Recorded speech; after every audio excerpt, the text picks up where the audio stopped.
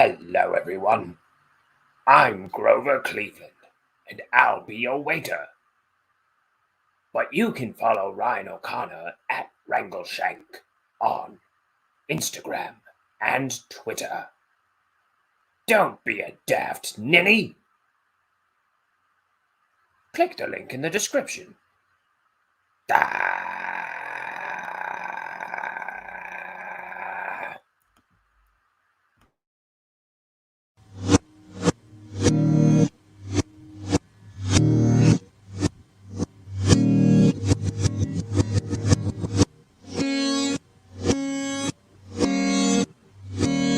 It's time for Ink the Book Show with your host, Ryan O'Connor. And now, let's ink the book.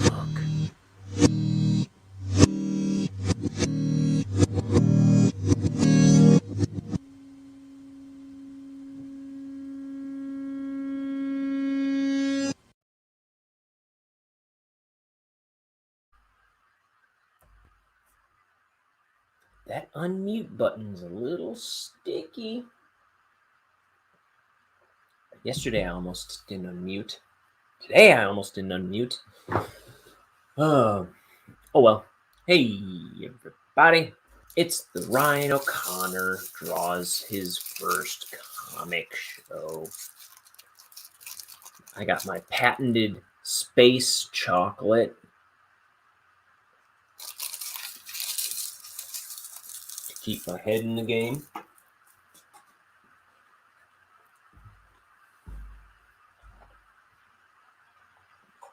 So I'm finishing page 120 of my comic, Bonehead. It's going to be a 230-page book. I'm actually probably closer to page 140 at this point. Something like that. I don't know.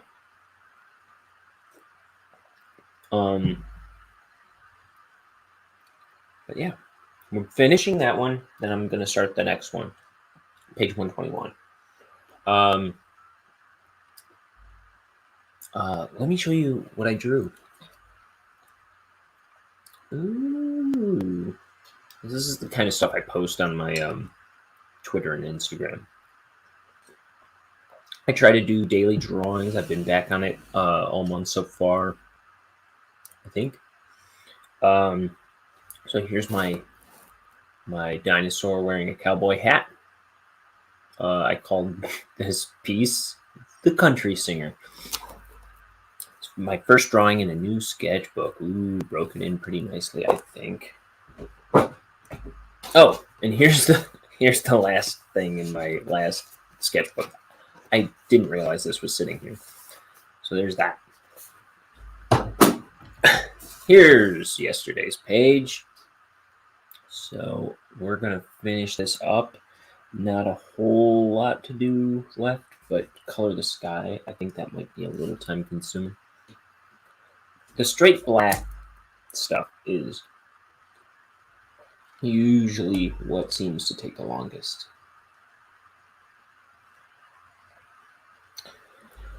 So my dad, I didn't know it was happening so early in the day, but my dad had one of his knees replaced this morning. My mom said it was a success it was like 8:30 in the morning. And I'm not sure how soon he's having the second one done.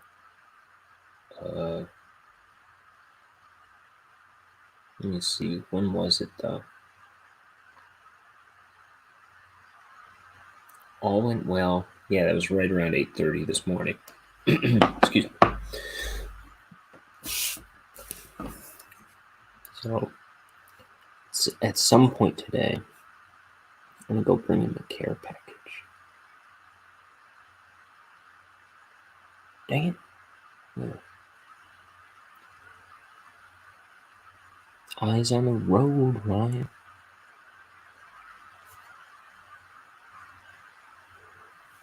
So this is a nighttime external shot of the poison factory where Bonehead works. Here, since he's not on this page, I'll show you my Bonehead ink cards. I did close to 100. I don't think I quite hit my goal of 100 of them before I started inking the book. I think I probably did 70 or 80. And then I was just ready to start the book. Here's a colored one. I watercolored. Though that's not my favorite drawing of Bonehead. I feel like his proportions are a little funny there. Or not proportions, but the shapes are a little slightly off or something.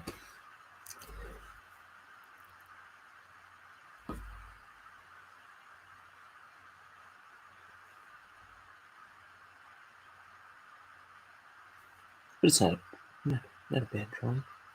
Not a terrible drawing. Oh. Oh, I'll put some extra light on here. I feel like I'm drawing in a cave. This room is so dank and dark. I have 3 lights on in this room whenever I do this show. Usually, unless I forget one. But I have 3 separate lights that I turn on. And it just barely feels like a normally lit room.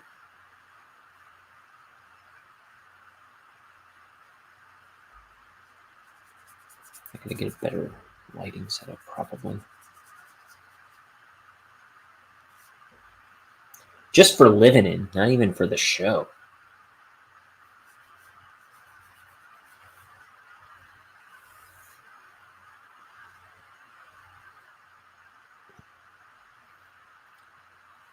One thing about this Speedball ink that I use, so I've got, let me show you. I got this big old jug. It's a 32-ounce bottle Speedball ink. It will last way beyond me finishing this book. I've barely put a dent in it at, like I said, about probably 140 pages. No, I didn't have this bottle when I started it, but it will definitely last me the entirety of the rest of the book. And I like it. Once I started using this over the Hobby Lobby brand ink, India ink that I was using when I started this book, once I started using the Speedball, it works so much better with the brush. It was like a burden I think I said this yesterday. It was like a burden I didn't realize I had was lifted. It was like it fights with my hand a little, like a little less. It goes a little smoother. The problem with this ink that kind of bugs me sometimes, though it shouldn't be a problem when I'm scanning them in and adjusting the levels and stuff in Photoshop. But the problem I have is that do you see like all these strokes and everything? It's a little waterier than the last ink I was using. That went on more straight black. Same kind of ink, India ink. This says super black. I don't know what the Hobby Lobby one said. I don't remember if it was like Finest Touch or whatever it was. It was a Hobby Lobby brand. Master's Touch or something like that, probably.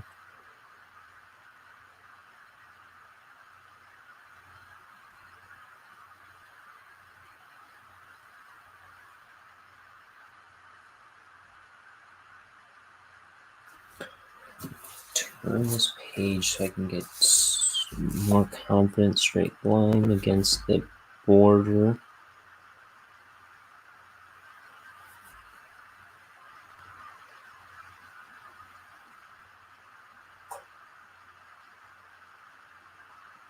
So this is my first graphic novel. I'm making it happen. I've had a bunch of false starts to graphic novels in the past. Oh, hey, Vucky. Eventually, I'm probably going to go into the last one I started and finish that one up because I like a lot of the stuff that was coming up in that one still. But I got to kind of plot out my beats a little better than I had been.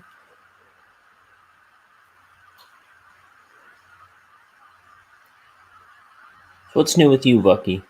Anything?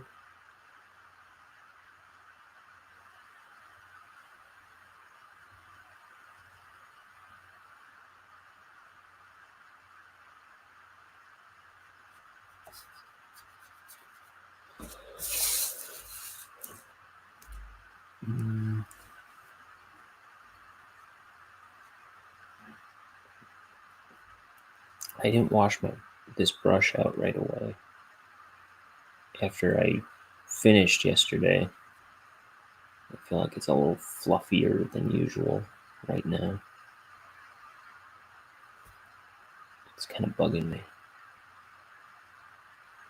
Nothing much, says Buck.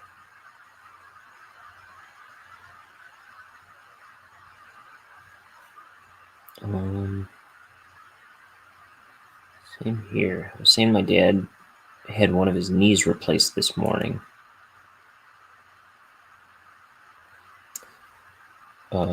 Last I heard... Oh, wait. You think a planet built like a bag of cornflakes is a stupid setting. Like it's a membrane filled with chunks or something. Like a membrane filled with rocks or...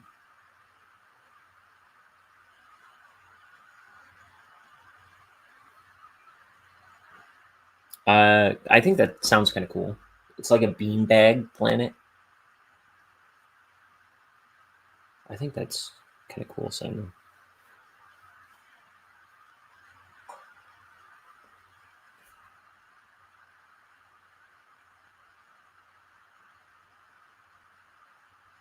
Are you writing?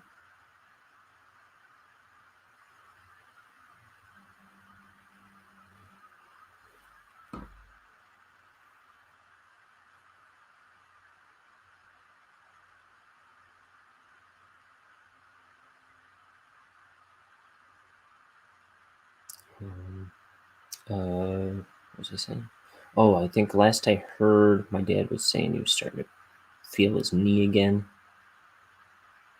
and he said it was weird because it feels like his knee, which I guess is good. I guess it means it doesn't feel like anything's changed. Hopefully, aside from pain.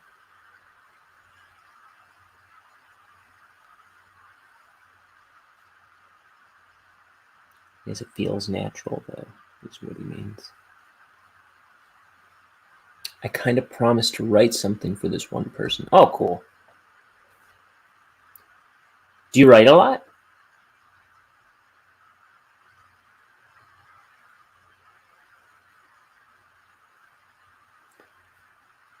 And is there, oh, okay. Is there, any necessity to the planet being built like a bag of cornflakes?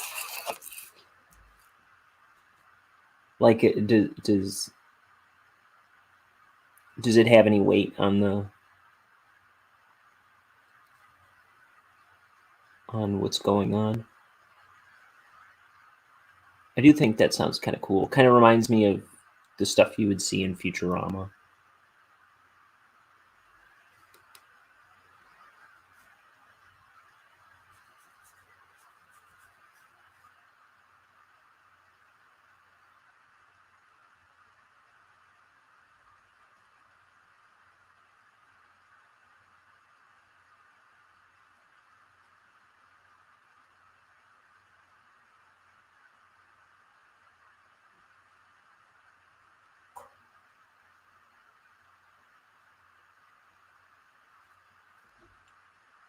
on my hat.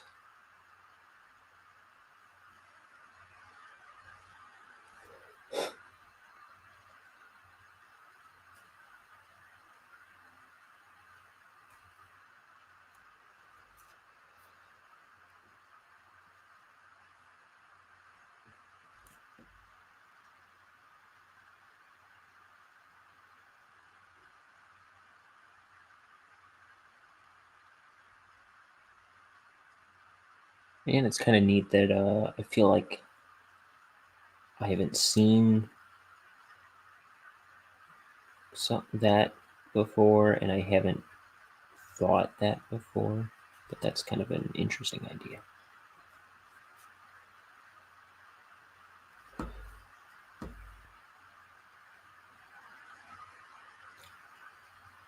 With that, like, I haven't thought about it too much, but I don't know what you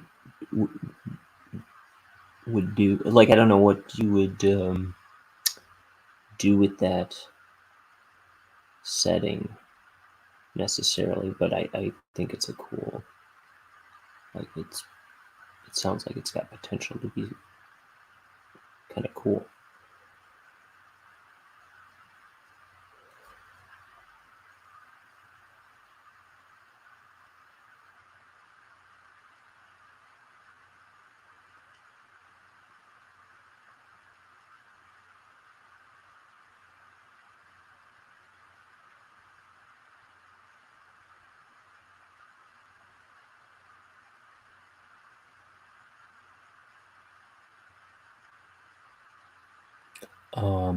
It's distinctive, not Earth environment that can justify some of the strangest designs. Yeah. See, I like the idea of giving your setting personality.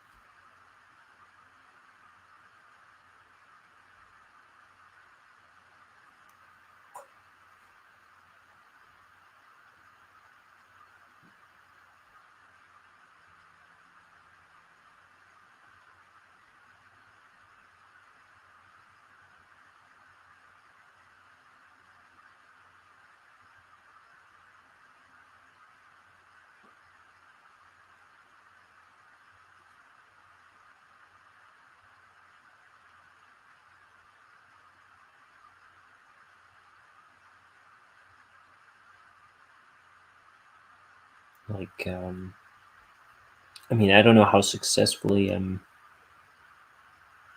doing any of that in Bonehead, but like, there's the other planet on here, like, they've got this problem where it's like, it's the planet's proximity to the sun, like, it's too close for its own good. So it's like this, before people emerged on the planet, it was drying up kind of slowly but surely, and like, as simultaneously as like society was forming, it's becoming uninhabitable more and more, I think, is the idea. And then so it's all dried up and stuff, it's all desert. And then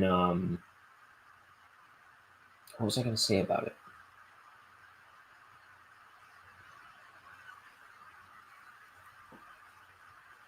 I don't know. But the other thing, like, even this place, do they flee or burrow? I guess they don't do either, but probably not evidently as I have it. Maybe I could say something like,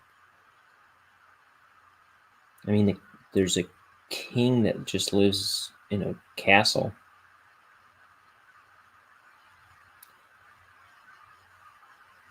Well, there was this. Okay, so there was this element that came to their planet and was protecting them, and then it was taken away, and now they're kind of beginning to feel peril again. So I guess they didn't have to worry about it. That's what's going on. They didn't have to worry about it for the longest time.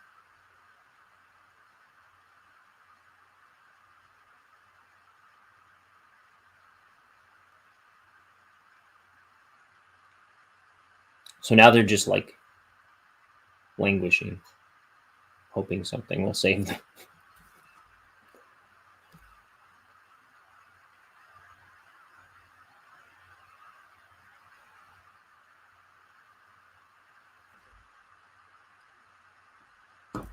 My hat keeps hitting the camera, so it's off.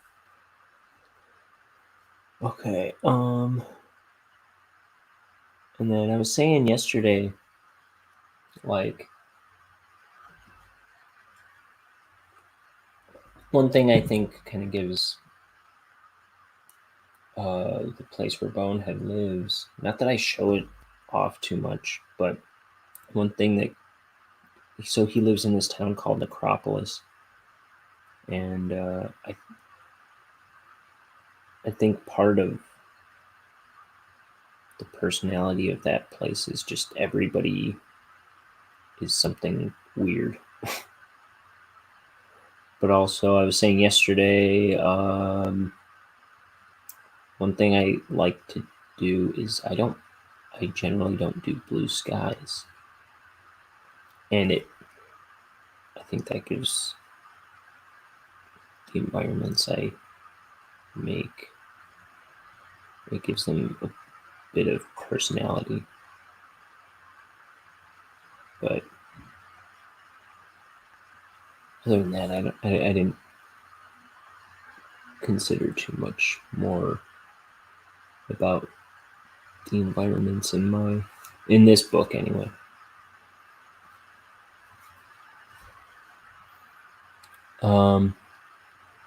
This definitely isn't a blue sky environment. Yeah. Is this like is it like a toxic environment?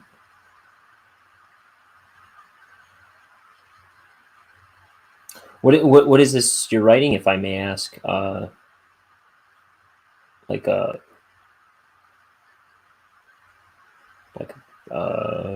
film script or something?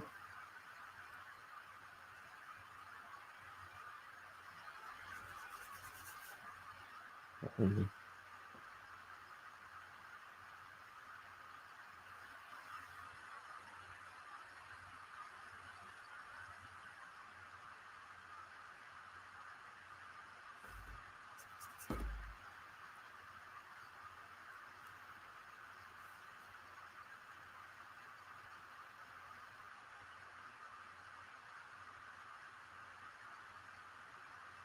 Yeah, I went from not usually writing to writing a film script. I don't know. Maybe.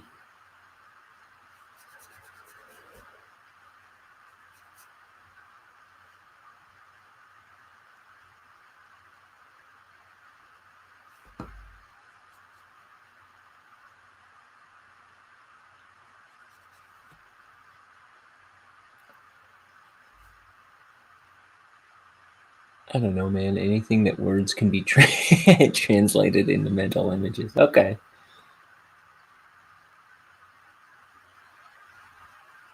I want to write a film, or I want to make a film so bad.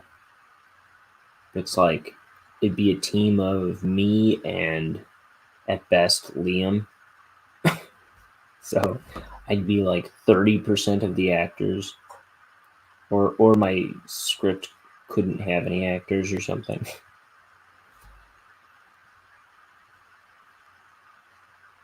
And I went to school with a bunch of filmmakers.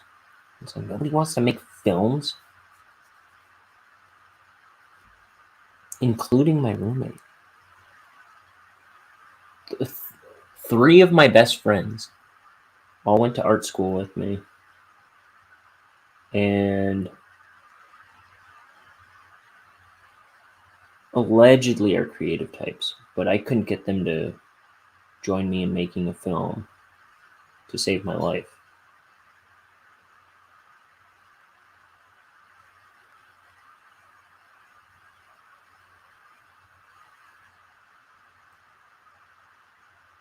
Oh, it's 1:30. Bye. See you, Bucky. Take care. Good to see you.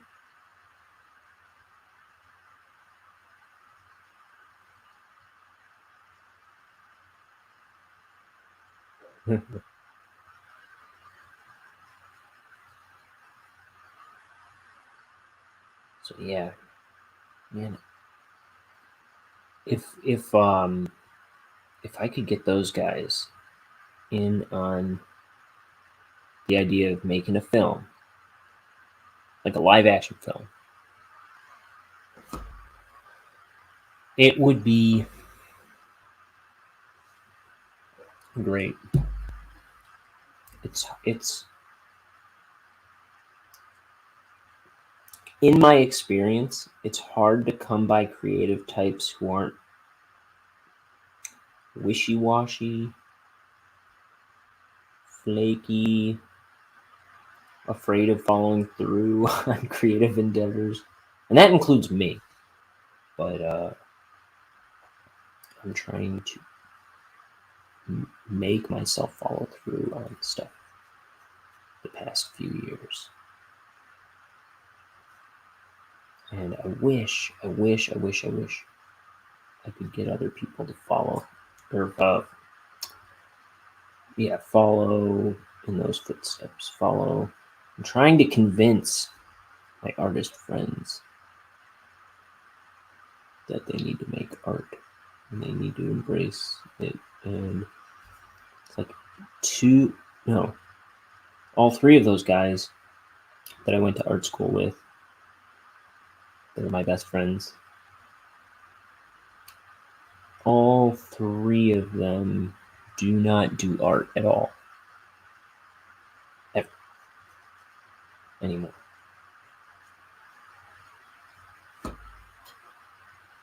It bums me out.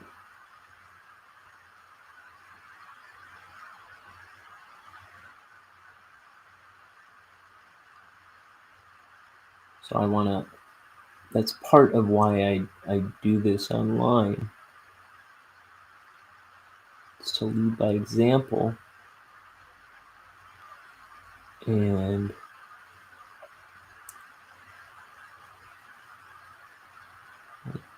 kind of take the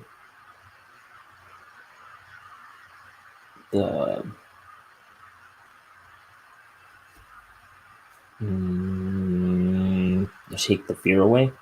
If that dumb idiot Brian can make a book, I can make a book. If that dumb idiot Brian can, I made a 16-minute cartoon that I put up on this channel. If I can throw that piece of crap together, just think what my friend Tyler can do.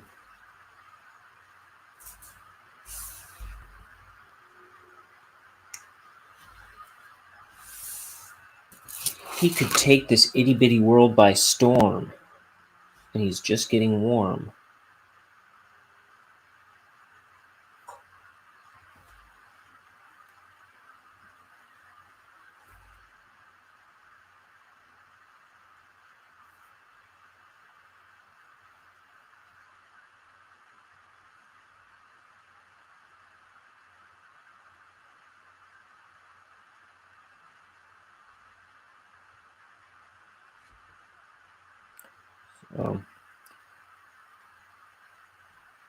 That's my wish artists to stop being so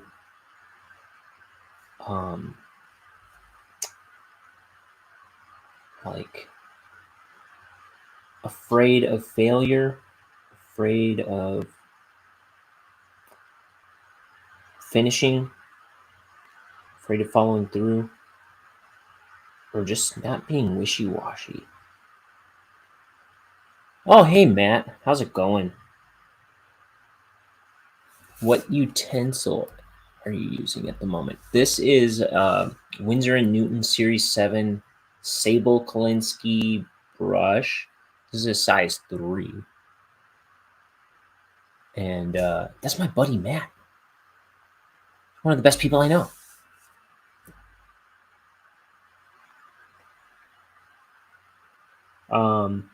You working right now, buddy? And I'm also using Speedball Ink, Speedball India ink. It says Super Black India ink. And it says it in 3 languages. Yeah, I'm using Canson comic book art boards, 11 by 17. Big old art boards.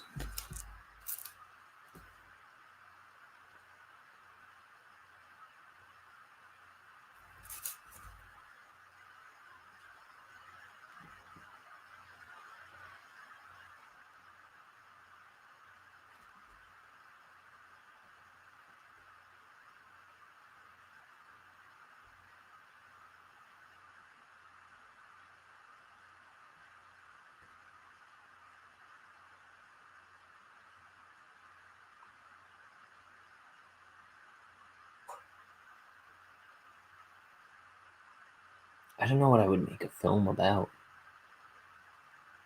But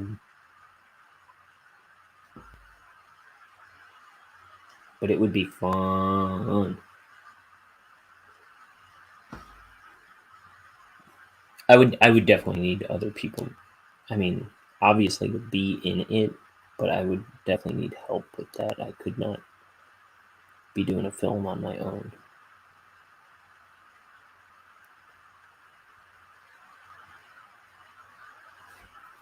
Not if I wanted it to look at all good.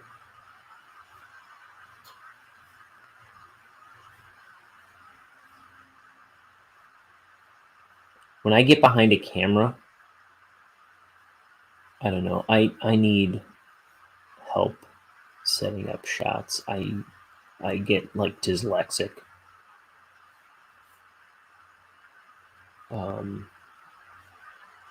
Like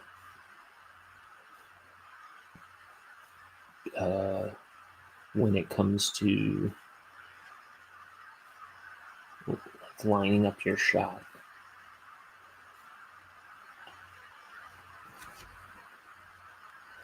Maybe I'd be better now. I like when I did that kind of stuff in school, I don't know.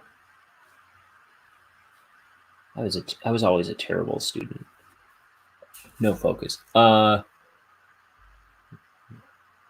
Working tonight. Love the Poisons building. What's the story behind it? This is where my guy Bonehead, that's where he works at Cruxworks Poison Factory. This is just like not an establishing shot, but kind of. It's just a big one shot of the building. His boss is screaming, "You did what?" or something like that.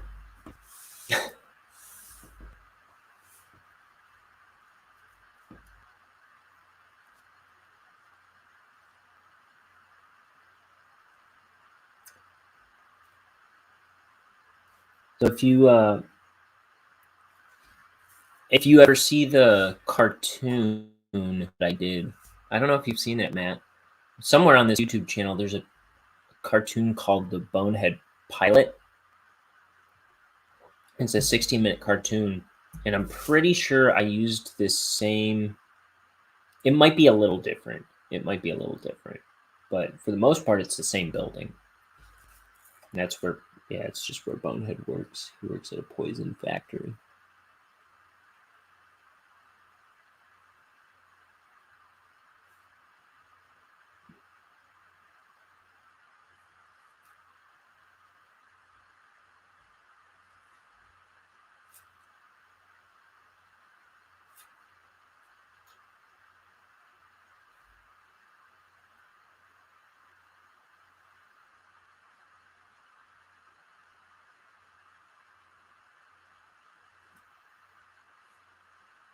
But it's kind of a, it turns out it's kind of a,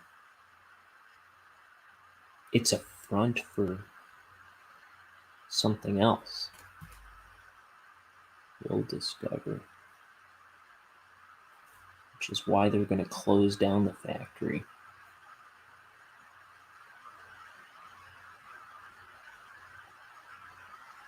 What's it a front for? Drugs?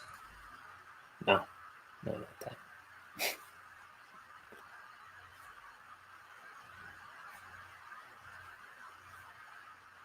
It's really a drug factory.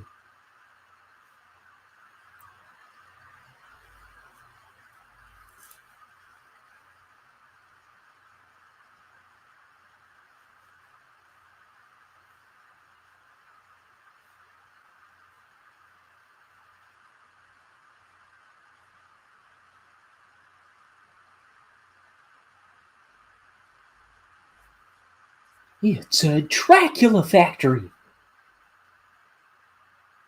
It's from Venture Brothers.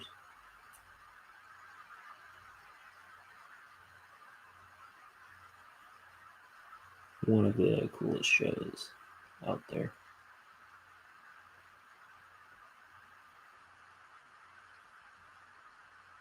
Oh, dude, Matt, if you haven't seen Venture Brothers, I think you would love it. It's all on Hulu.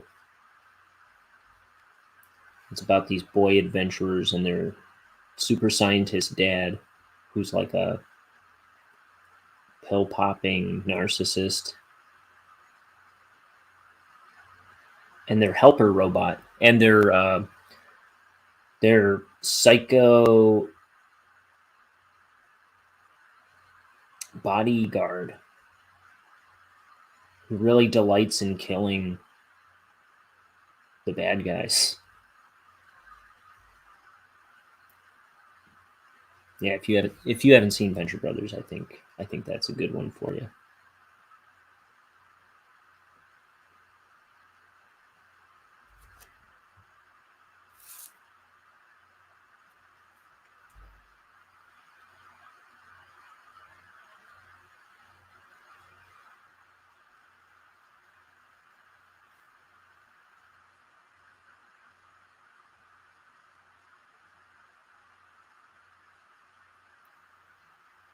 I haven't. We'll definitely check it out when I'm done with MODOK. How are you liking that? That one with Patton Oswalt? It's like filmed like Robot Chicken, right? It's like the stop motion. I never really heard much about that one. It seemed kind of like almost like an Adult Swim sitcom type thing.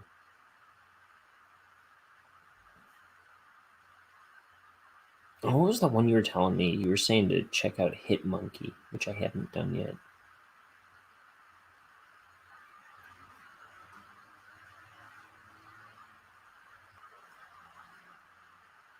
All I know is that reminds me of Archer and some comic I was seeing advertised on Twitter or Instagram.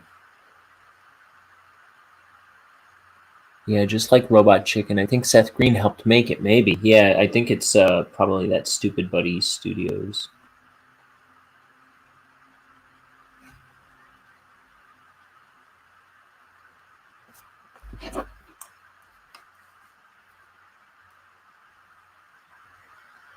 I'm looking it up real quick.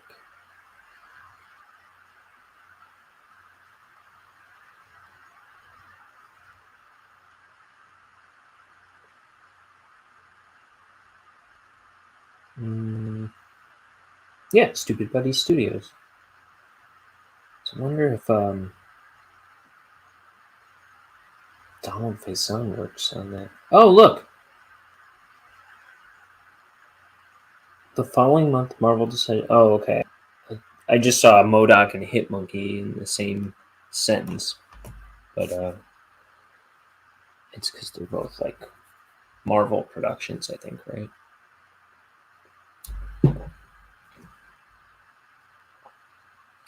Where was I?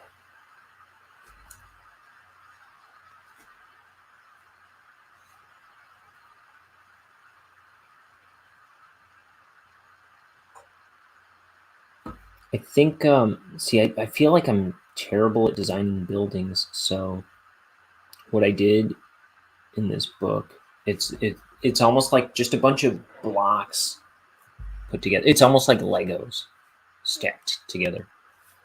And then there's a castle elsewhere in this story that it's more elaborate, but it's the same kind of thing. Just a bunch of boxes sticking out of other boxes.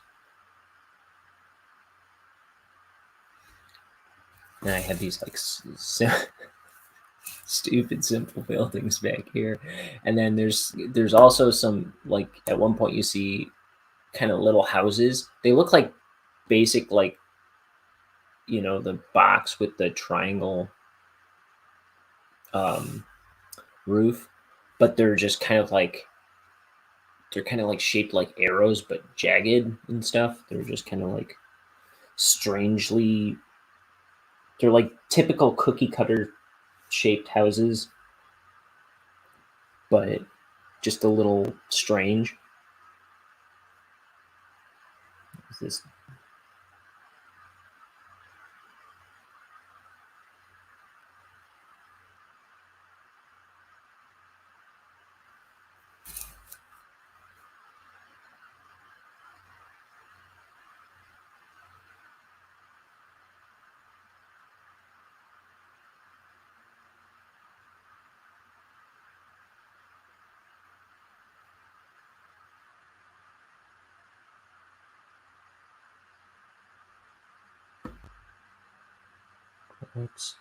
works.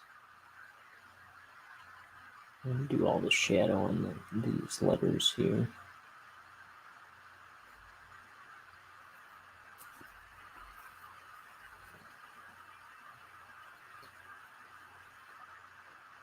I'm impressed with some of the, not so much this logo, but I'm kind of impressed with some of the lettering I've done throughout this book. Even in the pencils ahead, I think. But like for some of the sound effects and like Lorenzo's, there's a restaurant earlier called Lorenzo's that Bonehead goes to, and I'm surprised. Like, I didn't use any reference. I just threw it down, and like even when I drew that, I was like, I drew that freehand.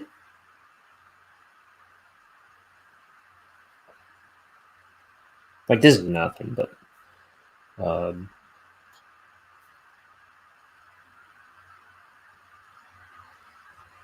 like there's a part where there's a trap worm, is what it's called, and he's going, "Grah!"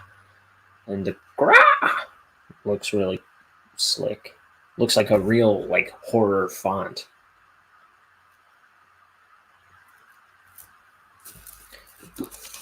Okay, so I think this one's just about done. I'm just going to throw a little drop shadow underneath the fence here.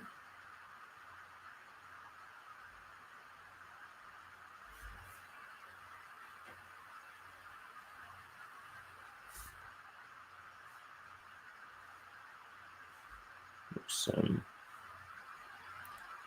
stuff on the ground that I didn't do.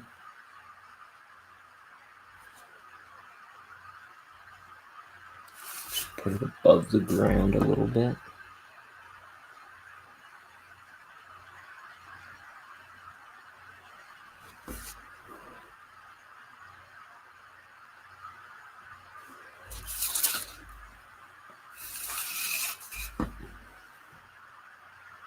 Oh, you know what?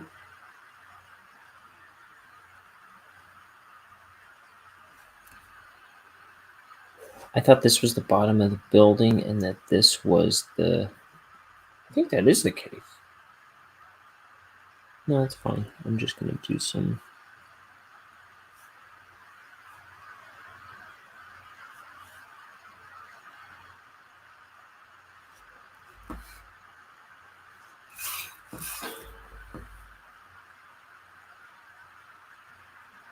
Ooh, one too many lines.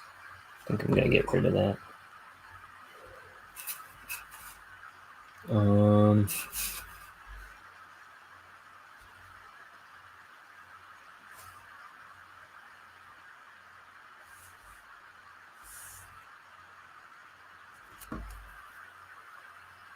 Okay.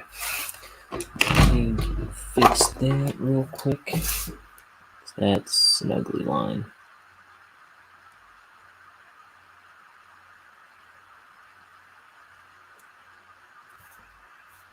And then I'll move on to the next page. 41 minutes. That's how long I've been working on this. Ugh. Catch you later. Take care. I don't even know what that means. Take care. Thanks for stopping by. Good to see you, so to speak.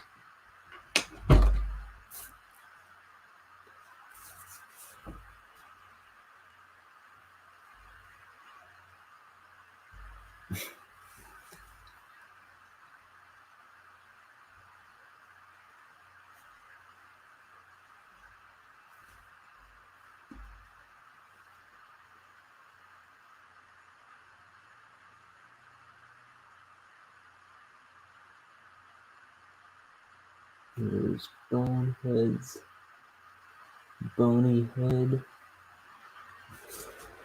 Maybe that's why they called him that.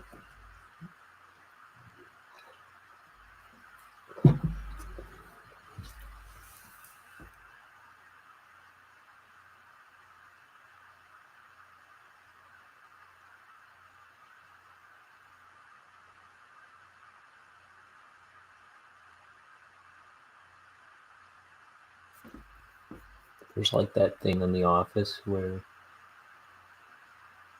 Dwight's lying about because he's betraying Michael, right? And he goes, he's telling him, oh, he had a dentist appointment, but he was really like off betraying Michael. And Michael knows it, but he's being like coy about it. He's like, oh, a dentist appointment, huh? What's your dentist's name? It's Crentist. It's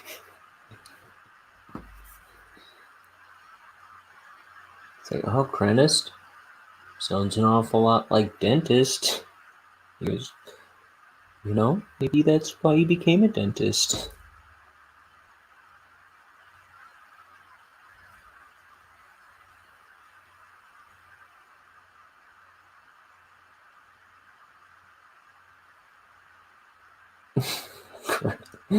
Crentist is the made-up name for his dentist.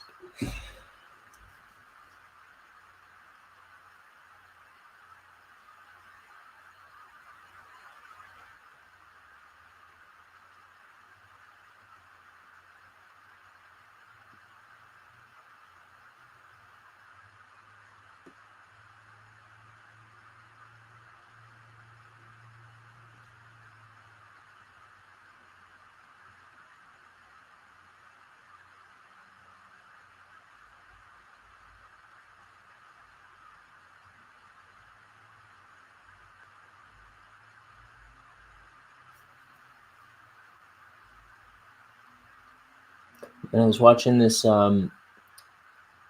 this interview with Ethan Nicole last night. The guy who created Axe Cop. If you remember Axe Cop, about 10 years ago, it was like the biggest thing. Where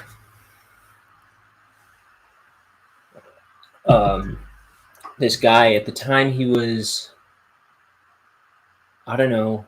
He was 30, and his younger brother was 5. His younger brother Malachi was 5, and it was like he went home for Christmas one time, and his little brother was like, "Hey, do you want to play Axe Cop?" And he's like, "Sure. What do I do?"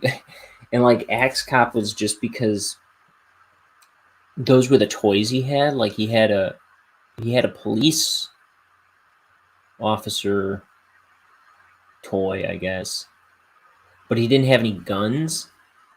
Like I don't know if his mom wouldn't allow him to have guns. That's a thing. But he had like he had a fireman's axe from like some fireman toy that I guess he had, and so he would have his brother Ethan, the 30-year-old one, be Axe Cop, and then Malachi would be like whatever other toy he had, like a dinosaur or whatever, and then they would just play these games. But it was like while they were playing, like his brother would say like, "Oh well, he got the horse's blood on him, so now he turns into a horse." And he'd be like, "Oh, so when you get blood on someone, they turn into that thing, that the thing that blood touched them, they turn into one." It's like, yeah. And he would hold him to the logic, like anytime somebody got blood on somebody, they would turn into that thing. And it was like this like playtime. It became like so fun and ridiculous that he started like writing down stuff about he started writing out like kind of transcripts of their playtime, and then he'd like look back on it and he'd be like, wait, like anytime he would find holes, he would go back and like bridge the gap and be like, well, if this happens, how come this happens? Or like what would happen if this happened? And then it became like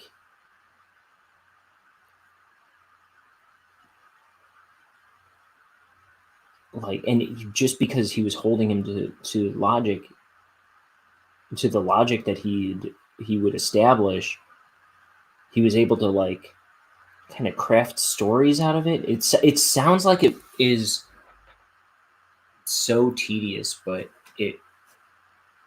it like he was like approaching their playtime like a documentarian, and it became so he started making comics of these like stories. So it was kind of like Malachi was the writer, like everything he ran by Malachi, but then he would just draw it and set it to pictures. And he made this web comic, and he only even made the web comic to just figure out how to get a web comic going, because he really wanted to do Bearmageddon, which he also has up now. And I think most of that story is done now. I don't know if he's touched it in a while though. But if you go to bearmageddon.com, you can see that comic too. But but he only started the web comic of Axe Cop just to kind of figure out how that worked, and it was just like a test, And it was like he the first few Axe Cop comics he just made for his family, just to show him these cute playtimes, kind of like set to pictures. It's like the mental ravings of a 5-year-old, really. And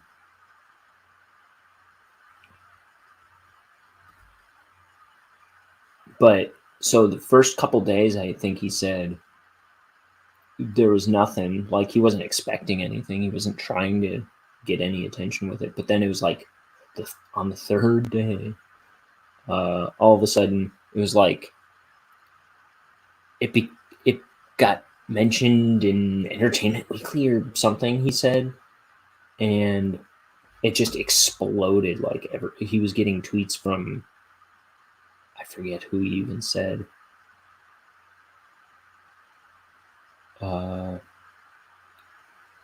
Just like famous people, like out of the blue, and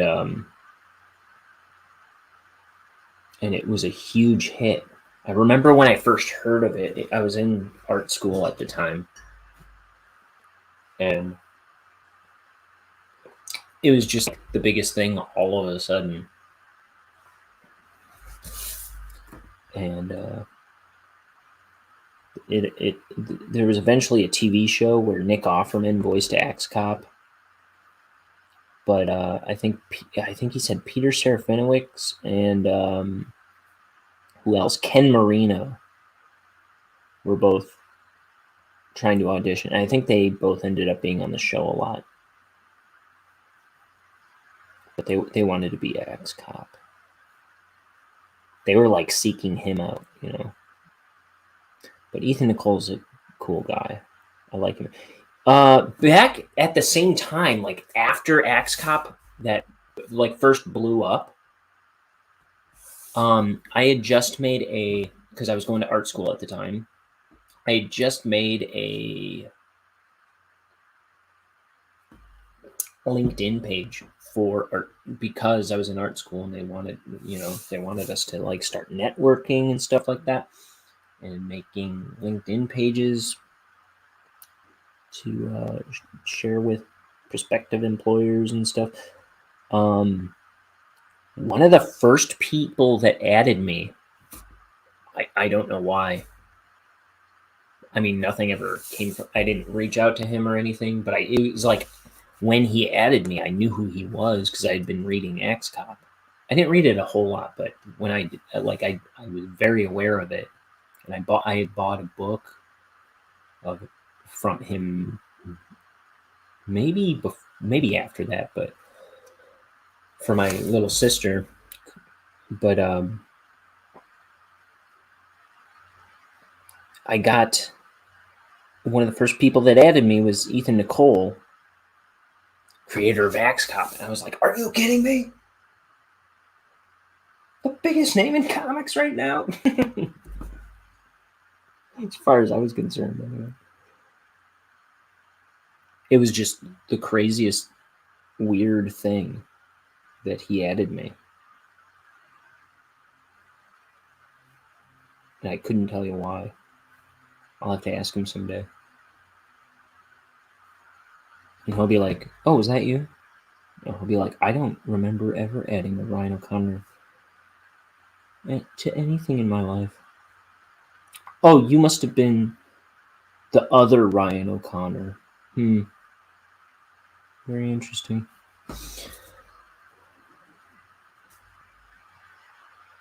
But he's also like best friends with Doug TenNapel, who I'm always geeking out about. And I don't think I knew that then. In fact, I didn't know that then. I wasn't even into Doug TenNapel then. Because it was like a year later. I think since Axe Cop, since I found out about Axe Cop, I had been trying to find other web comics that I might like, and I didn't like it. They're generally not for me. In fact, comics in general are not really for me, but I had been looking periodically for web comics that I would like. Even Axe Cop, for that matter, it's like I like it. I think it's really cool. But it's like I can only consume so much of it before I'm like, all right, what else you got? What else is going on? But it was like a year later, I came across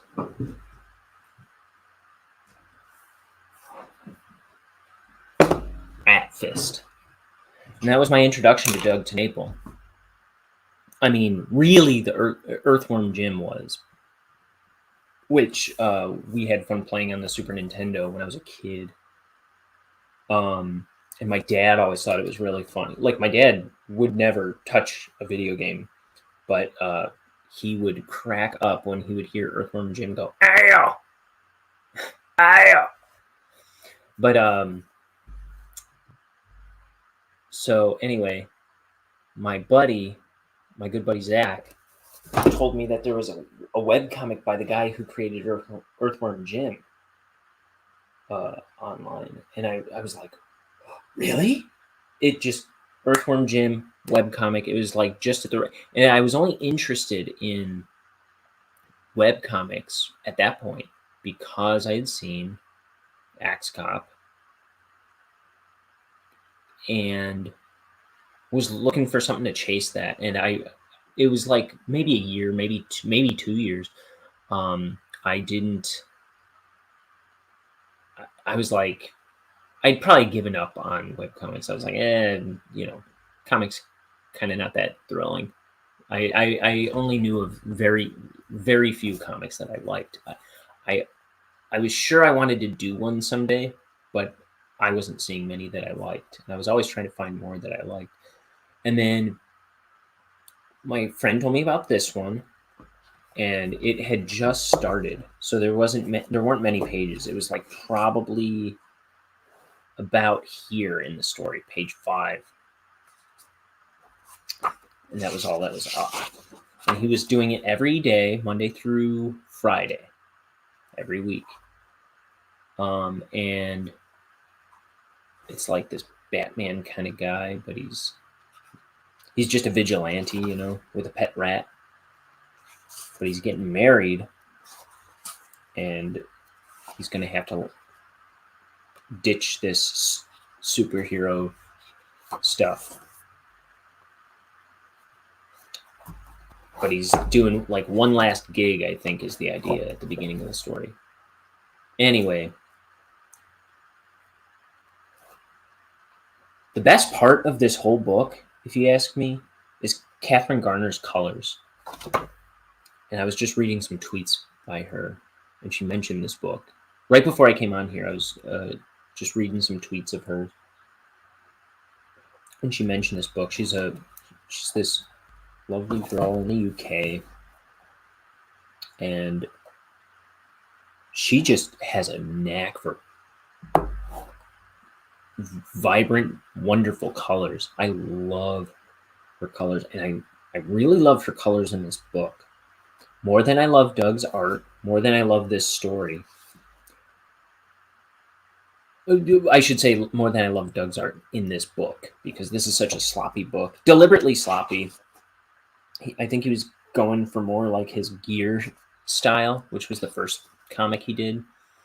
Like real loose and sloppy and gritty. And when I look back on this story, look, for the printed edition, he added 4 pages that include Earthworm Jim. But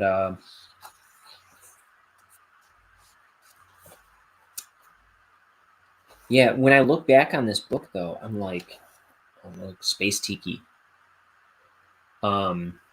When I look back on this book, it's probably one of my least favorite stories.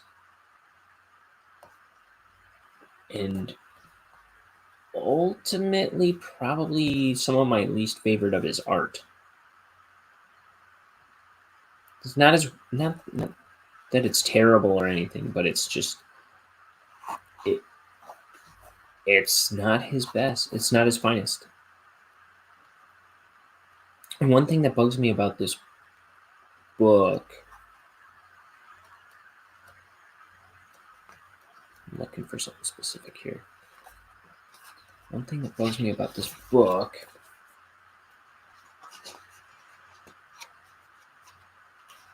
There is a page somewhere with no dialogue that I could have sworn had dialogue in the webcomic. And it just seems weird that it's not in the book. But anyway, so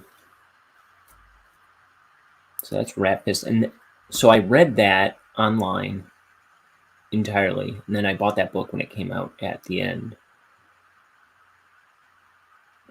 And for some reason, I was, like I say, not his best. I almost don't know how it got me into Doug TenNapel. I would blame Catherine Garner's colors for a lot of it.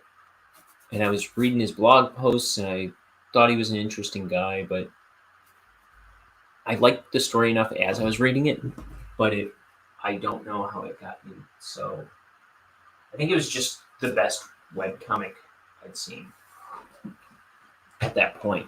It was like the best contender for something I kind of liked. And then I went and checked this out of the library. It was a different edition, but Creature Tech. And when I read this book, I was sold on Doug TenNapel for life. I was just cracking up about this mummified alien corpse last night. I was thinking about this last night and cracking up. Anyway, it's like, I don't even want to say. Okay, so it's made apparent that this old man who runs like a museum of the weird, it's like he puts together all these fake attractions, and it's made apparent that it wasn't good enough that he pulled this alien corpse from the ground, but he mummified it just to give it an extra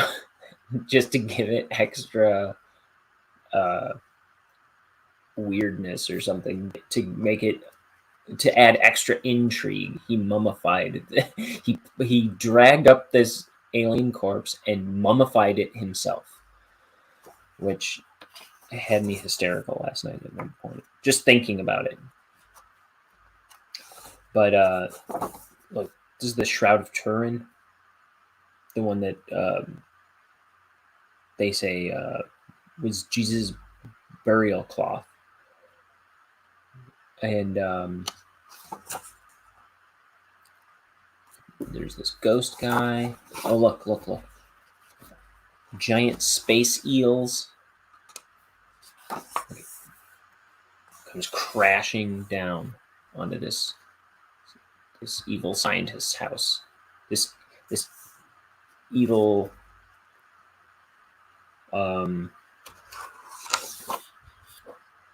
early 20th century Englishman bad guy scientist. Oh, and there's a this Hellcat demon. Slug Beast.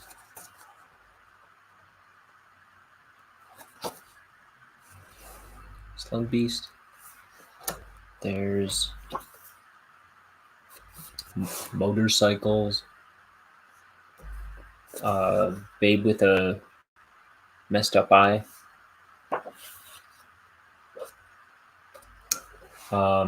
Mantis guy.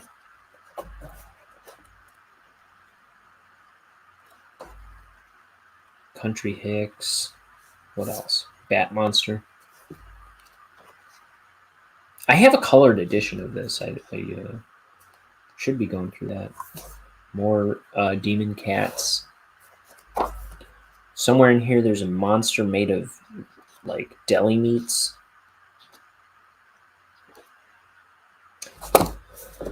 But this was the second thing I read by Doug TenNapel. It's his first real book. He did like I think it was 4 issues or something called Gear. Oh, time to wake up. Which was just this kooky story about 4 cats and a robot, which was all right. That was like one of the most recent things I've read, but this was one of the first things. This was his first like movie kind of thing. It was like his first big story. Creature Tech. And like I say, once I read this, Doug TenNapel changed a lot of my life after that, shortly after. Very important to me.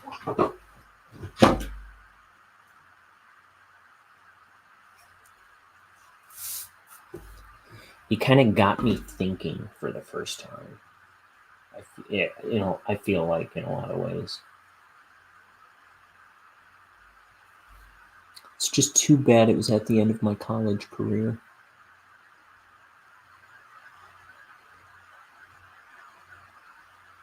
That I was introduced to him.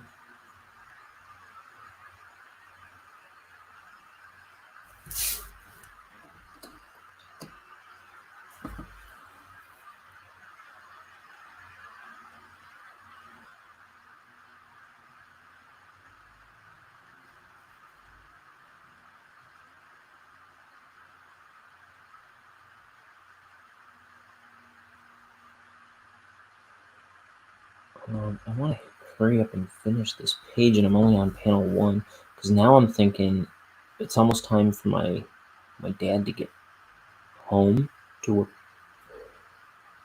He's about, I guess.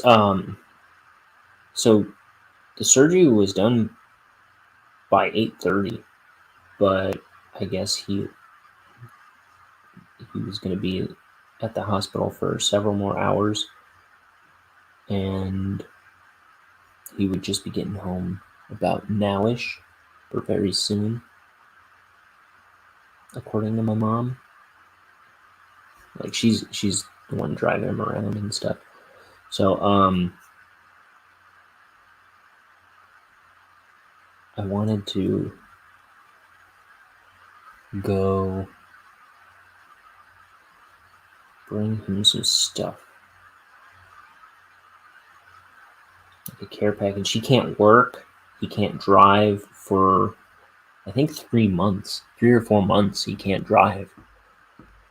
My dad has never had a break from driving. My dad has always been the family chauffeur. He drives like an hour each morning, depending on where he's going, but he's a painter. But he paints out in the city a lot. He paints all over the area. And he's not going to know what to do with himself for the next 4 months. He's going to be, I just hope he doesn't fall into a depression or something.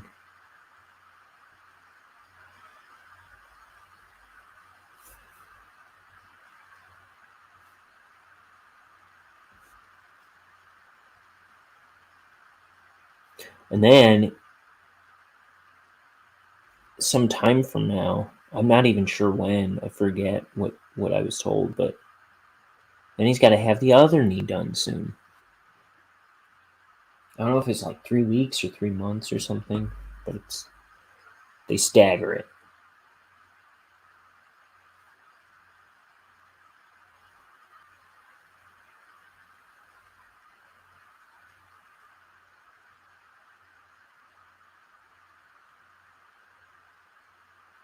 So craters in a crater.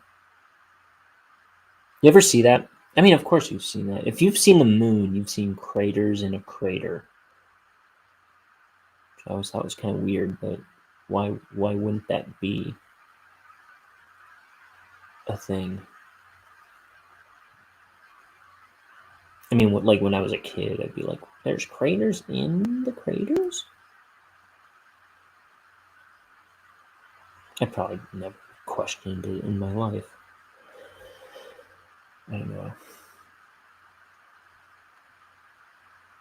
No box without a box inside. No box without a box inside. From all sides. From inside. From its side.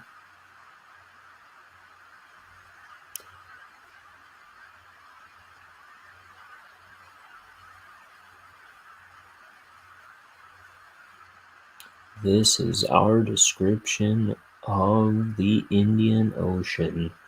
This is our description of the Indian Ocean.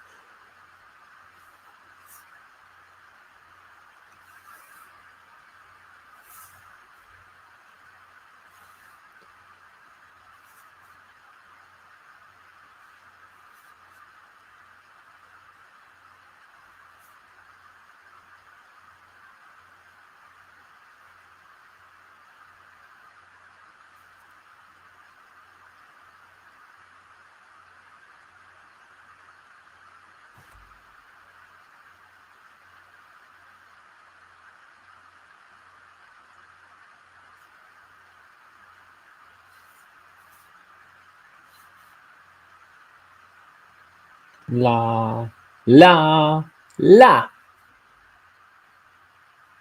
La, la, la.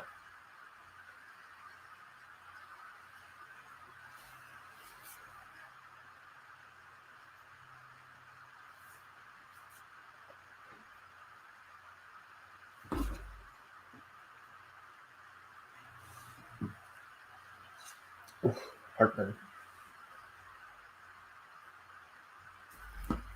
Or maybe it's just a plain old attack.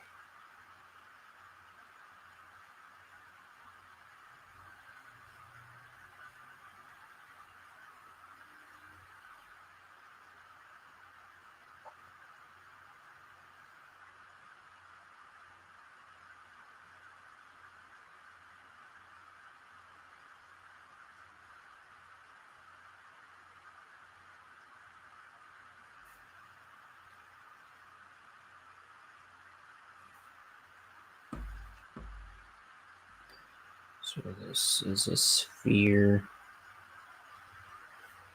Just wondering if I'm doing this stuff at the right angles.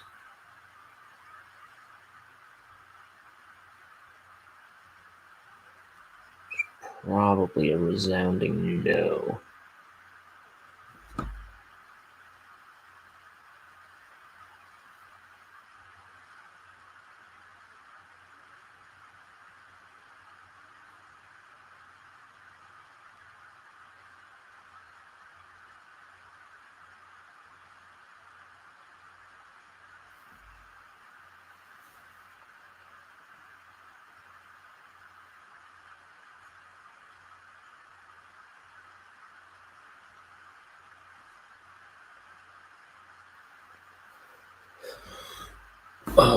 So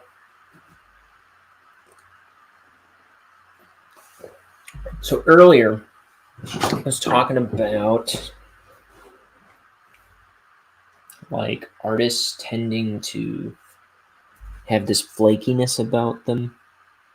I was kind of like pinning it on friends of mine, but I just mean to say that about artists in general.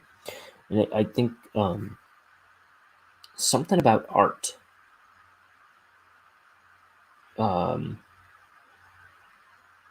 It just kind of there. I think there's this huge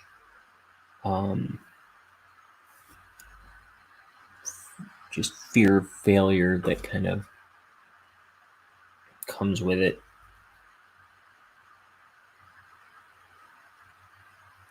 For a lot of people, especially young people.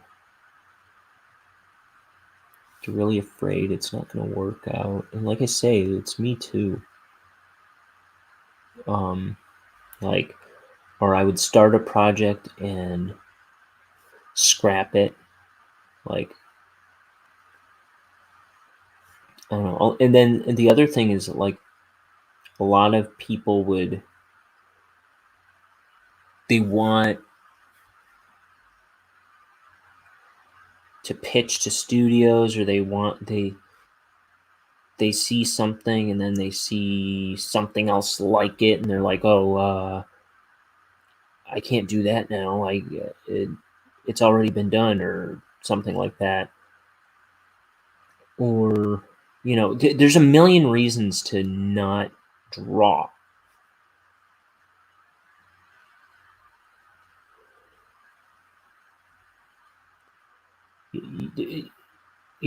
Like, you start getting bogged down in this red tape,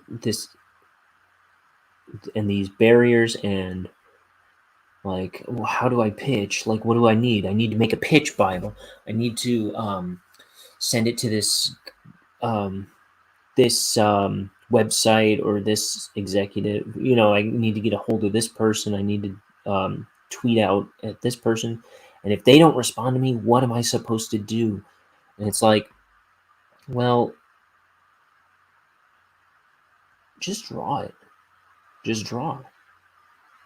First of all, don't ask for permission to do your project.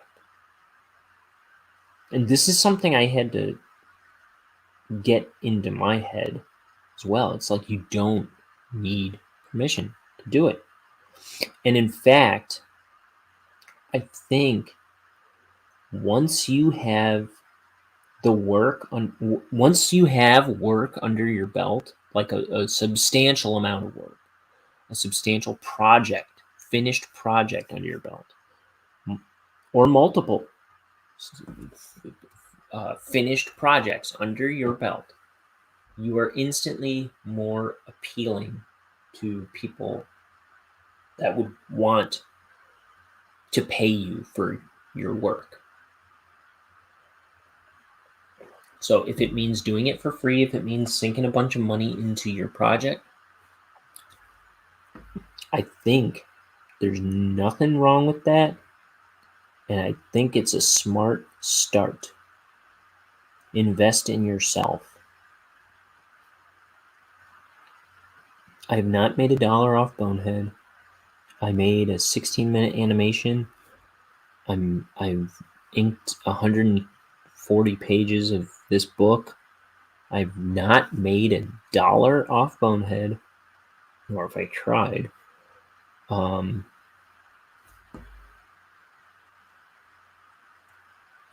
Rather, I have sunk a ton of money into making this book and making that cartoon.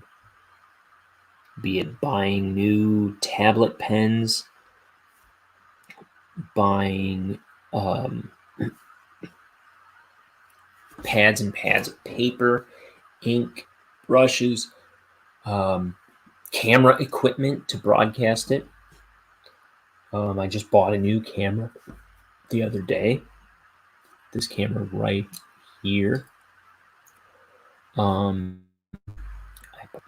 My mic, my whole setup it's all really for Bonehead. And like, I spent a lot of money on this book so far. I'm not saying wreck your life, blow your life savings on your dream project or anything, but I'm saying don't just hang on the hope that someone's going to beg you to make something that they can't see, something that's in your head. Like,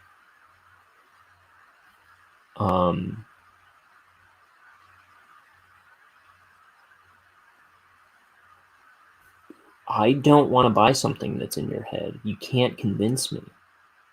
And maybe you can convince me to back your Indiegogo, your Kickstarter.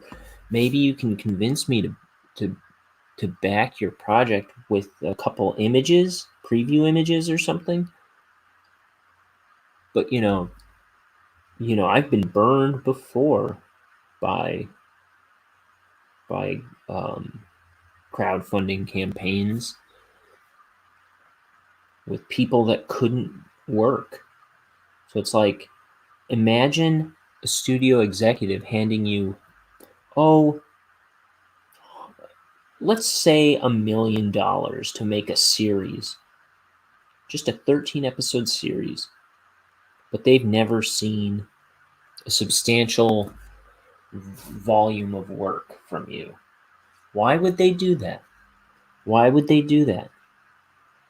Okay, you have millions of dollars to blow on. You're a Netflix executive.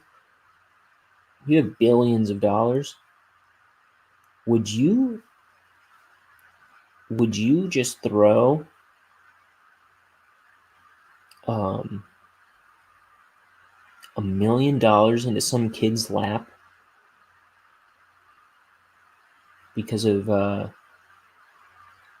couple still images that you saw on someone's crowdfunding campaign?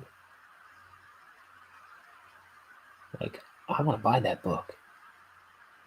I want a series of that hypothetical book that didn't get funded 3 months ago. Or that, even if it gets, I'm just saying, first of all, don't bank on hitting it big, and don't bank on people coming to you. Invest in yourself. Do it today. It's like, if it's a good idea, it's a good premise, if it's a good project, make the thing. Or get your team together and make the thing. It doesn't have to be just you either. I prefer to make my projects myself, which I suppose that's subject to change someday, but I don't see it happening. I like to be in charge of what I'm working on. But that's not, that can be so foolhardy. Is that the right word? Foolhardy? Probably.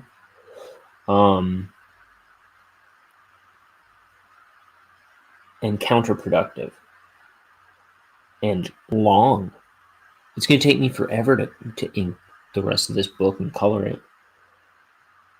That's why I'm not trying to monetize anything. It's like it's going to be a while before I have anything to show.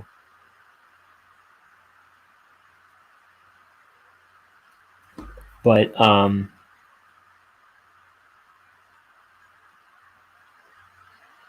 so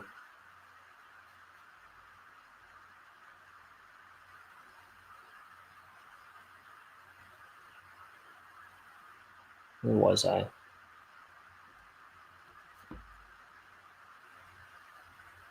So I don't know. Prove that you can do work. And if you, like I say, if you're this is what I was saying.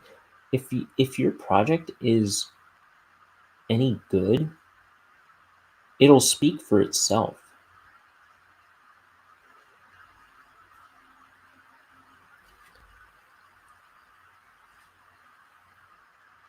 Ethan Nicole thought he was throwing just goofy stuff only his family would care about up. It was just a test for Bearmageddon, just to figure out how to do a webcomic. He didn't want to put up a sloppy, hastily rushed together website for Bearmageddon, his actual project.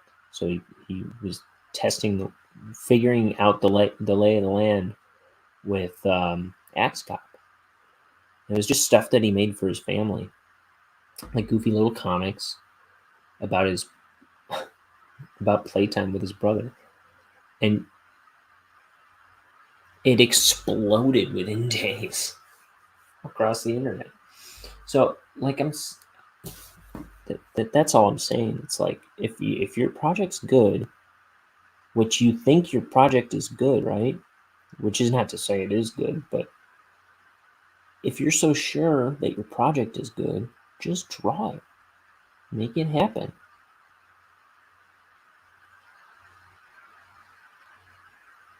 And it'll find an audience. That's what I'm counting on anyway. I'm hoping that by inking this online, that first of all, people see that I'm showing up every day, or as often as I dang can. That I'm showing up every day. I'm drawing every day. I'm posting. What I'm going for right now, page a day, and then a sketchbook drawing every day. So I'm doing art every day. I'm showing up to the art table every day. So I want people to see that, and I want to build interest in Bonehead. So by the time there is a book to show, ideally, there will be a built-in audience to some extent.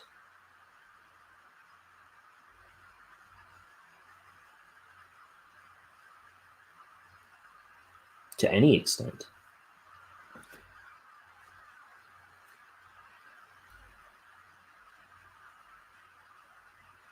So, but you don't really get that if you're just trying to pitch to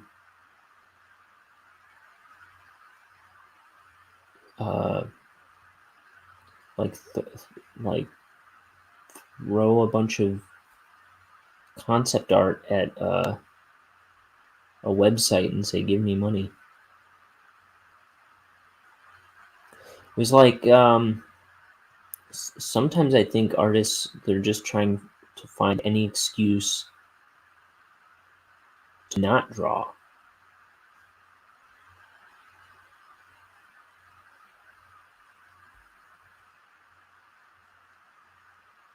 It's like, I just want a team of animators working for me so I don't have to draw anymore. Well, I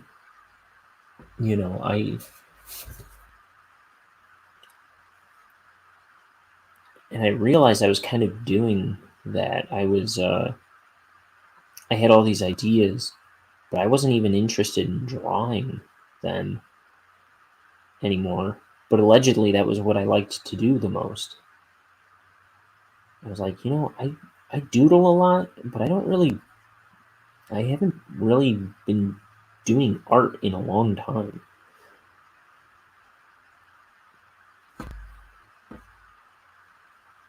And apparently this is what I want to do for a living. Or so I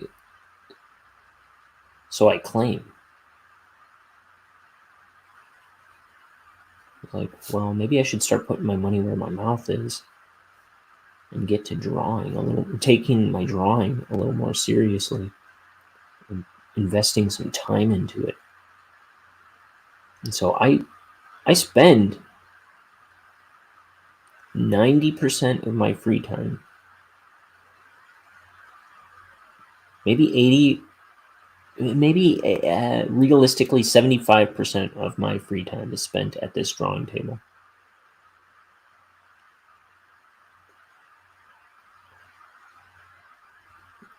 %75 of my free time is spent at this drawing table,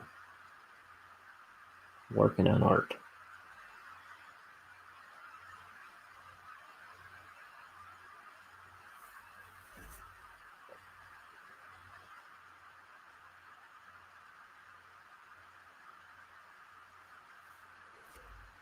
And that is a 90% increase over. These are rough numbers. Over what I was doing when I was in art school.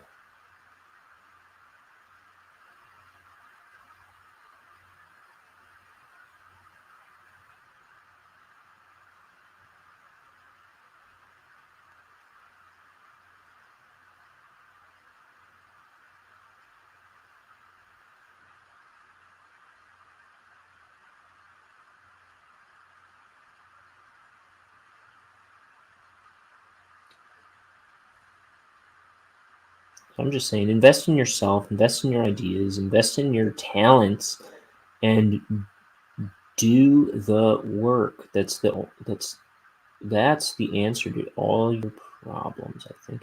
And you know what?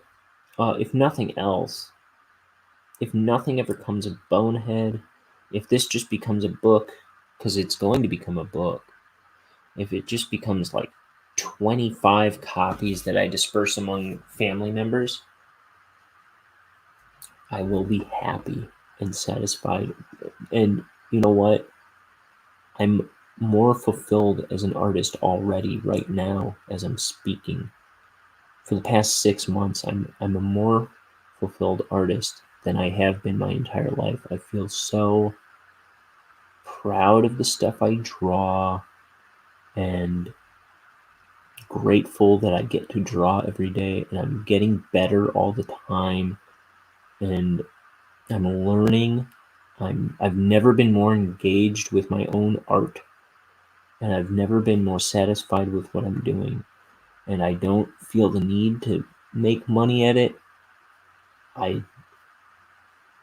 I'm so content in my life just because I draw every day, just because I'm making projects that I'm really happy with, and I'm taking them seriously, and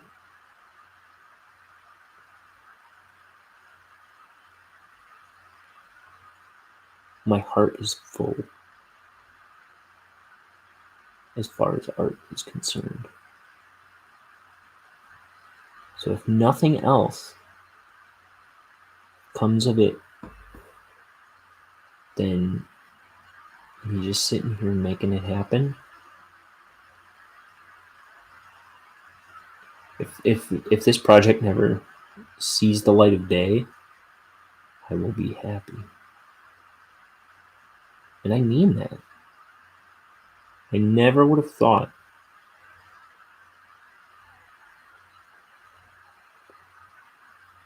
that just drawing at my art table would have been good enough for me. I was like a few years ago, I want to say 5 years ago, I was starting to get really depressed that I wasn't finding art jobs here in Chicago. My skill set is pretty limited. I can do this kind of stuff, or the stuff you see in my sketchbook, and that's about it. I'm afraid. I'm kind of afraid to go out of my comfort zone beyond just making stuff up.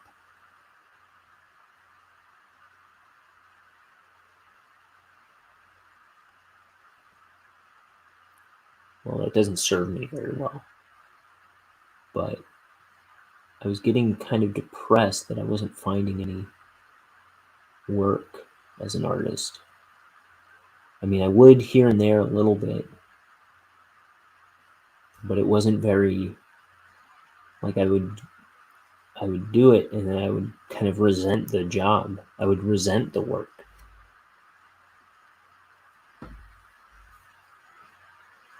It was like, this isn't what I want to do, is what I realized. I want to make stuff up.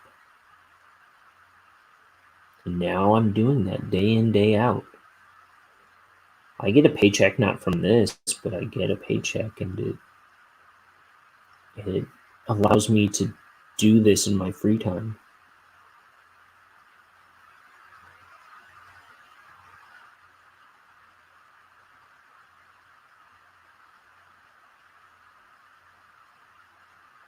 And dude, I'm gonna make a book.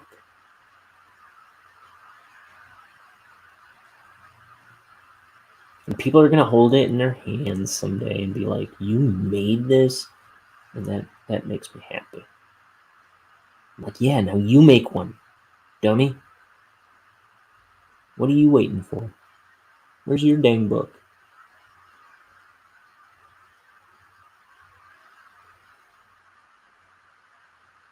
And with any luck, they'll be like, "Hey, yeah, where is my dang book?" And they'll go and make a book. It'll take them 2 years, like me.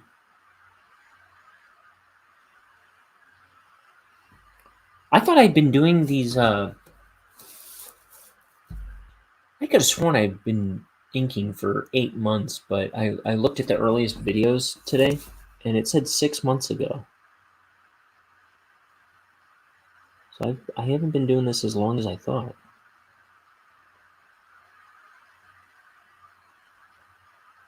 But anyway,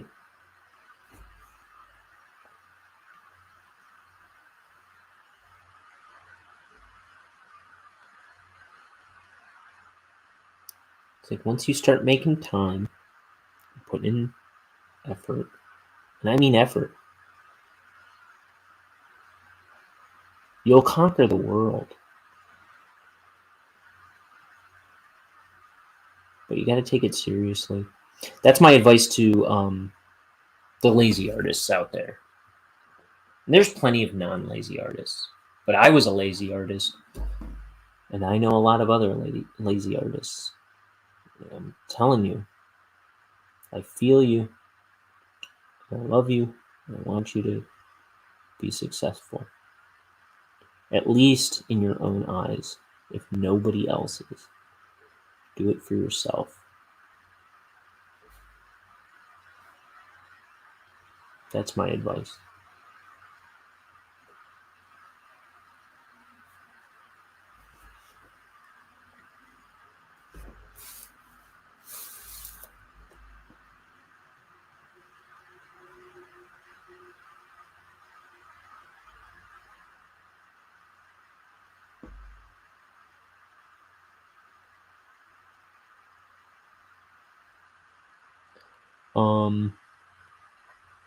I know some people are worried that their style isn't there or whatever. They haven't found their style, which it's weird that I feel like I have kind of stumbled upon a style after all these years. What kind of unified it a little bit for me was drawing every day. Just trying to spend at least 15 minutes making a finished drawing in my sketchbook every day. And then, but before that, I remember when I was in art school, I was kind of like stumbling into my style then, but it would just kind of change from time to time, and but it started with me just picking and choosing things that I liked from other things that I liked. For example, I started drawing shoes like based on it was nothing like the ones I was seeing, but it was based on some shoes I had seen in a John Crispolucci cartoon. He's got these characters, Slab and Ernie, and they were like these bully nephews of this guy George Lecher, and they just had these elaborate shoes. I was like, oh, those look like they would take forever to animate. And then, but I gave my two characters these big elaborate shoes.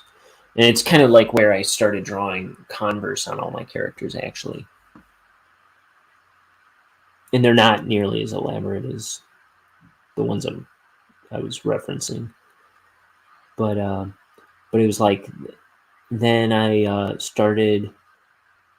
those characters, they also have like... It's Tom and Sid from my Moon Valley project that I started but never finished. They also have these like big protruding upper lips, but they're pointy, kind of like Ren Hoek. But it's kind of like a Simpsons thing too. It's in a way it's more like the Simpsons. It looks more like Ren Hoek, right? But it's the properties of that lip. It can't do the things like Ren Hoek's can because they're not made out of rubber like Ren Hoek is. You know what I mean? So I also got kind of I also kind of started doing pupils in such a way that I had seen on Ren and Stimpy. But then I would do these. I would employ things from like Cow and Chicken that I liked, Billy and Mandy that I liked, stuff from Joan and Vasquez that I liked. Just little elements would come from different places. I remember for a while I was doing soles of shoes. When I was first trying to like hone in on my style, I was trying to do soles of my shoes like a squiggly line, like that I had gotten from Ed, Ed and Eddie. Not that I liked Ed, Ed and Eddie, but I liked how that looked for a while on my character's shoes, but I kind of abandoned that before long. But let me see. And it was just kind of like, it was like my style was kind of a patchwork quilt of stuff I'd gotten from other artists and other places, and comics and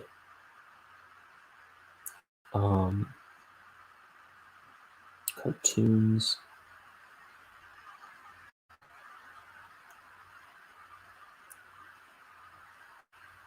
And then as time went on, stuff fell away, stuff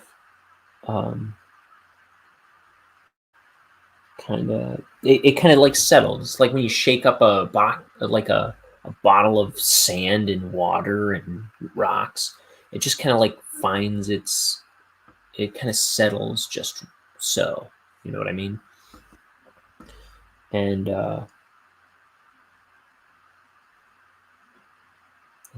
that's what it did. And it'll find its way, but you just got to kind of like give yourself some building blocks to start with and just keep drawing, I think, is the key. And your style will emerge, but put in the time and effort. Put in time. Do 1,000 drawings. Do 1,000 drawings, and then when you finish 1,000 drawings, get yourself to 10,000 drawings, and you'll really be a force to be reckoned with. How many posts do I have on my Instagram? Because that's most of the stuff I've drawn in the past 4 years, not including these pages.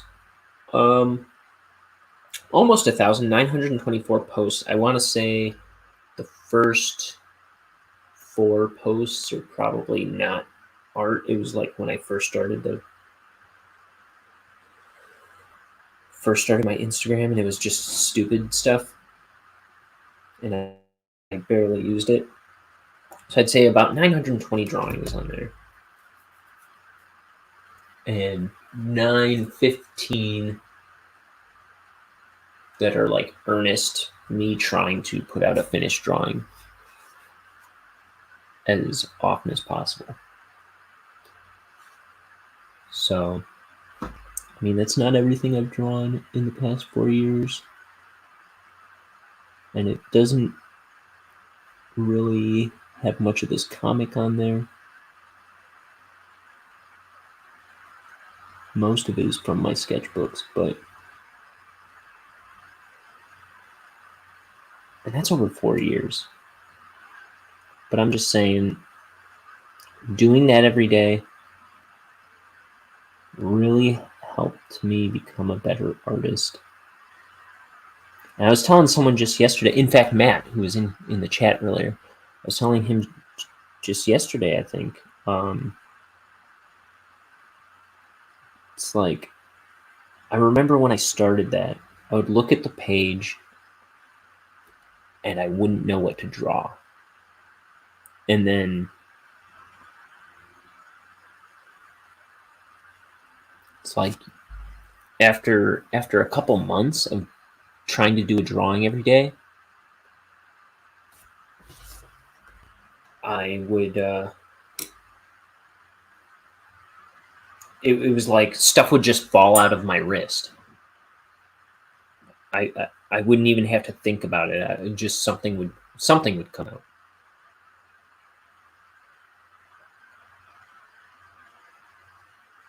And it's not always like the most profound thing. It's not, as I'm saying that,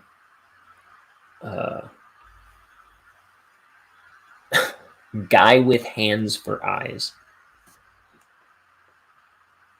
Here's a cool one. I used to draw this, these like toast characters a lot.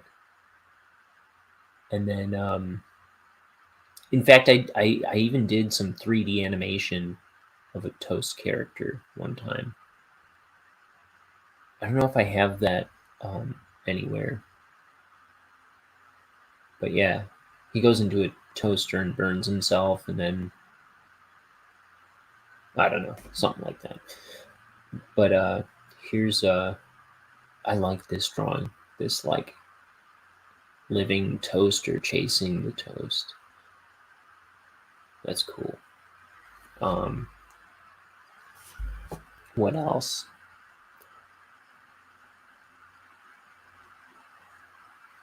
I love this one. The hula ape. Hula girl ape.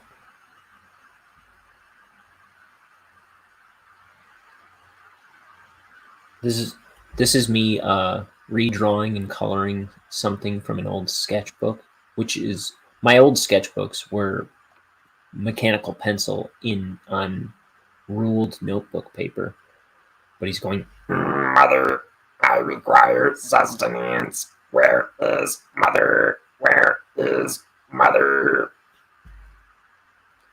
I like doing that like laser printer voice. That's what it reminds me of.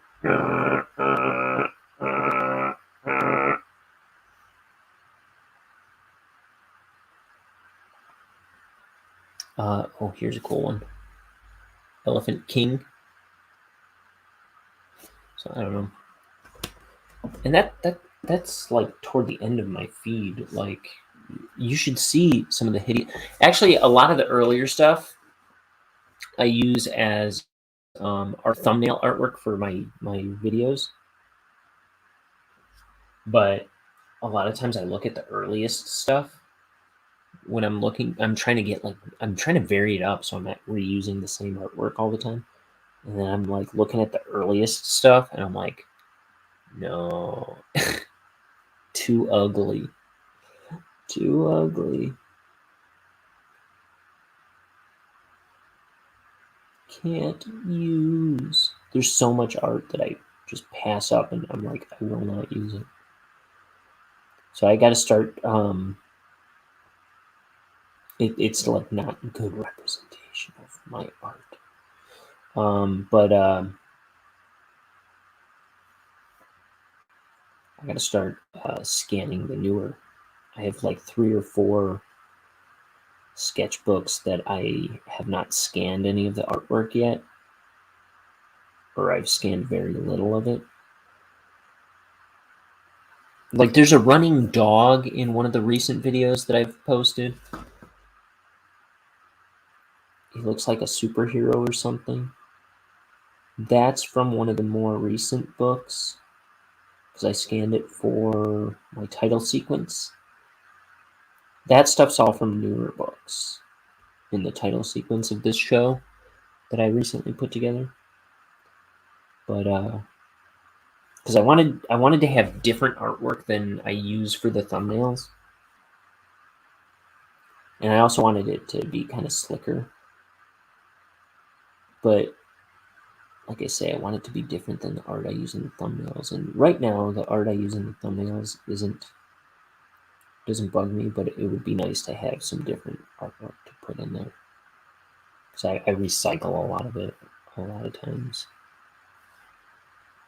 Though I think the one I put in today, on today's broadcast, at least on YouTube, I'll put it on the Twitch stream afterwards because that's when it lets me.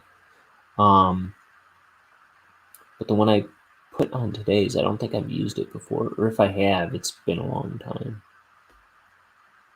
I believe.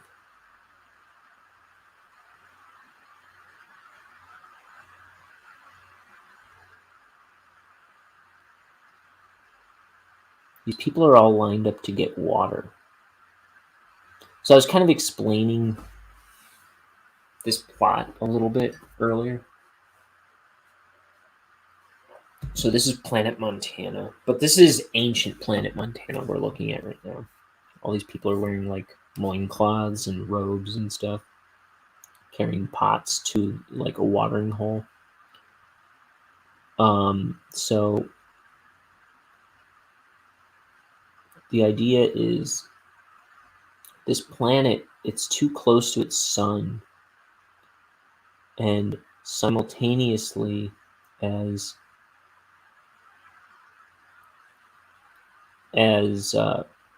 society was beginning to emerge and flourish,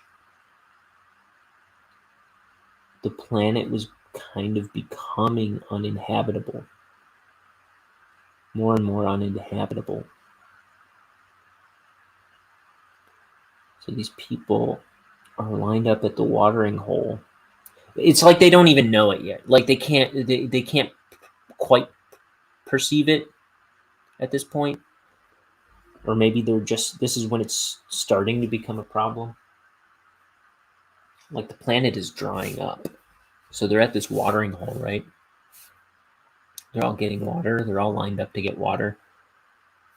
And he's looking at the people behind him. He scoops up some water. He's looking at the people behind him. Meanwhile, it's like... He goes to drink, and it's evaporated out of his hands. And he looks up at the sun. Get a shot of the planet with the sun overlooking it again. And meanwhile, Billy is telling Bonehead the story of what's going on.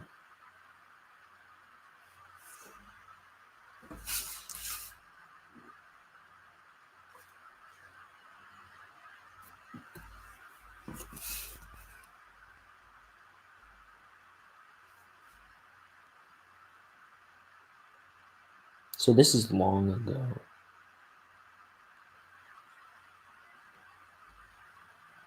So I will say the planet does not continue to be like this for a long time. Something prevents it from, like Billy's people, from being in danger. But then eventually it starts to become a problem again.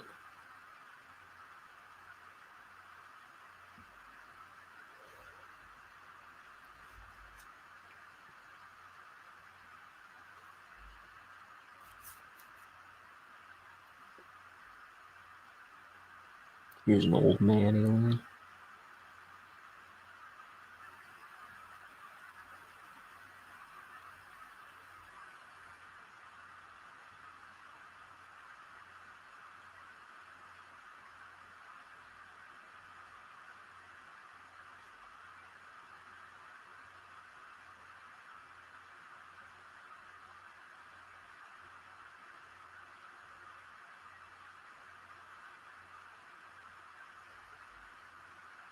Some of these aliens can grow hair. Most of them are bald.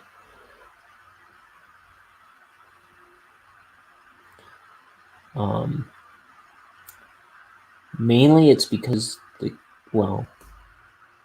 like that there are women that you can distinguish as women here. But mainly it came from the second alien character I designed for this book was the king. And he's the king, the alien king of planet Montana.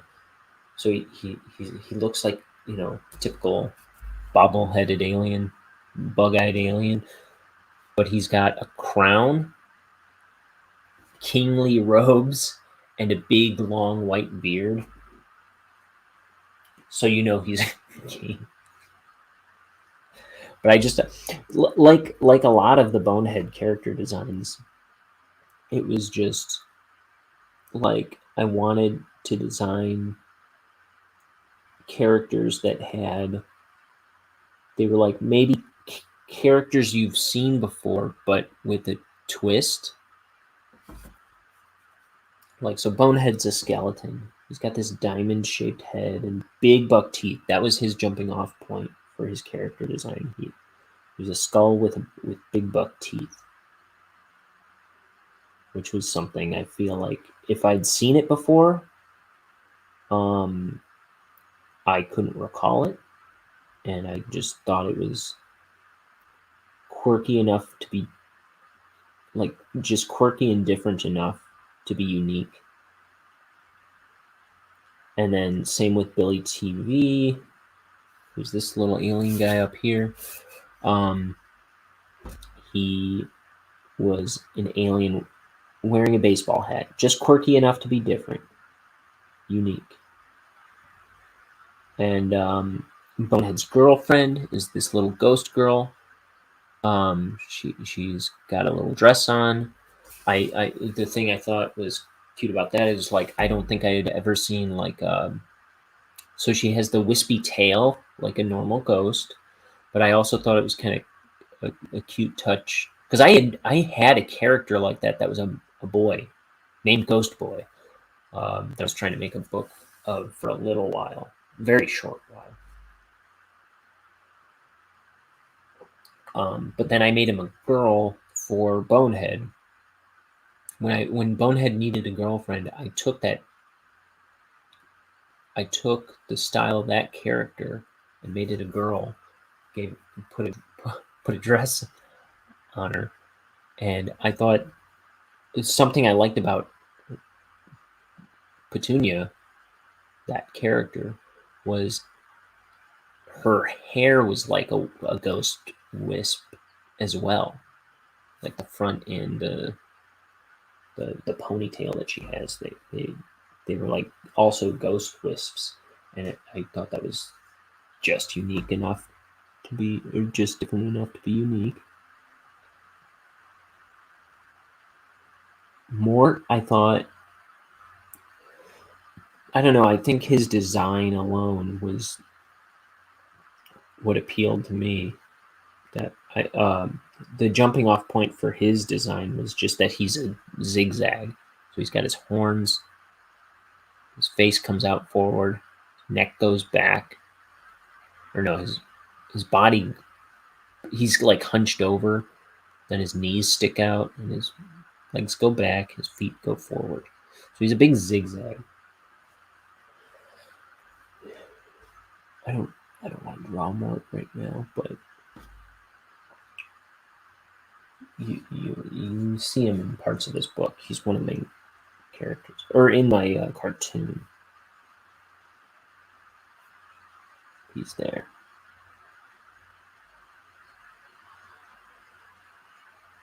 And then Mr. Shivers, Bonehead's boss. He's like this boss type character, but he wears a smiley face mask to like mask the fact that he's a huge jerk. Kind of like to save morale, if only at all. When he's like yelling at people all the time and he's just always angry. He wears a mask to. That was the jumping off point for that character. Denton Crux, who's like the owner of the poison factory. He's like Mr. Shivers' boss, right? His thing is so he owns a poison factory, right? And he looks like a skull and crossbones. Like his tie is the crossbones underneath his skull head. I was saying it recently, like the original idea was that he was like the Gerber baby of poison, is what was in my head when I first drew him.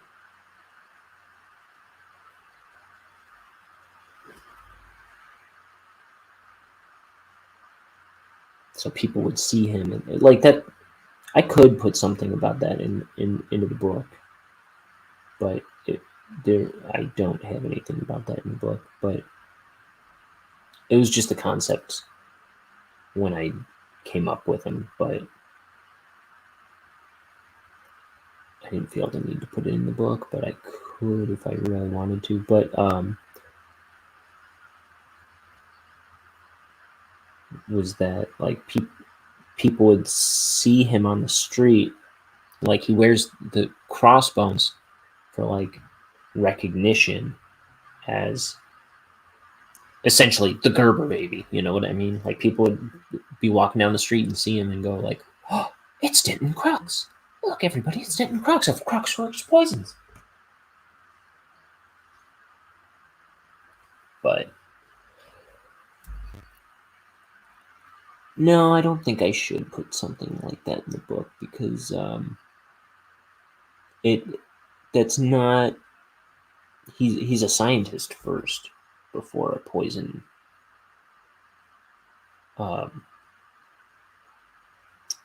mogul or anything like that. A poison mogul. And like I say, the poison business is actually a front for something else, we discover.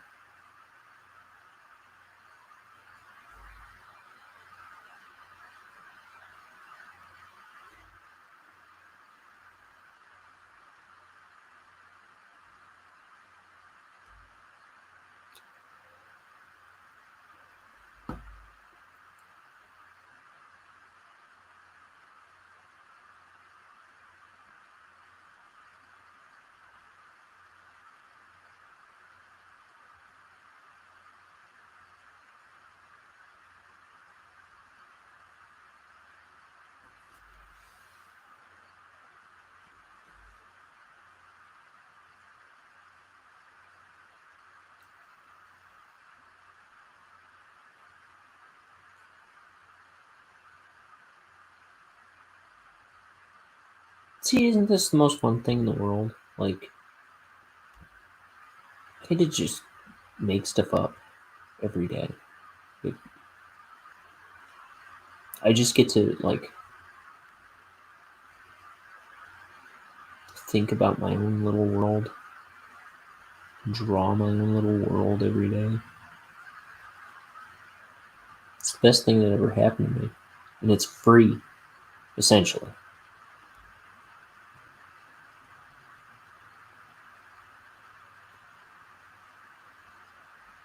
I do this in the margins of my life, which is why I have a hard time getting on sometimes. Or making it happen sometimes. I'm trying to be better than I was in December and January, though. In February. Good chunks of those months got away from me, I think. But so far, March has been a lot better to me. I think now that winter is coming to an end, I think the winter months just they kind of get you down. It's like I never thought I had the seasonal affective kind of stuff before, but the past few years, I think the winter gloom kind of does get to me a little bit.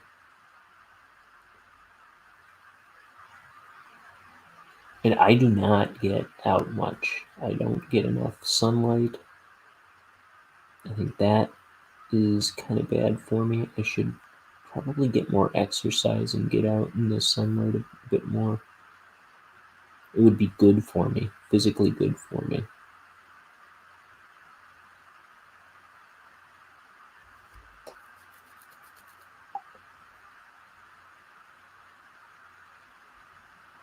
It's like, I always used to kind of like pride myself on like, oh, I'm a skinny guy, but I eat snacks like a nut. And I'm an artist, and I wear black shirts all the time, and you know that kind of stuff that you kind of these kind of unspoken rules you make for yourself when you're a teenager and stuff. It's like don't fall in love with that kind of stuff. It's kind of fruitless.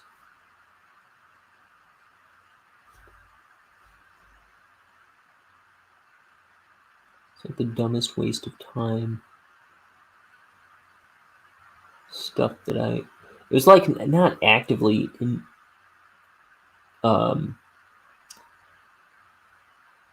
going about, but it's like if I realized I was doing that,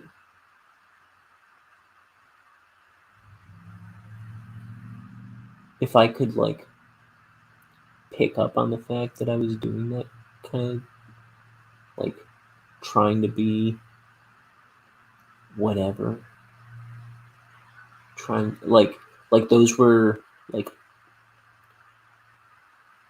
the rules I was inadvertently living by. If I picked up on that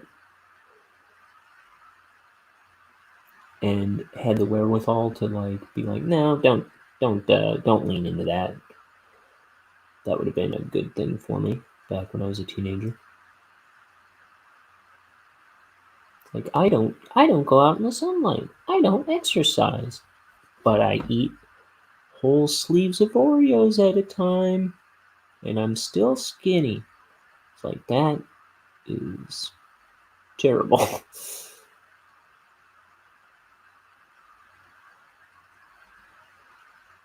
I don't like talking to people I don't know. I don't like socializing. That's not good. I don't need math class. Stuff like that. You 18-year-old Ryan, you're an idiot.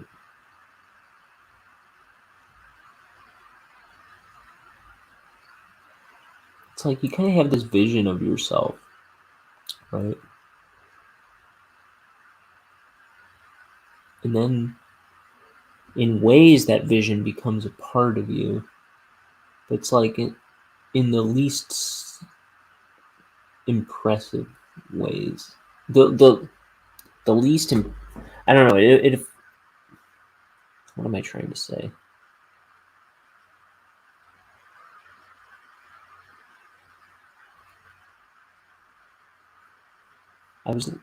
I think I was like inadvertently leaning into all the wrong things when I was all the wrong aspects of myself when I was a kid.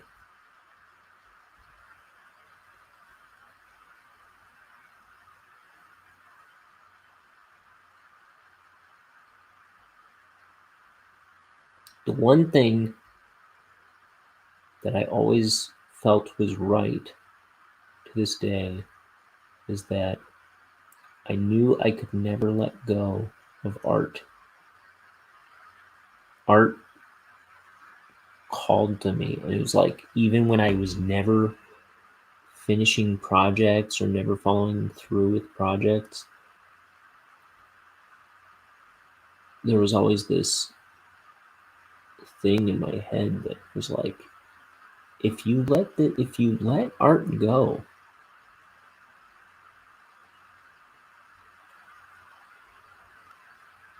your whole life has been a lie. Like, if you let art go now,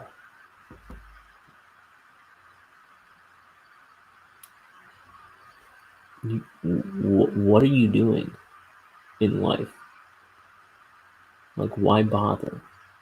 Why get out of bed if you're not going to follow through on art? So it was like I always knew I would do something. I always knew I would never go away from art because it felt like the worst thing I could do. It would have felt like the greatest sin of my life would be to just give up on art.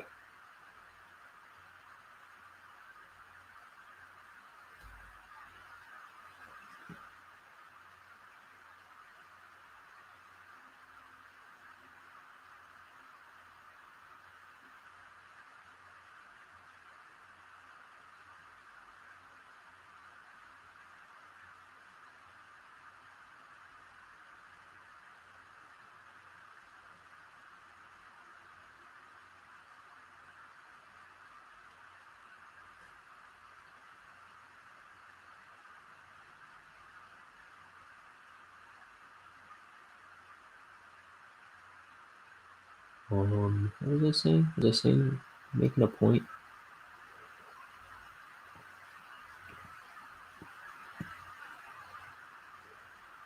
Probably.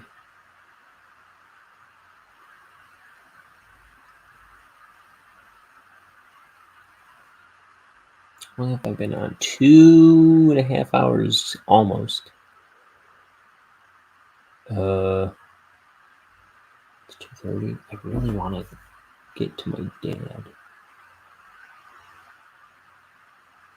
But I'll finish this page. I'll have time. He ain't going anywhere.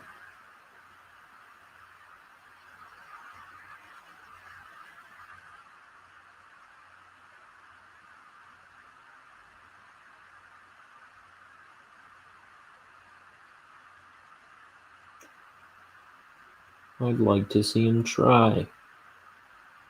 Seriously, the weirdest thing is he isn't going to be driving for 4 months.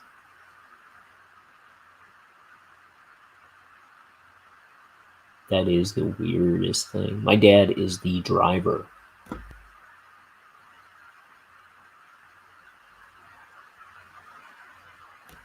Like, that's like the main thing he does in life. Drive around.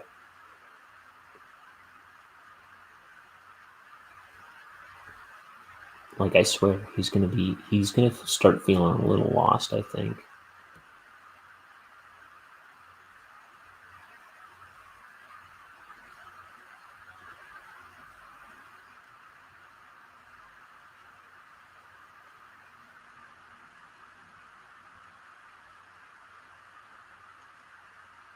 That's why I gotta go. Bringing things, go see him.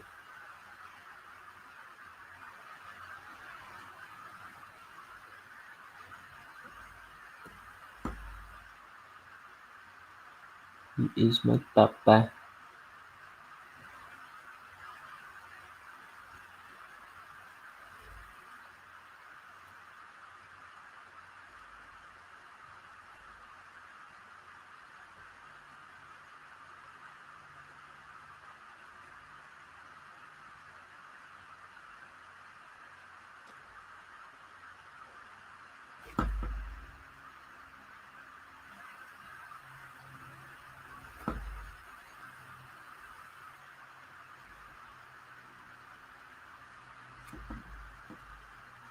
I think I'm gonna have to refill my ink soon.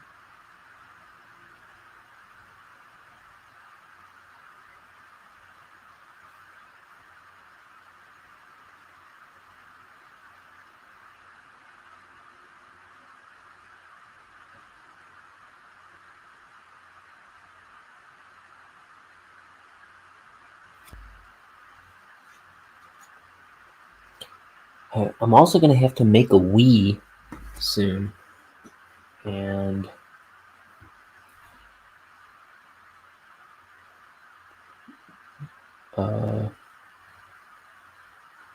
get some more tea soon. So that's refill ink, make a sissy, get some tea. And I have nothing. I need to get guests in here. I need to get commercial breaks made to put on for when I gotta go. You know?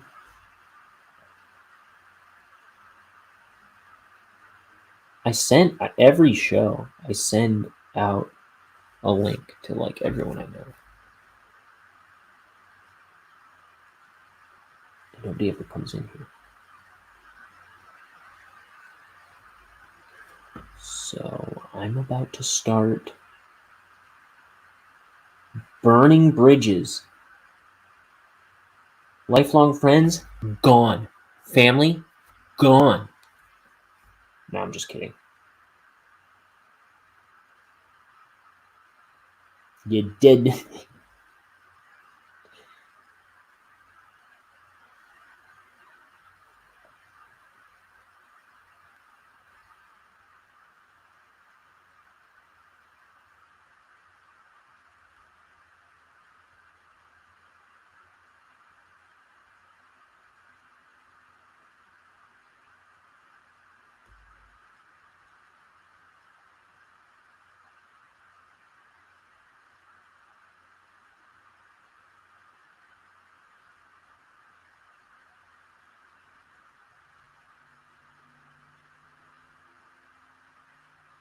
Okay.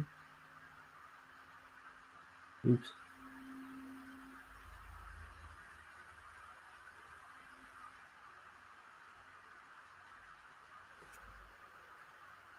Oh.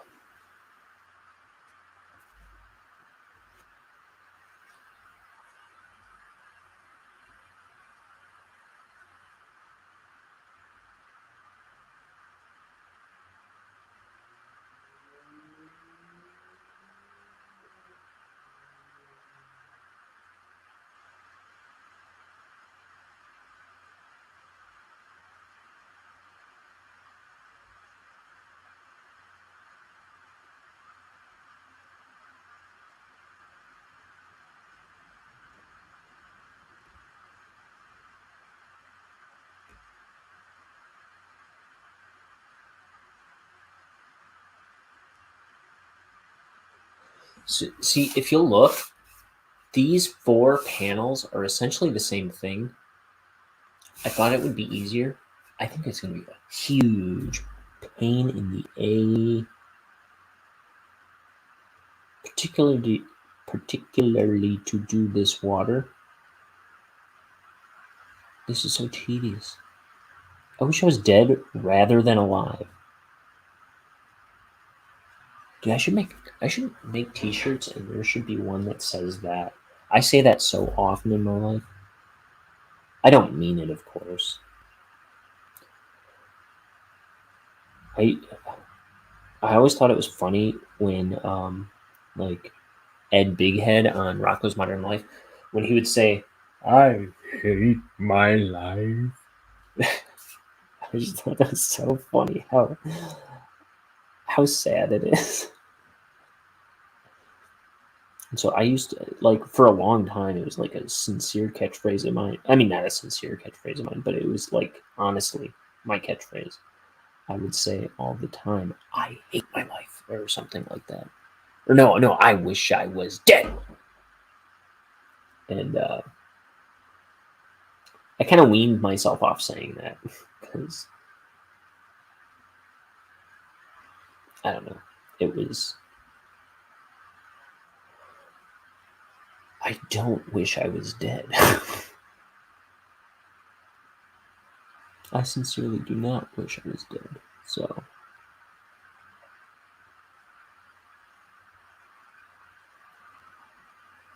But I thought it was funny to be that dramatic. Which I still think it is. But I just. After a while, it just didn't sit right with me to be saying that all the time.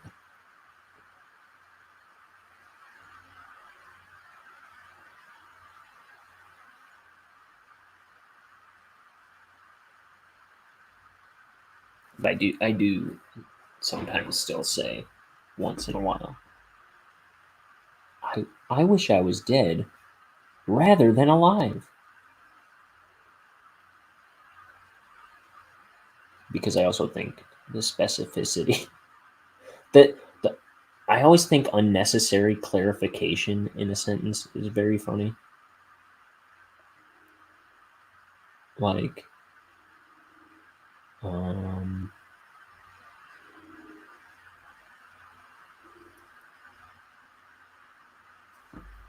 me think. See if I can think of an example. Unnecessary clarification. What would I say? Like,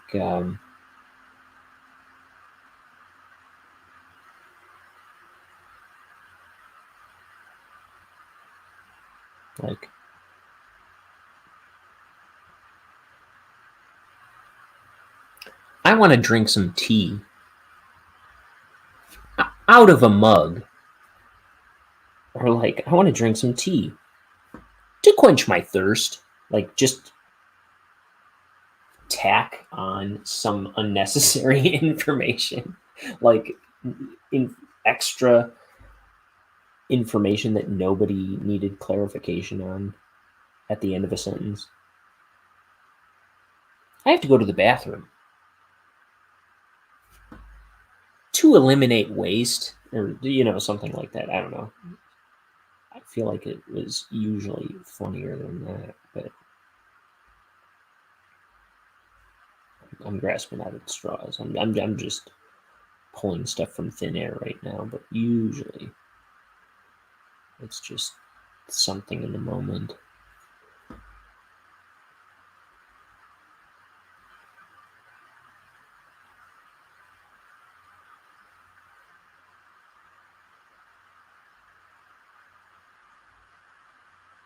Something else I say all the time that I think is funny, that makes my dad laugh a lot, is everyone around me will be like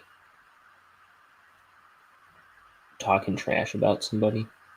And it's not that I don't agree or something, but I'll just be quiet listening to everybody like talk about somebody. And it's not, maybe they're not even saying mean things, but they're talking about like, this might be a problem, like blah blah blah, whatever it might be. I don't know, but it's usually not even that they're necessarily talking trash, but they're just addressing something, like about somebody, and people will be talking about somebody for a while, and I'll just be sitting there in silence, and then once there's a break in the conversation, I'll go, I think he's nice.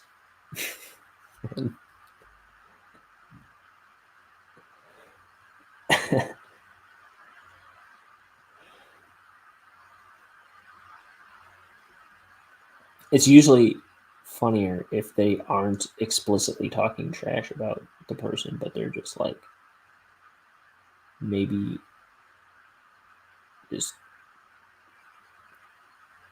I don't know, talking about something weird that happened with them or something. And it kind of almost implies that they were talking trash about them.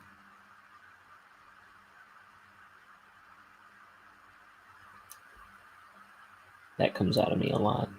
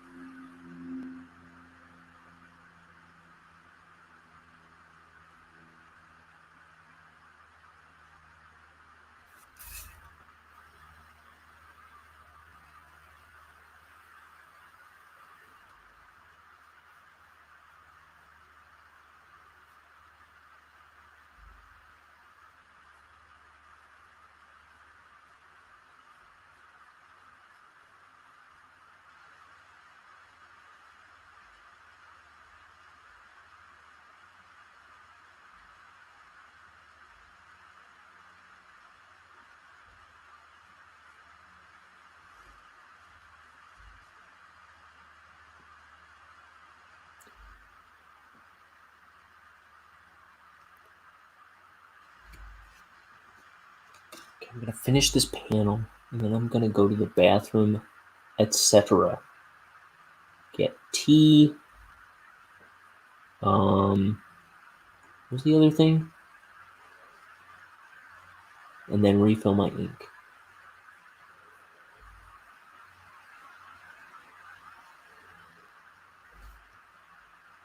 That was actually the thing that got me thinking about it all again.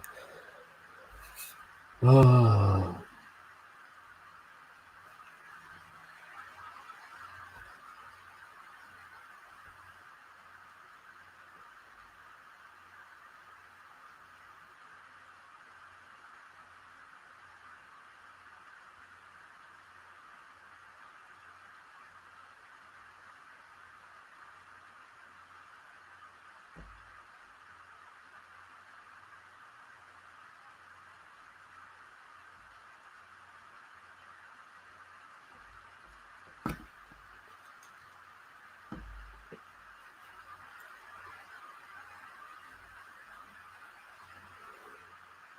Okay, what am I gonna do for this break?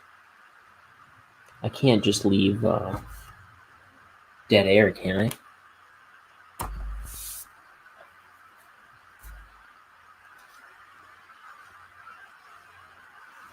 Let's see. Like, you talking directly to us is dead air. You blustering windbag with nothing to say. I wish you were dead rather than alive. You worthless hack. That's what you're thinking right now, right? Sorry. Maybe you're not. Maybe you're not that mean. Maybe you should be. Have you ever considered that? Have you ever considered that I'm a piece of trash? Sorry. I'm sorry. I should. I don't like being that negative, but it kind of comes out sometimes, and I just think it's funny.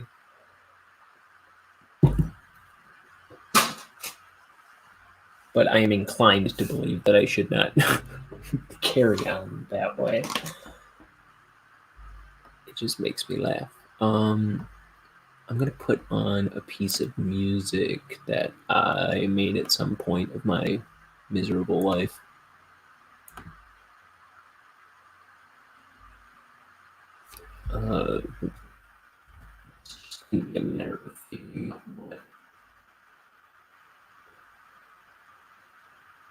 And iTunes working.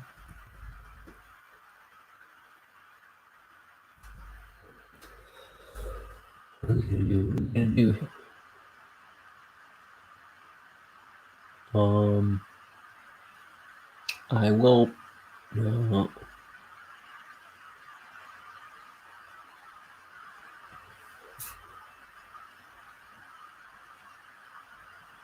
What is it called? It's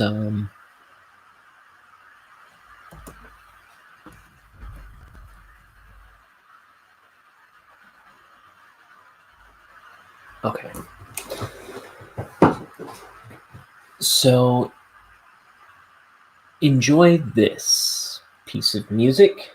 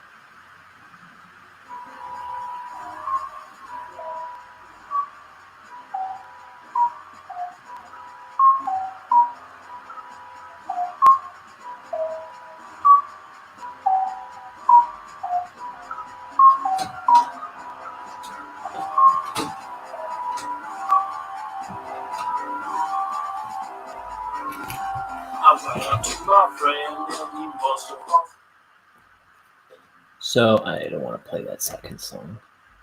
I've played that before on here. But I realize I probably could have muted my microphone and you would have heard that just fine without me barreling around the house. So my water is boiling. I am making a new cup of tea. I'm going to get some ink here. Refill that to do the next 5 panels. That's so many panels. How many panels on this page? 1, 2, 3, 4, 5, 6, 7, 8. Ay caramba. So look at this. I always talk about this. This has a spout, which would be way more healthy for me to use, but it would get clogged from time to time with ink, hardened ink, and so I would, dude, I am going to make a freaking mess. I know it. If not today, one of these days. I gotta get some like tweezers and get this out somehow. So it would get clogged from time to time, and I'd have to like stick something in there to clear it out. And I would usually use like this bent up paper clip that I have in my desk, but I couldn't find it one day, and all I had was like a toothpick, a wooden toothpick, and I stuck that in there, and then it broke off. So I can't use this spout anymore. So now I have a heart attack every time I pour the ink because I'm pouring it out of this, and I am clumsy. So I'm holding on for dear life so I don't spill it all over my carpet and my pages and my clothes. I'm just terrified because I swear it's going to happen one day.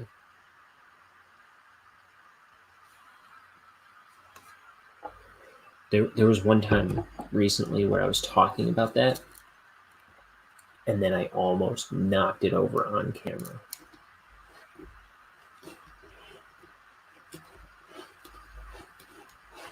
And just before that, I had spilled ink onto like my pieces of paper that I set it on. I had spilled like off, like just before I started the stream, I had spilled ink all over. And then I was talking about how I was afraid of it spilling all over the carpet or something one of these days. And then I almost dropped the bottle on camera. Okay, so anyway, that water's boiling. Oh, be able to have some yummy tea in a minute.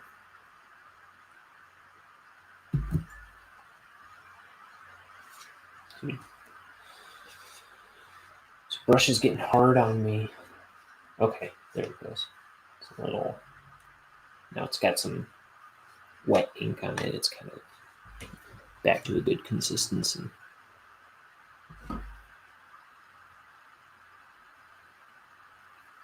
Okay, now we got to draw the same picture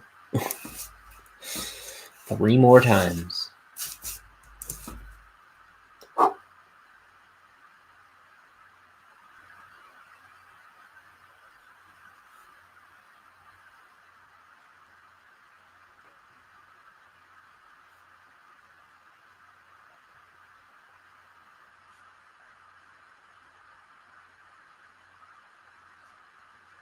I'm in love with a girl with a record, with a record, with a record. I'm in love with a girl with a record. I don't know why, but I just remembered that. That was a song I started to write a long time ago. And then I couldn't figure out how to finish it or how to add to it.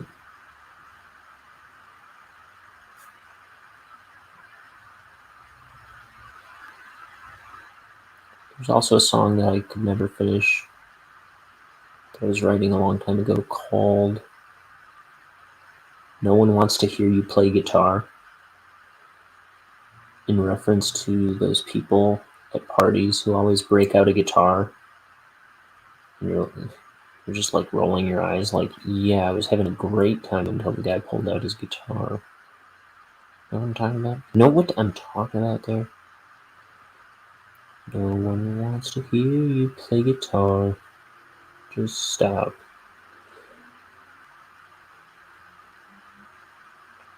Maybe someday I'll finish that song. I used to write a lot of songs because I was so into They Might Be Giants. And they just churn out songs like it's nothing. But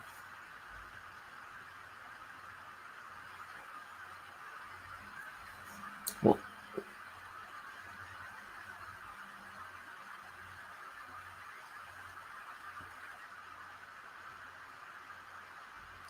so I've written a bunch of songs. I haven't made nearly as many as I've written.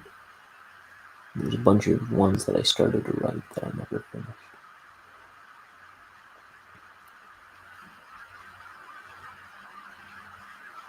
It's always been a dream of mine to put out an album. I think in one of the coming years. One of these coming years, I'm going to put together an album with my brothers, Jimmy and Liam. I think they're going to help me make a set of songs. We'll put out a full album. By the way, they're starting to like some of the music that I like, but they're not into like They Might Be Giants, not nearly like I am. Not that everything I write is just like They Might Be Giants or anything, but it does tend to have like a They Might Be Giantsy vibe.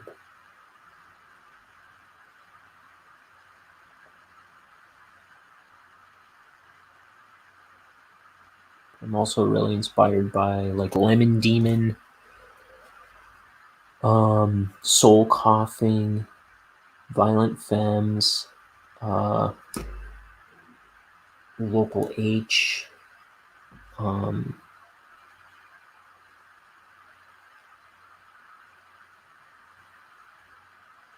Toadies. What's the other one I was going to say? Drink Me.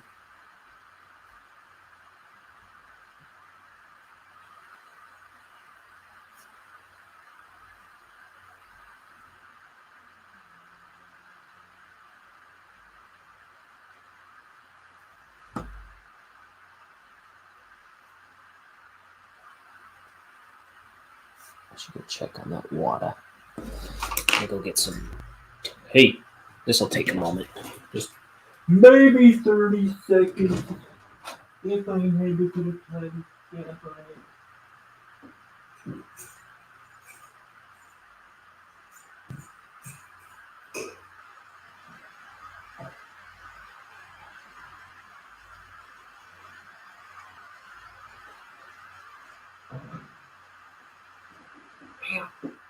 I just spilled boiling hot water all over myself. Well, my thumb, which is part of myself.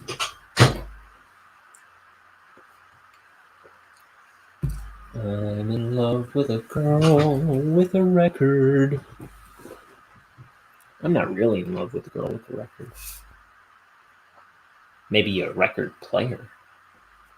Maybe a vinyl record. Maybe I am in love with a girl with a record. I'm in love with some girls. Maybe they have records. Unbeknownst to me. Could be. Could be.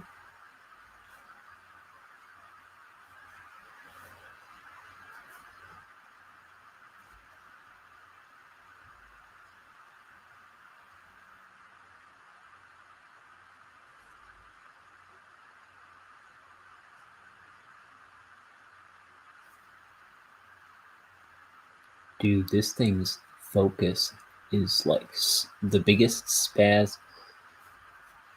Though I do remember, because I'm waving this thing around, you know what I mean?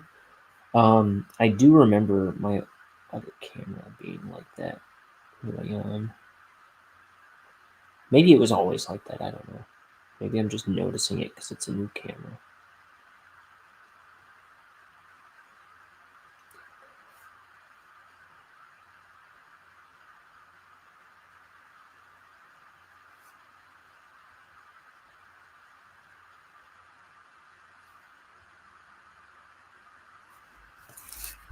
Get this guy's head into the game a little better.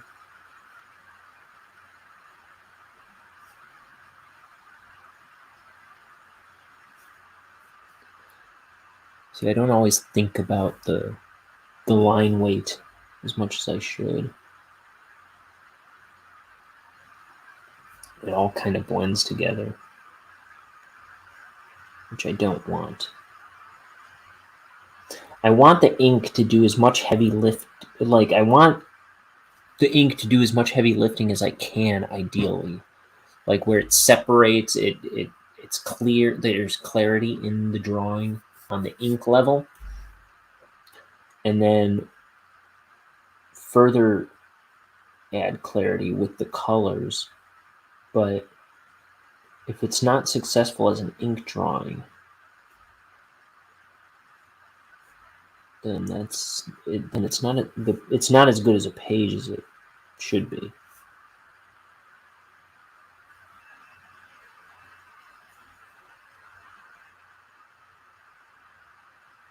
I guess is my thinking.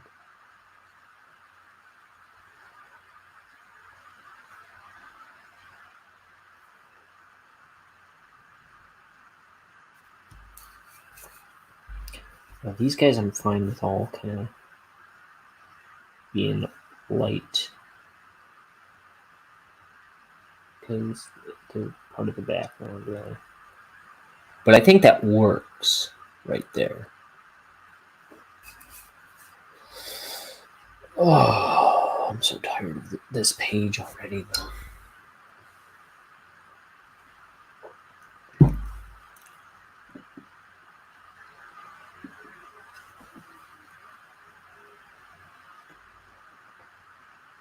Oh, Pelican.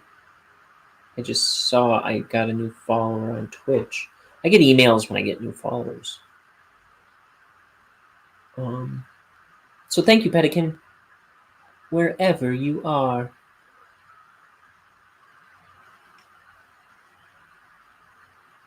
Oh, I know why I picked up my phone. Ever do that? You just pick up your phone and you're like, you just start idly checking social media and emails and stuff. But I was just trying to see if anything was added to that conversation. The family group chat talking about my dad. It was like this morning, I wouldn't look at my phone because it's on silent or whatever. The conversation is muted. But it was like every time I would glance at my phone, it was like suddenly I'd have 15 more messages. But that was hours ago. And I just thought to check and nothing.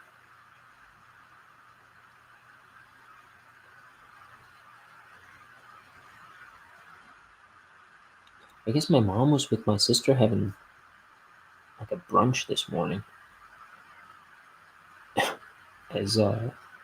So I think my sister was with my mom when they dropped off my dad or something.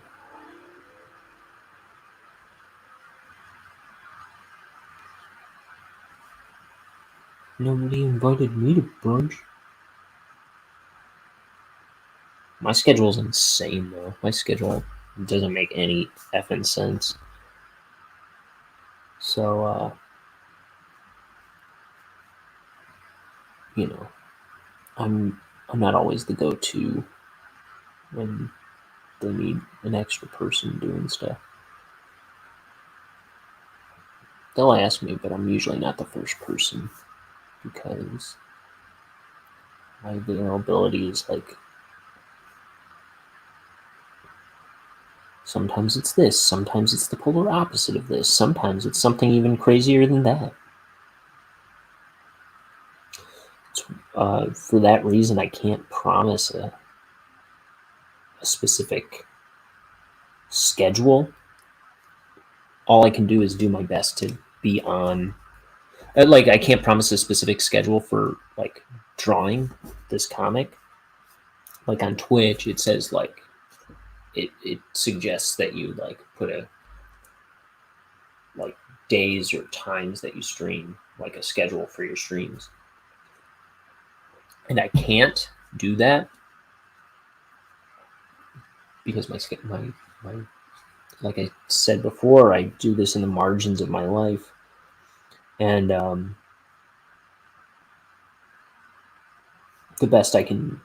closest I can come to a schedule is just trying to show up every day.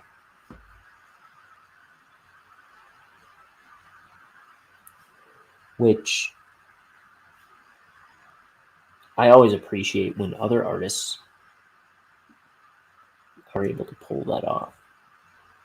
Like I don't necessarily, because my schedule is weird. I can't even tune in at a specific time every day for anything that I follow. But I do appreciate when artists that I follow update frequently. I always like having content there for me. Like when I'm not streaming, I'll put on other people's art streams and I just listen to them while I draw or work on videos or something.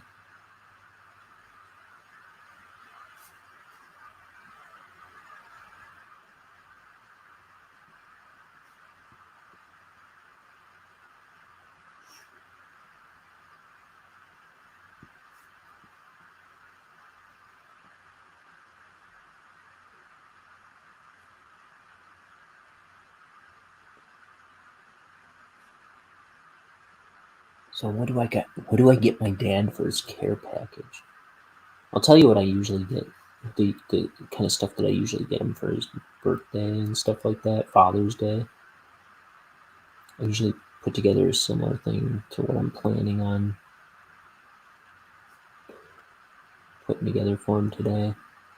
So yeah, my dad had a knee replaced this morning. So I'm he's getting another one, his other one done soon. But so I was thinking I'd put together a care package for him of like all his favorite things. Like I'll get him. He doesn't drink, but he drinks non-alcoholic beer all the time. So I'll probably get him some O'Doul's. Is his standby. His go-to.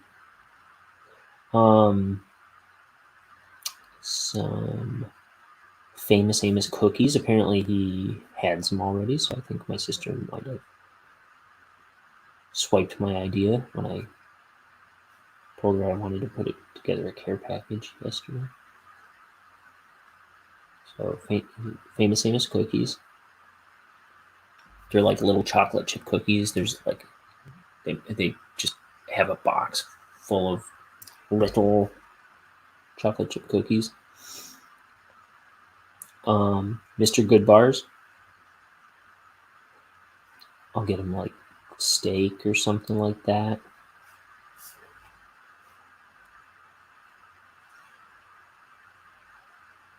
Usually I get him two. It'll be like one of those is for me.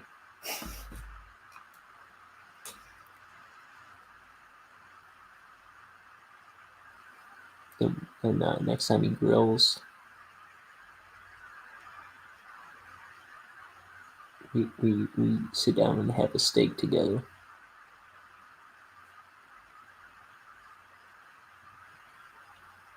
Because yeah, his birthday and Father's Day are both in June. Now, right now, it's not really grilling weather.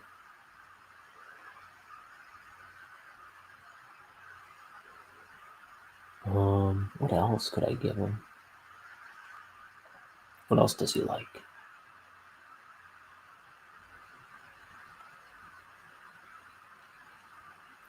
If I could root through some like bargain bin and get him like a DVD of some Wayans Brothers movie, he might like that. Or In Living Color. I've bought him the first 2 seasons of In Living Color.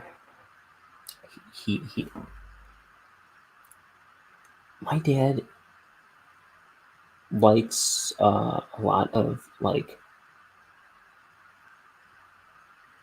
I almost said black comedy, but that implies like dark comedy. You know what I mean? Like dark humor or something. But he likes a lot of like African American comedians and comedy. I've realized over the years. I don't know what it is, but it brings him joy. Like he likes the Friday movies, trying to think, is it... He likes Bernie Mac a lot. Like the Bernie Mac show that was on Fox years ago. He was a big fan of that.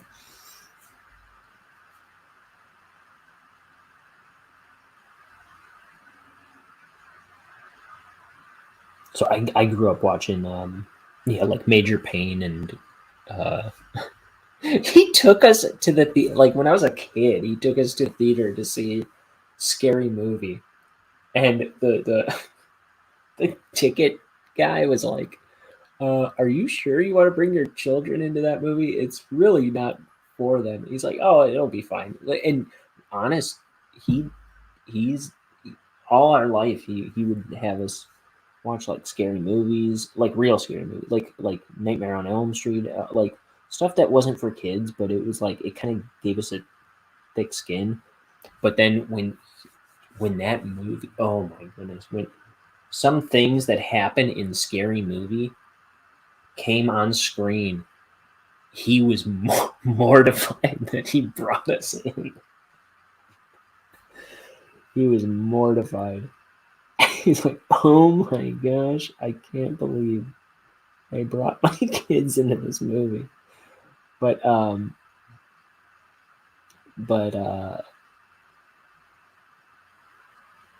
yeah, I grew up with the Wayans brothers. Like In Living Color was always on. Like if there's a new episode, it was on, and we were watching it.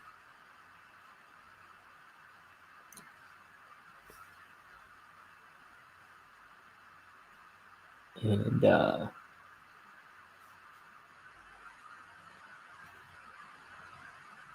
mean, that was a household staple for us.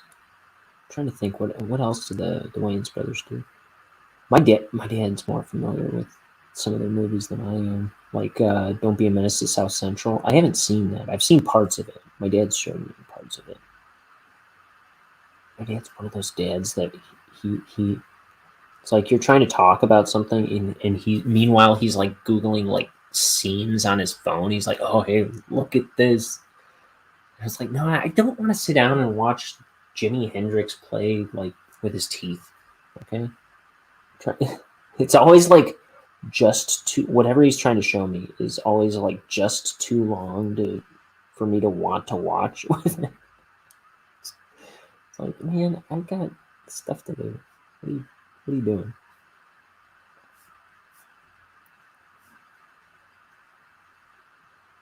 He's trying to.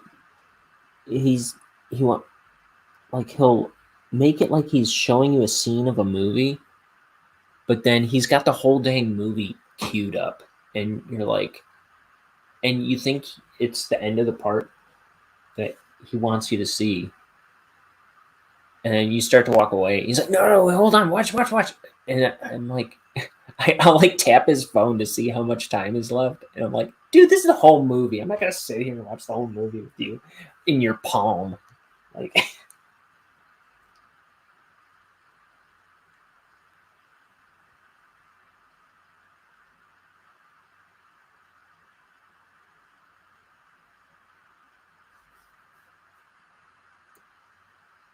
he's really into Queen. Queen's his big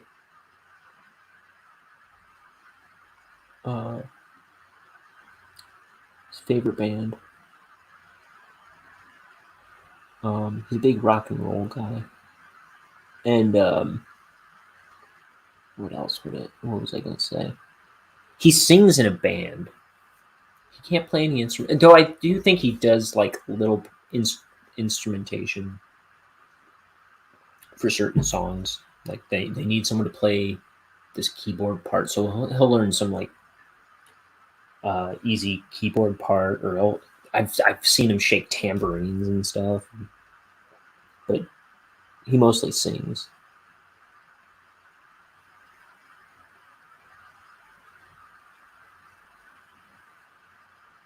And he goes and practices in a studio, I think once a week with his bandmates. They just do covers of rock and roll songs. and he's been in some version of a band of this band for, I would say, 15 years. Or close to it, at least 10. Yeah, no, 15 years. My uncle was drumming with him in one of the earliest iterations of it. It was two neighbors and my dad and my uncle for a while. Then there were, I don't know, then that fell apart, and then he met some guys. And then after a long time, there were some bitter disagreements with how they should proceed with their pursuits. And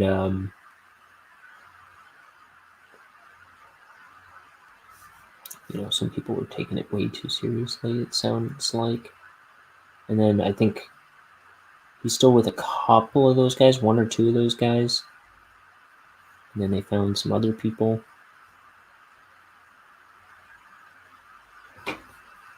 It's just for fun. That's my dad's hobby. Is he going to be doing that for the next 4 months? I don't think so. Maybe.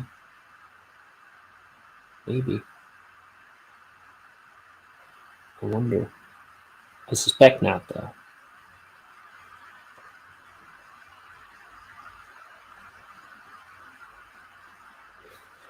He's going to be stir crazy. He's going to be starved for attention.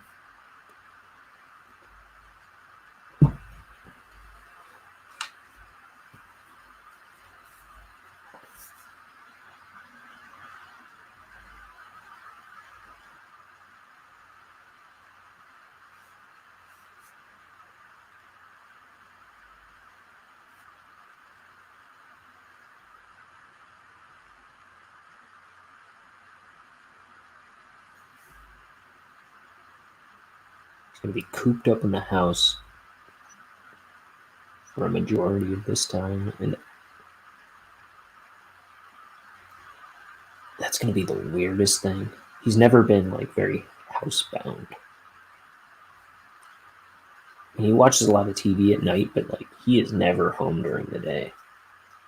As long as I've known him, he's always been busy working, painting houses, scrounging up work.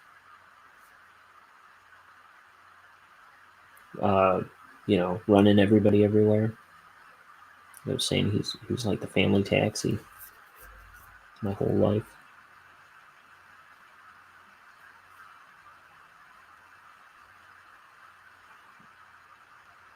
He's a go-getter. He's his own boss. It's his own painting company, and he's got to scrounge all the work together. So he goes out and does estimates and always hustling.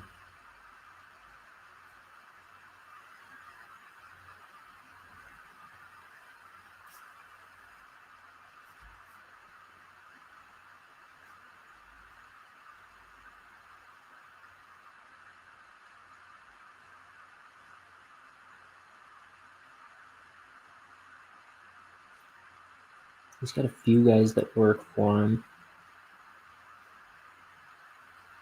So sometimes he's got multiple jobs going at a time. This is the first time, I think. It's certainly going to be the longest period of time where they're kind of on their own. I suspect he'll be, calling around and trying to keep money flowing and stuff. But I don't know how that's going to work with him in the house. My brother, Liam still paints with him. For a while, all three of my brothers were painting with him. But now it's Liam. Liam's the only one who does it anymore. So he's going to be running Liam ragged, I think.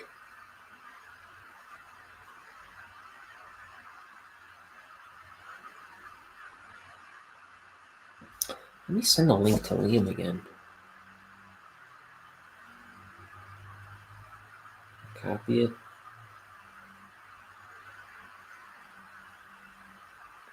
Because Liam's always fun when you can make it in here, but can't always make it in here.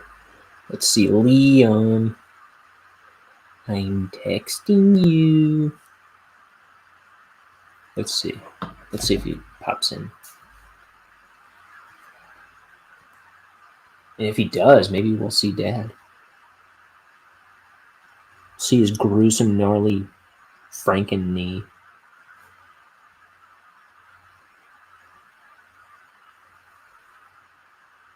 Which I haven't seen yet. Wonder what that's like.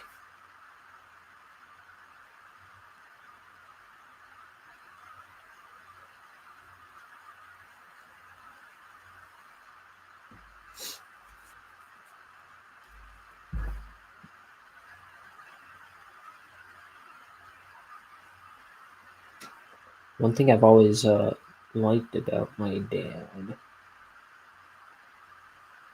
he's, ooh, look at that. The ink spilled onto this guy's forehead. But my dad, he's so charismatic. Like everyone, like I was talking about how he's always like going to people's houses, giving estimates for jobs. He's like always scrounging work. Like when I've been with him, I mean, just over the years, like everybody that meets him loves him. He's just got a great personality. People love him.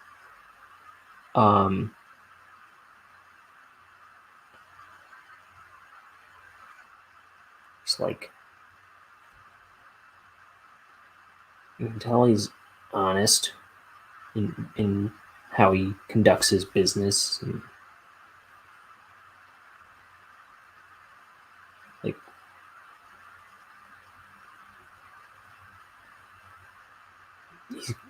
he's a good guy. I love my dad. I wish I was as smart, and I wish I could talk like my dad. My dad is good at like telling stories. When aside from having told me the same dang stories a billion times in a row without realizing it, but he's good at talking. I'm talking now, but I get so tongue tied and I lose my train of thought real easily. I get so like it's hard for me, like especially if I'm talking about like real stuff, like if I'm trying to make a moral statement, or like moral points, or like talk about something serious, debate with somebody, I can't get my thoughts out, and it's the thing I hate most about myself. I think I really wish I could. I think it's like a defense mechanism that I've built up over the years, where when the conversation gets hard, I kind of shy away from it. And now it's like when I really try to lean into it, it's like I make a fool of myself because I can't articulate myself. It's embarrassed me from time to time. My dad can talk, and I admire, I envy that. And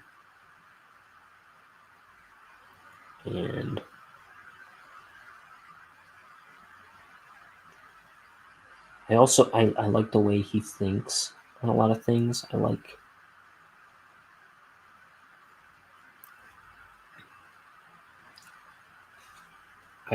the conclusions that he comes to. And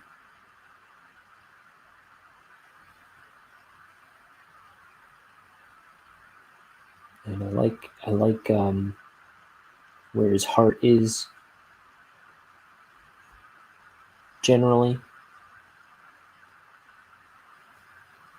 I think he's got a good heart.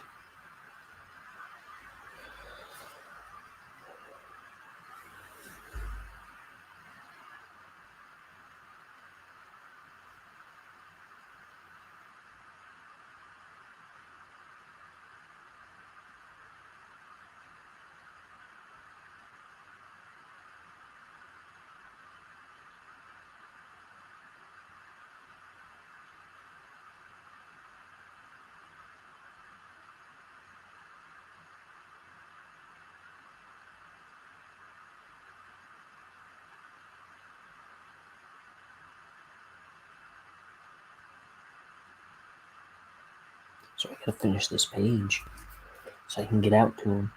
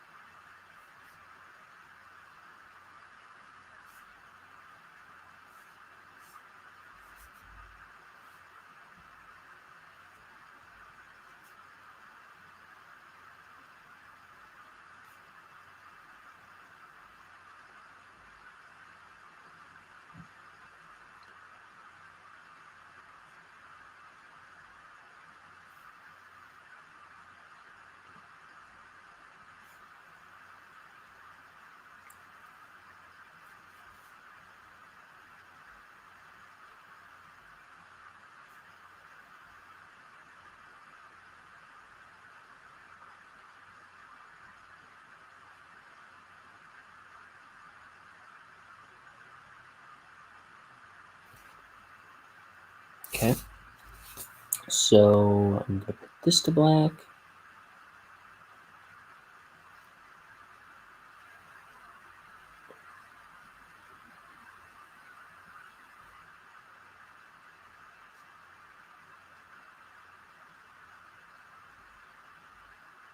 While I'm thinking about it, I'm gonna fix that guy's forehead before I forget.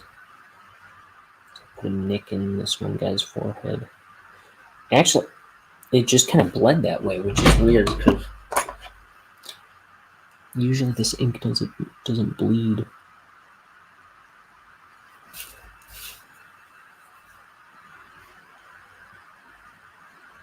On me too much. That ain't working. There we go.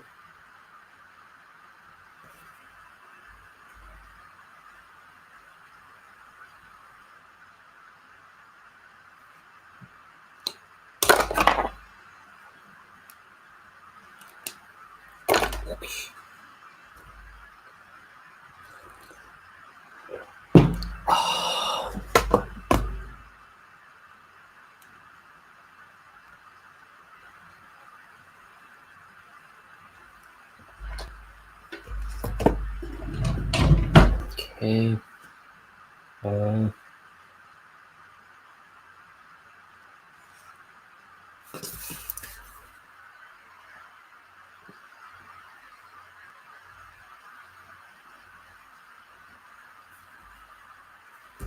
Let's move this over and over.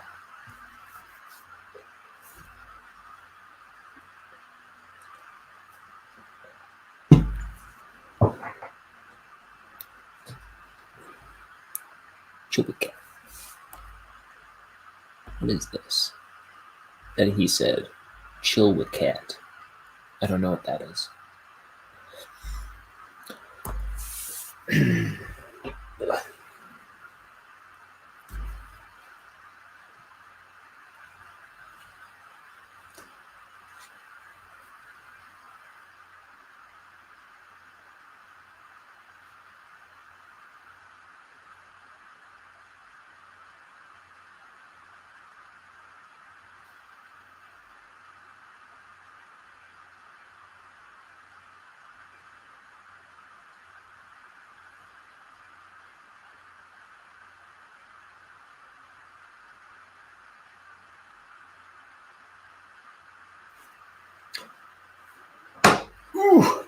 So, I don't know if I gotta tighten something on this chair or get a new chair or something. I mean, it's not a problem, but like when I lean back on it now, it always does that. Oh, sure, now I'm crazy. It doesn't do that, but it does that loud popping noise.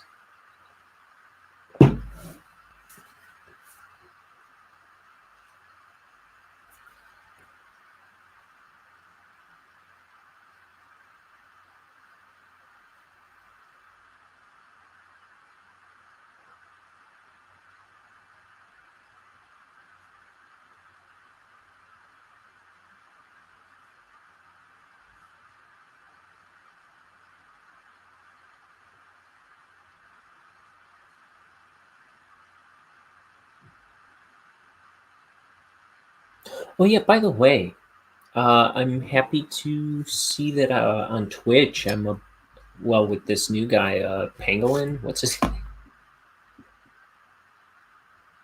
Pelican. Oh, and he looks like a cartoonist, maybe. I'm just looking at his logo, but it might be Pluto from I don't know. Might be something he drew. But Pelican. He would probably be my 11th follower. I passed 10 followers on Twitch, which is cool. Twitch has been so good to me, and I did not want to stream to it for the longest time.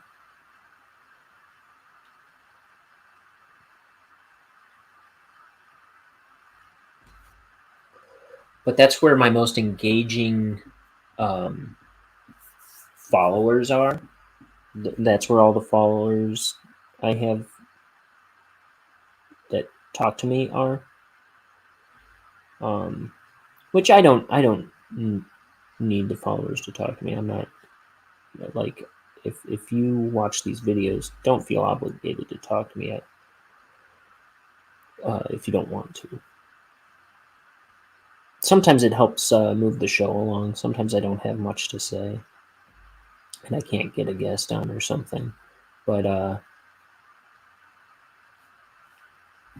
the people that all do talk to me, aside from Vucky comes in and chats a good bit, and he's on YouTube. But other than that, the only ones that talk to me are they're always from Twitch. Like Let Me Sleep and What Love and Crimson.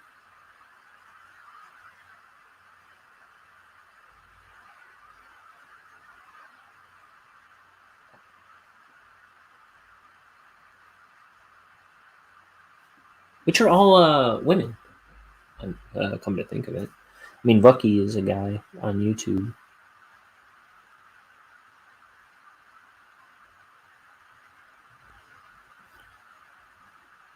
I'm just realizing cool that it's nice to know that I've got like a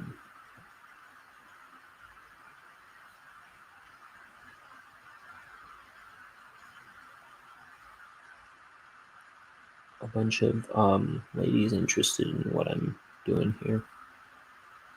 I don't know, aliens, skeletons running around. It's just like I would have expected if I was going to draw people in. I would have expected it to be like mostly guys, I guess. If I had to guess, that would have been what I landed on.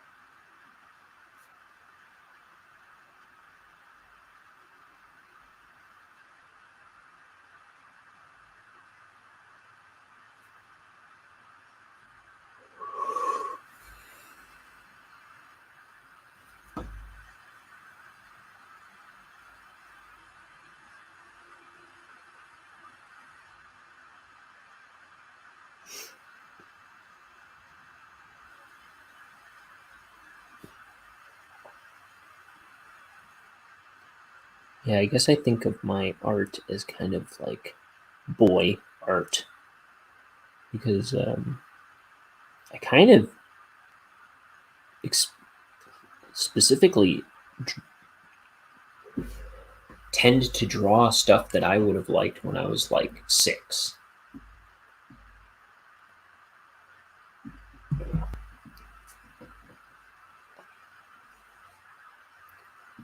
And it's not quite stuff I think my sisters would have been into at the same age. You know what I mean? So in my mind, it's kind of like boy art, not even like man art.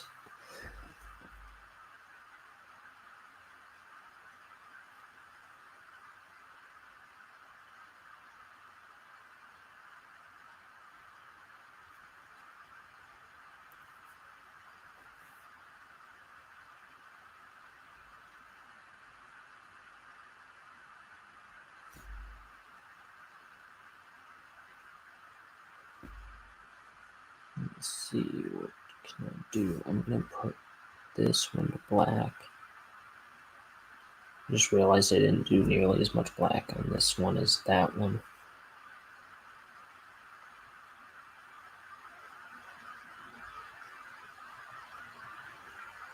I think once I erased the pencils, I don't think it would have looked right.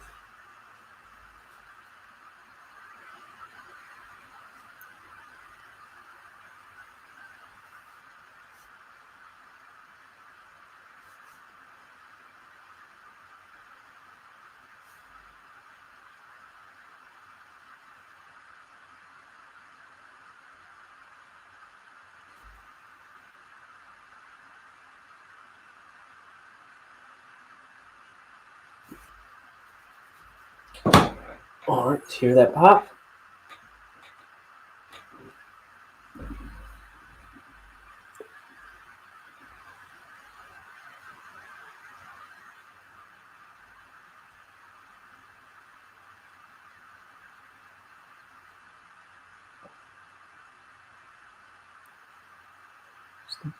The guy's leg.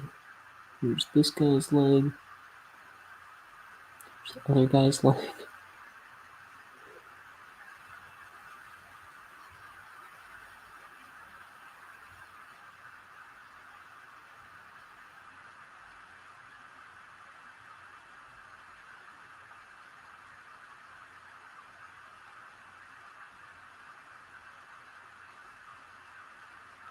Bring that pec in because it was kind of looking like a boob in this drawing.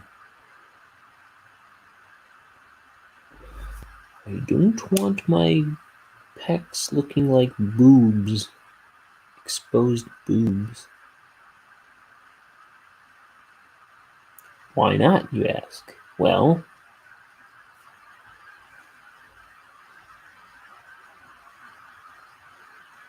I'm afraid.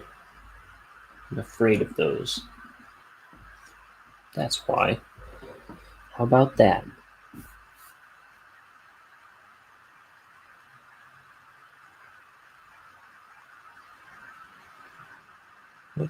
What in the world is the time that it is?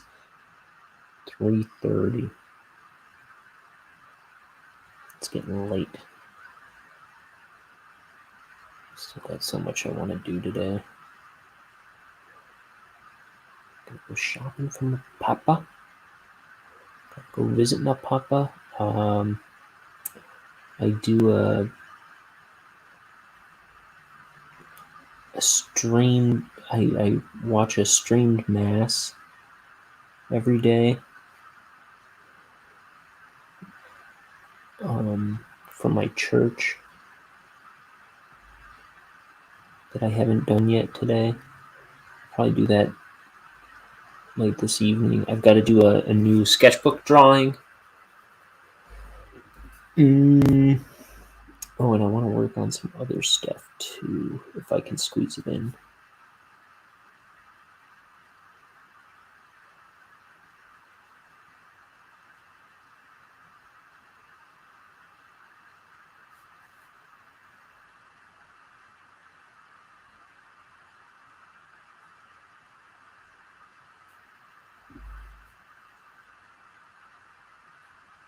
I've still got 3 panels after this one's done, and I'm only a fraction of the way through this panel.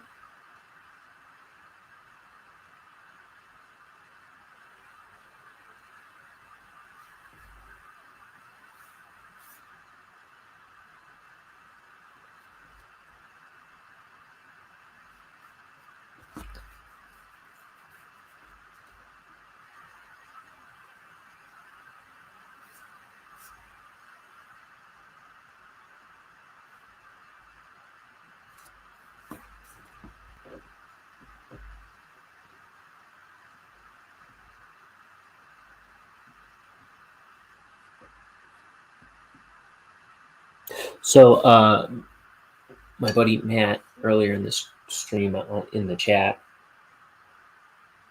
he was asking what tool I'm using.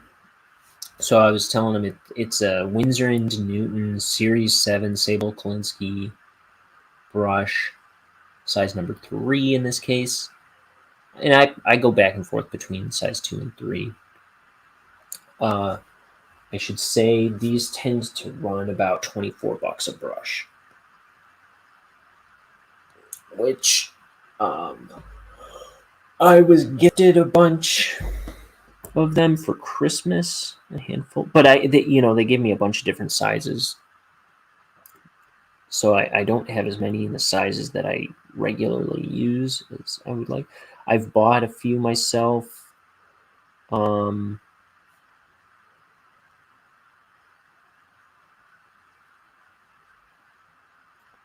But I will say they, like the ink I mentioned at the beginning of this video, using the Speedball Ink, it was like an unknown burden was lifted once I started using that ink instead of the Hobby Lobby brand. It was like so much easier to draw, to ink with. And it was the same with once I switched from like Hobby Lobby brand brushes to the Winsor & Newton, which I did before I switched ink. I switched brushes once I started inking this book, and it was suddenly so much easier to ink with this brush. Lines pulled way easier with this than like regular, I don't know, like not regular brushes, but like, let me see, I have one right here. I have the one I was using when I was inking those cards. These note cards. These are heavy duty cardstock note cards that you can get off Amazon, like 100 for like 100 pack of thick note cards. I was inking on these with this brush, which is the Fine Touch, which is like you get 12 to a pack, also size 3 right here. though this one's got a bit more use out of it because I used this for a long time. So I think it's missing some of the bristles at this point. But I haven't used this one in a long time. But once I switched from these Hobby Lobby brand that you get like 12 in a pack for like $7 or something. Once I switched from that to this, it was so, I was like, wow, this is like inking with a cloud. And then I switched from the Hobby Lobby ink to the Speedball ink over there. And again, it was like so much easier to ink than before. So sometimes you want to like just try other stuff to see what works better, how things feel. Sometimes spending a bit more money, you'll find, is just worth the price. I've heard a lot of artists talk about how, like, dropping extra money isn't always going to solve your problems. It's not always going to be like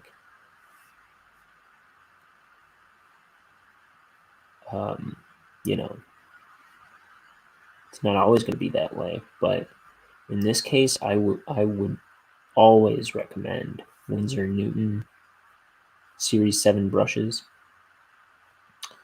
And I will always recommend Speedball Ink.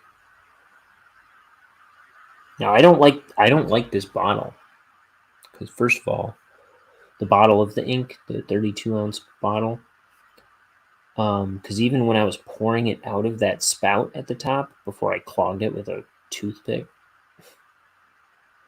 that was one thing. It would get clogged all the time, and I could unclog it with a bent up paper clip. Fine. But even when it would pour normally, a lot of times it would just kind of drip out of the hinge and just go all over the place. So that was frustrating from time to time.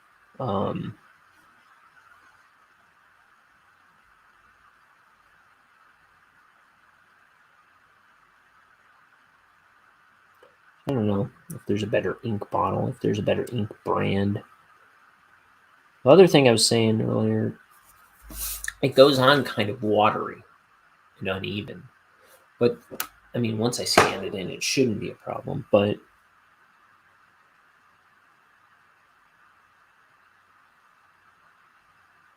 it's just a little unsatisfying to see compared to the Hobby Lobby brand that would just go on way flatter black for me. Of course, I was inking on a different kind of paper. I was inking on these. Oh no! I did ink a bunch of the book with that ink, so it is different. It is different. I did ink a bunch of the book with that, but it does pull nicer, and that is very valuable to me, I've found. So I will keep using the Speedball ink. But that, those are pros and cons you kind of have to weigh as you try it.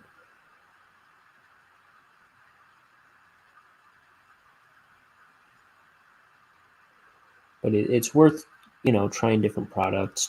I've bought plenty of pens that I bought them and I barely got any use out of them before I decided I don't like it very much. Don't need this pen.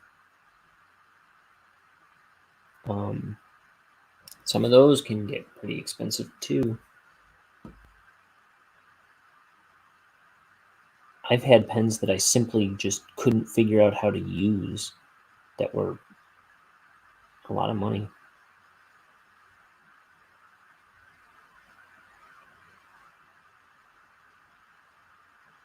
on another artist's recommendation, and I can't figure out how to use it. And I would try to, and it just ink would go everywhere except into the pen or something. Or like I would get the ink in the pen and just make a mess.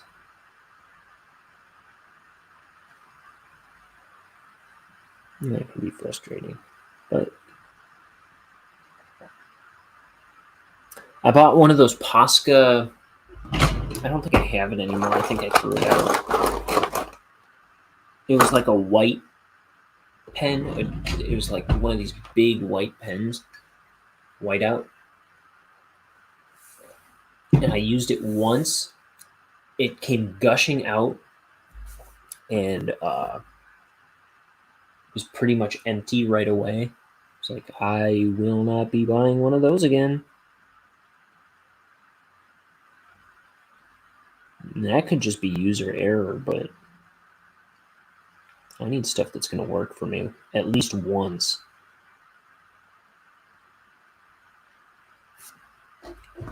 So for white, some of these are running out on me. I have an unopened pack somewhere, but I use, for white stuff, I use these Jelly Roll, Sakura Jelly Roll pens.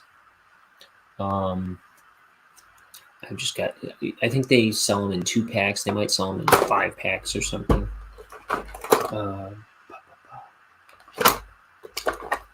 I got this for real cheap. I got a big old box of like 1 billion erasers like this. This is still the first one. And I think I've got like 11 more in a box. And it was like $2 maybe off Amazon. I don't remember the brand. They come with like a blue and white wrapper around it. What else do I use for white though? Where is it? Here it is. It's Presto Jumbo Correction Pen from Pentel. It's better for like when this is too fine, when because sometimes this is just not enough and it goes on kind of weak sometimes.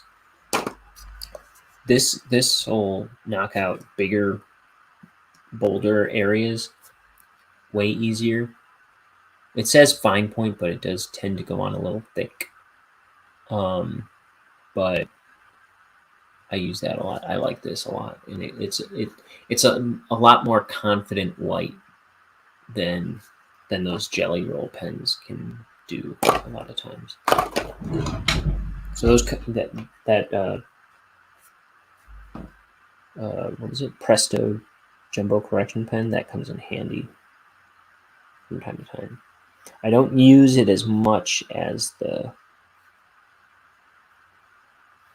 Sakura Jelly Rolls so far, but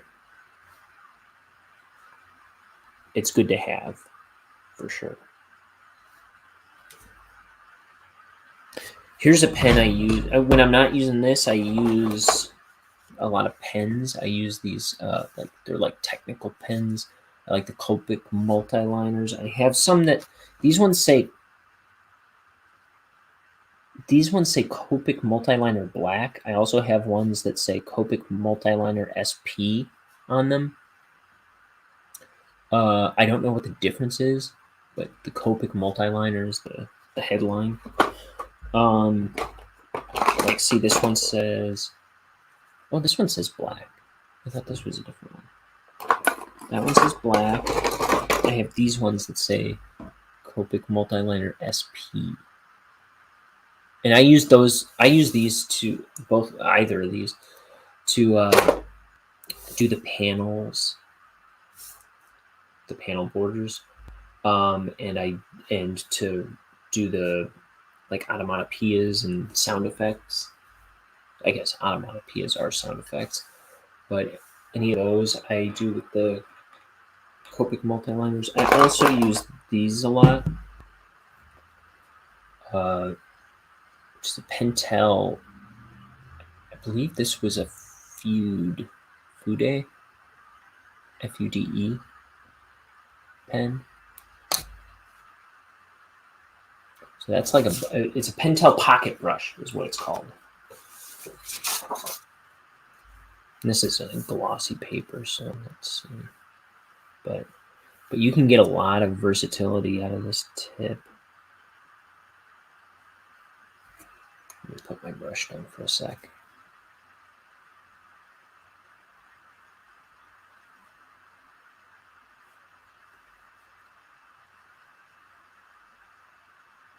It might take a little bit of practice to control.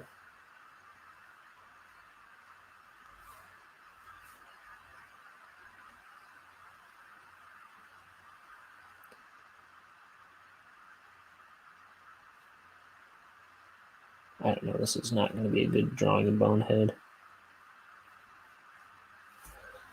But I use it most of the time. I use it for fill in black areas on my sketchbook drawings. I haven't used it for straight up drawing in a long time, but that's I should get back into practice with drawing with it. But you can pull off some cool lines with it if I were to. I have used it. You can get like a good like stumble brush effect, like it'll kind of break apart. Let me see, kind of like that kind of thing. You can get that with it, which I like to use. I don't know. Yeah, see, like you got to get it just right sometimes. Like it can be good for like rocky textures. Like I use it for roads sometimes, or rocks, or something like that. It'd be better on not glossy paper like that to paint the picture of what I'm talking about, but you can get like a gravelly texture if you just drag it on its side.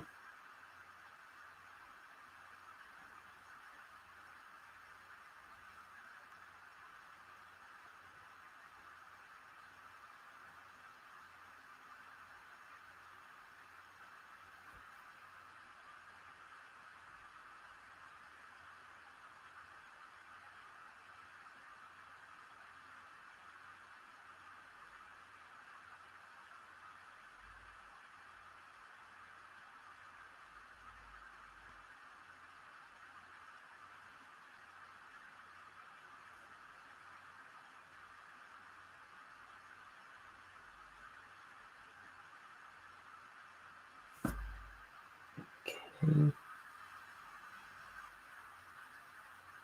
And that's the same with this brush.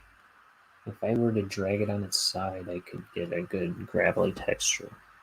While I was doing it with this one first, when I was trying to do it.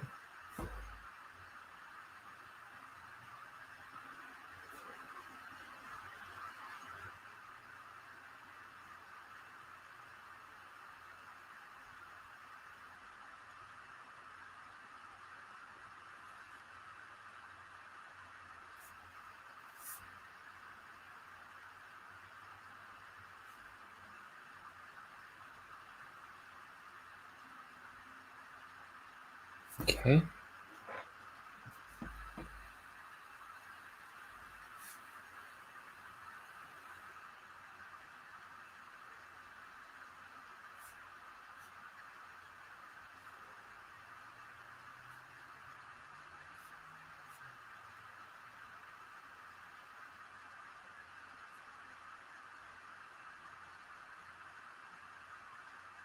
Okay.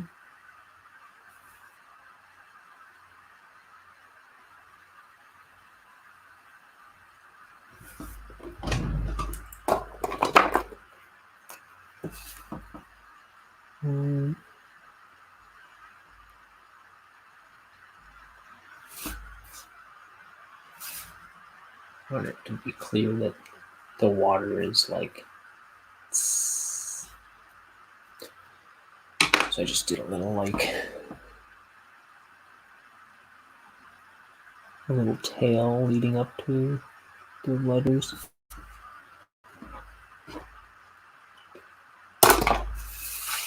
Okay, last time drawing this picture.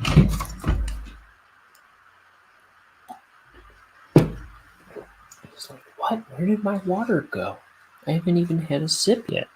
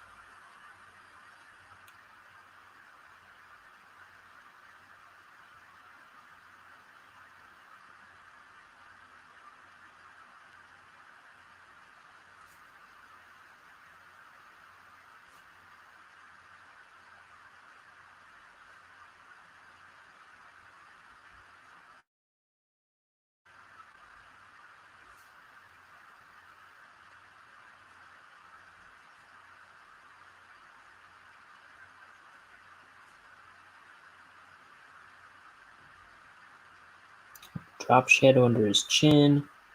Here's his shoulder, his collarbone? That's not his collarbone, it's his what do you call it? This is his collarbone.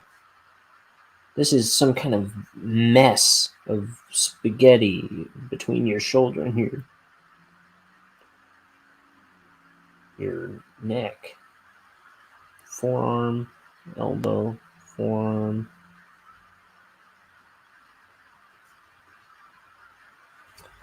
Mess of spaghetti. That's a soul coughing lyric. That's the only reason I said spaghetti.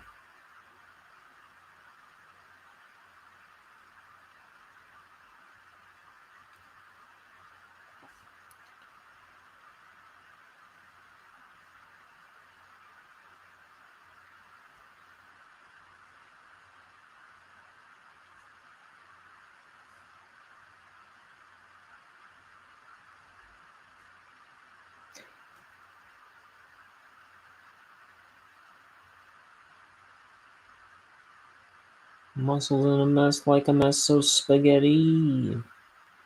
Hack through the mess with a greased up machete.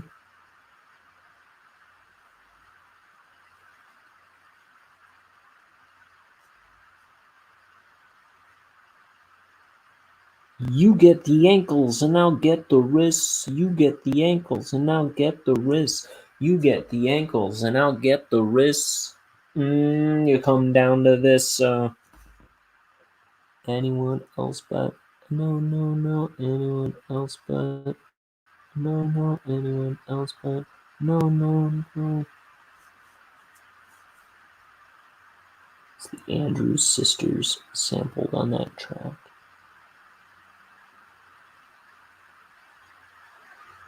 Soul Coughing was so cool. Mike Doty's solo music is really phenomenal too.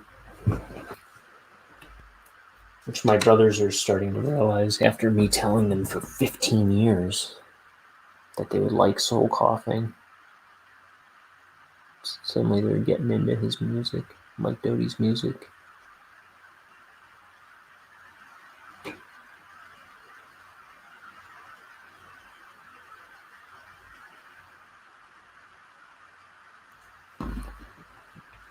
I have good taste. I've been telling them for years.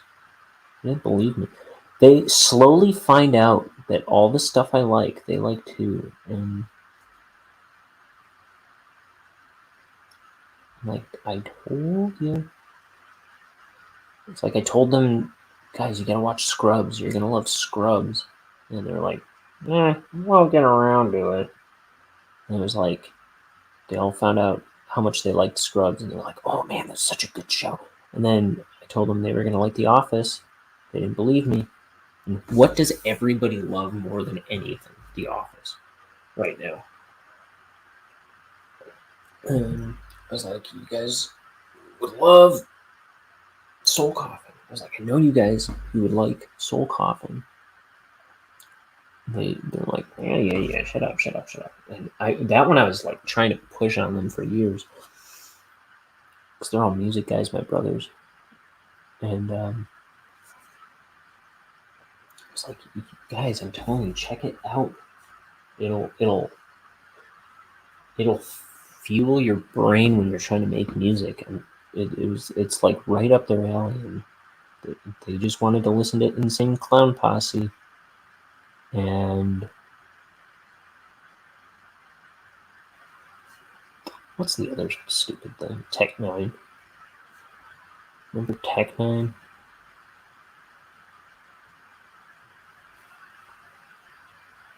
So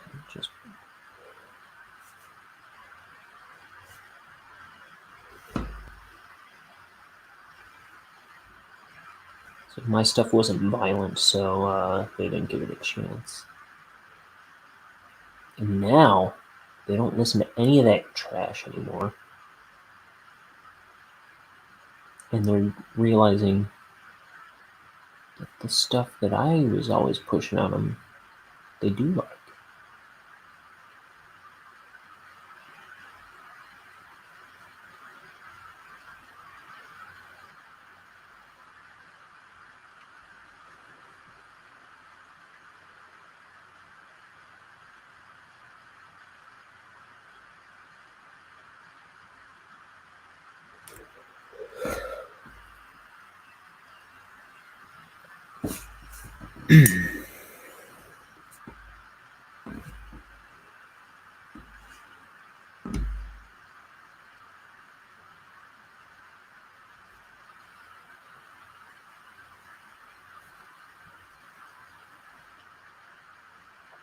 Like I get lost in a lunchbox, follow with the mittens in the lost and found.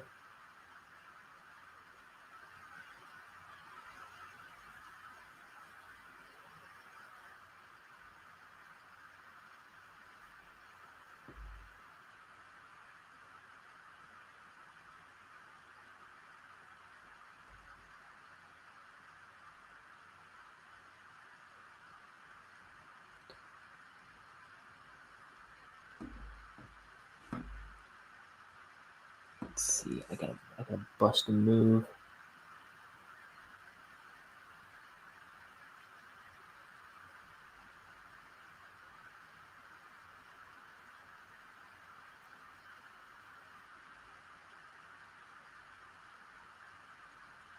Bust a move. You want it, baby, you got it.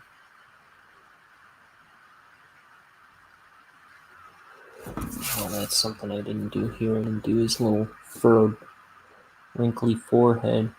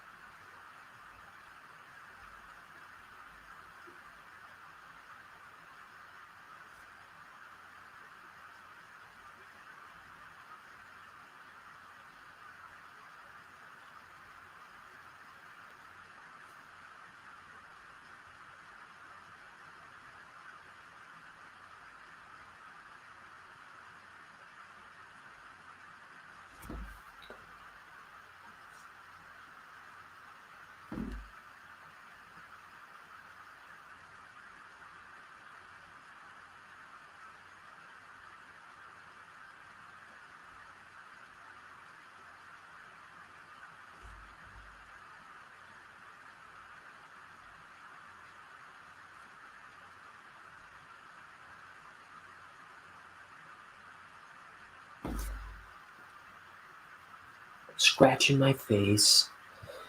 Had to take a break to scratch my face. Everybody loves the guy. That's me. I don't think everybody loves me. That's false. That's the falsest thing I've heard this year.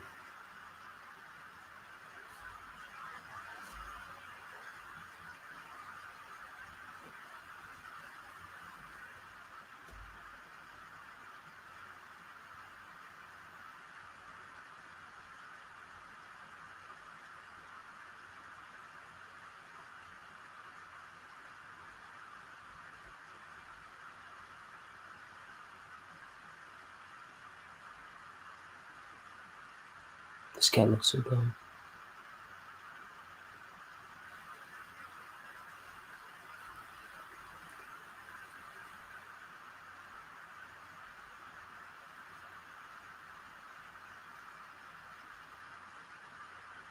Okay.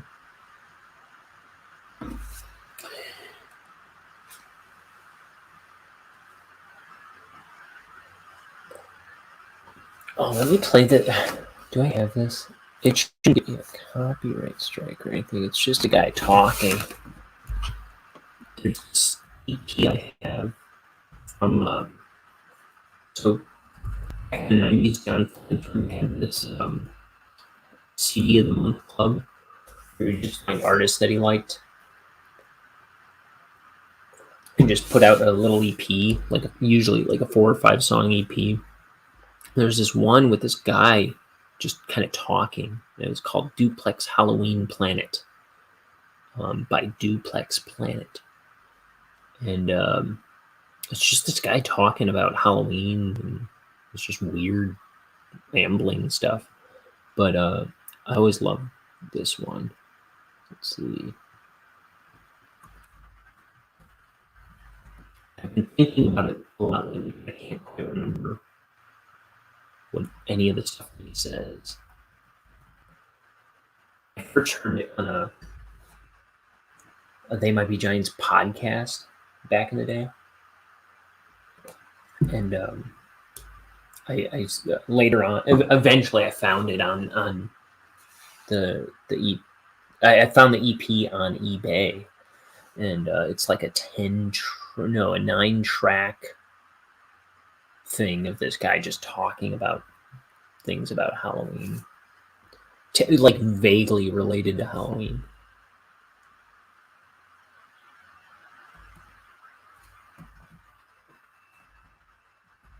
Let's see if we can single this one out. I have apparently this track like 7 times. I'll just stop it when it ends. You make pranks, scarecrow, devil, skeleton, witch, goblins, that's all.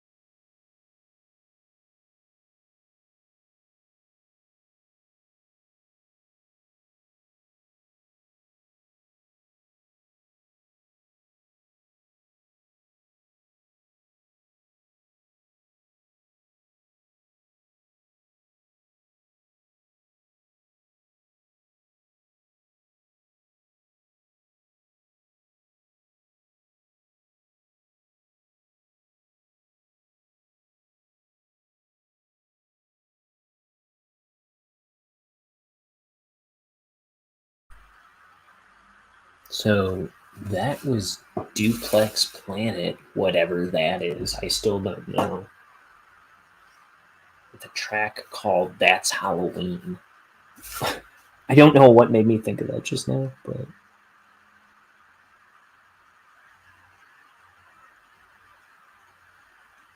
I was always delighted by that insanity. There's another one. Let me see if I can. I think it's called The Witches.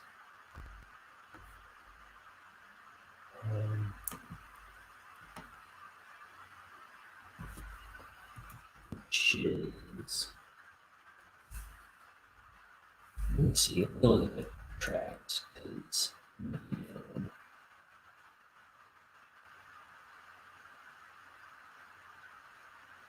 I'll try that one.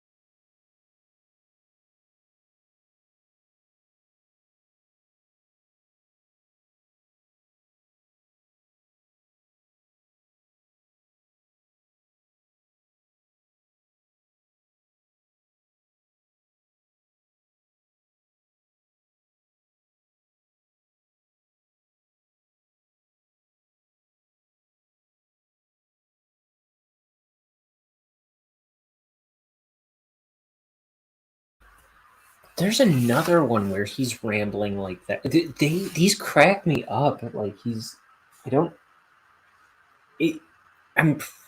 It's just the weirdest. I can't tell if the guy is sincerely weird or accidentally weird.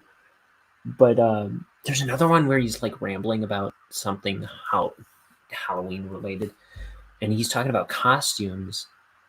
Let me see if I can. I'll just keep playing these. Let me see. I think it's this one.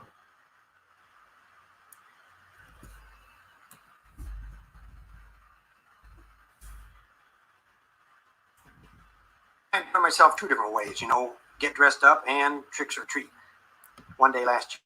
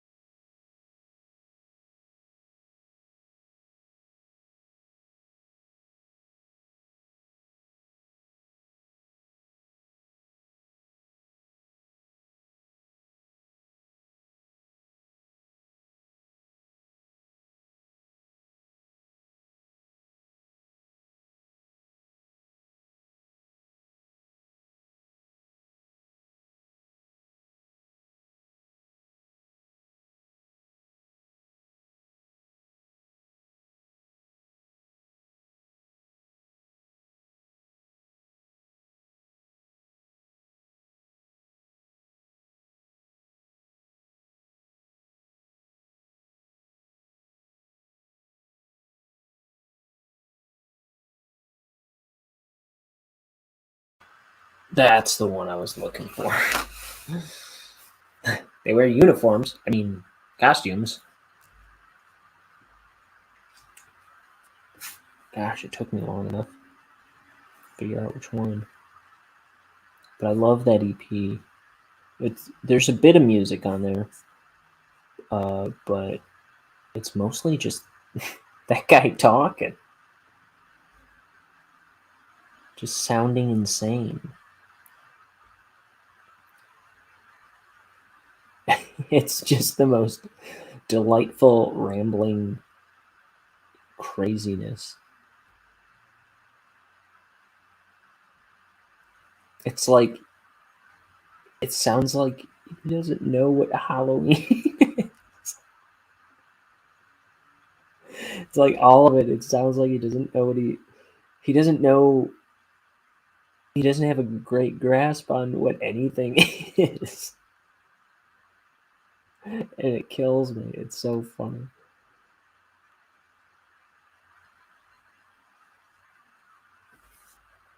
Oh, hi, Crimson. How are you?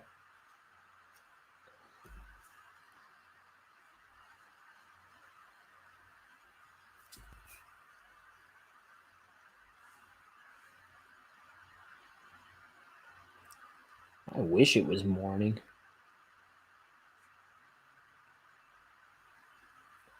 I'm at almost 4:30.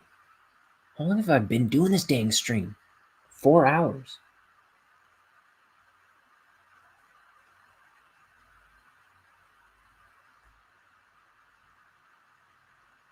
This is a long page, man. But also, I did start this stream by finishing up a different page, which was the first 45 minutes. I'm doing good. Just trying to wrap this up. Finally managed to get some sleep during the night, or managed some sleep during the night. Only just got out of bed. Oh dang. Well, I'm glad you're getting some sleep. My dad had the first of his 2 knees replaced bright and early this morning. So I'm trying to wrap up this page so I'm gonna put together a little care package for him since he's gonna be housebound. Though I think my sister may have already stolen that idea and done it to some capacity, but I'm gonna go see him. Sleep for you is a rare thing. I don't know if I've said this before. I get really, I mean, I know I've said it on this channel before, but I get really restless at night. Like it doesn't matter. It almost doesn't matter how tired I am. Like, come 11 o'clock at night, I'm suddenly wired, and I think of a million things I want to do. And I'm like,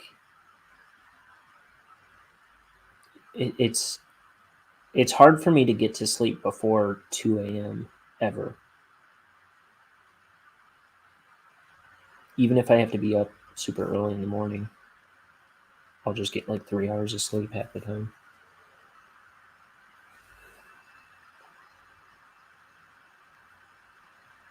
I was up at 8 this morning, but I was also up till 3 a.m.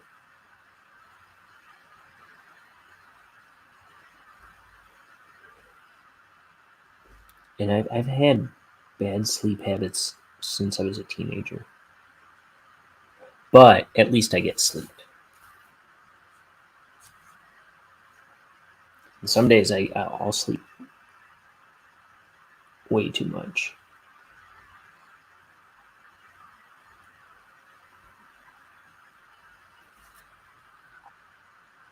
Is it just because you deal with a lot of pain, I think, right? Is it because of that? Or is it just straight up insomnia? on its own.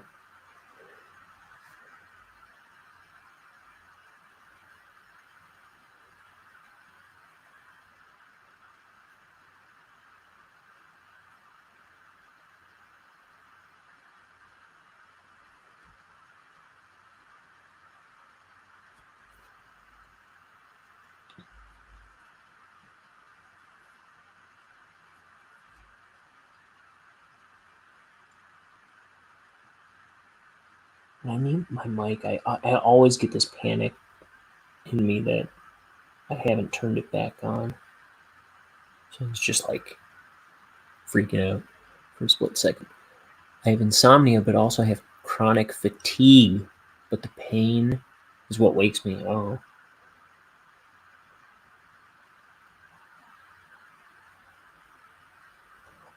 I get real fatiguey, and I get it from my mom. And I can't stand it. It makes me miserable. It's like being under a spell. It's like all I want to do is have energy, and it just gets sapped.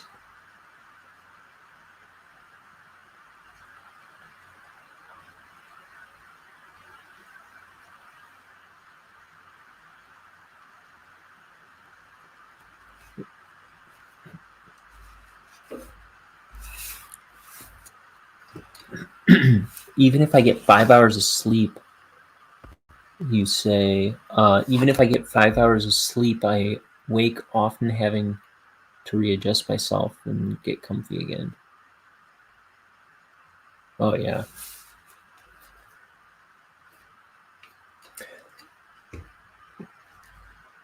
I resent sleep so much. I just wish I never had to sleep.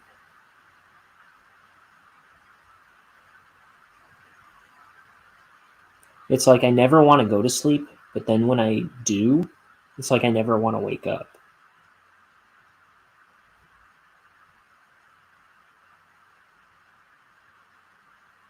And lately, I always used to avoid naps because it's like if I would take a nap, I would always sleep way too much. It's like, okay, I'll take a half-hour nap and then get back to work.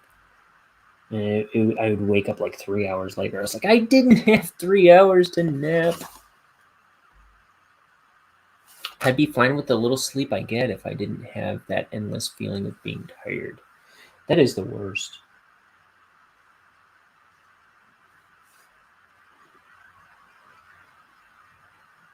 So it sounds like you got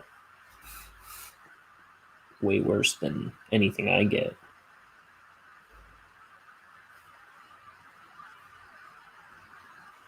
So I can't imagine having like worse sleep problems than I do. It would kill me.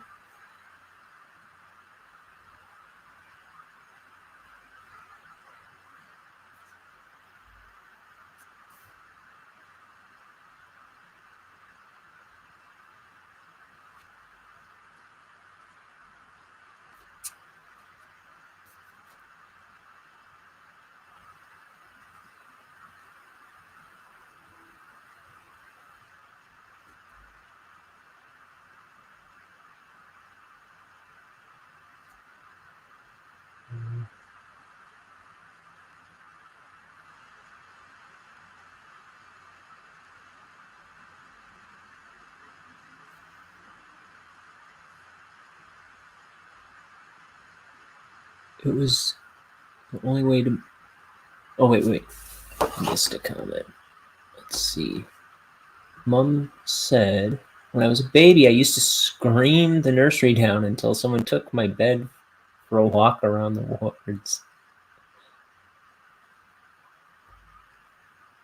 It was the only way to make me sleep, apparently. I've often pondered if I had a swinging hammock, if it would make me sleep better. Ooh, that'd be interesting.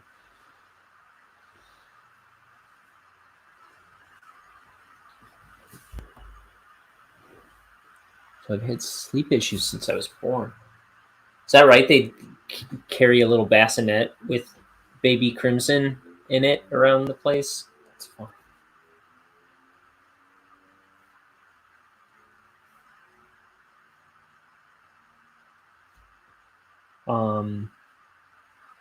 Have you ever?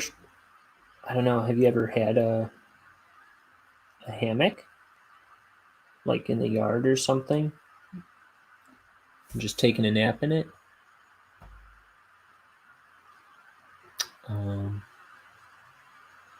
That little trolleys, the bed sat. Oh, that's interesting. That's cool.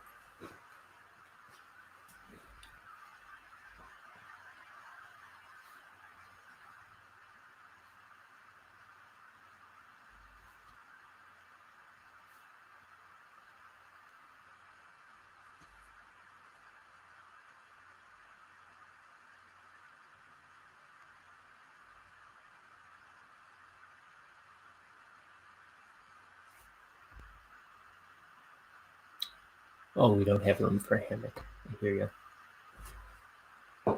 I know I wouldn't be able to have a hammock where I live now. My parents, after I moved out of my parents' house, they had a hammock in their backyard for a while. Do they still? They might still. I don't think they get much use out of it.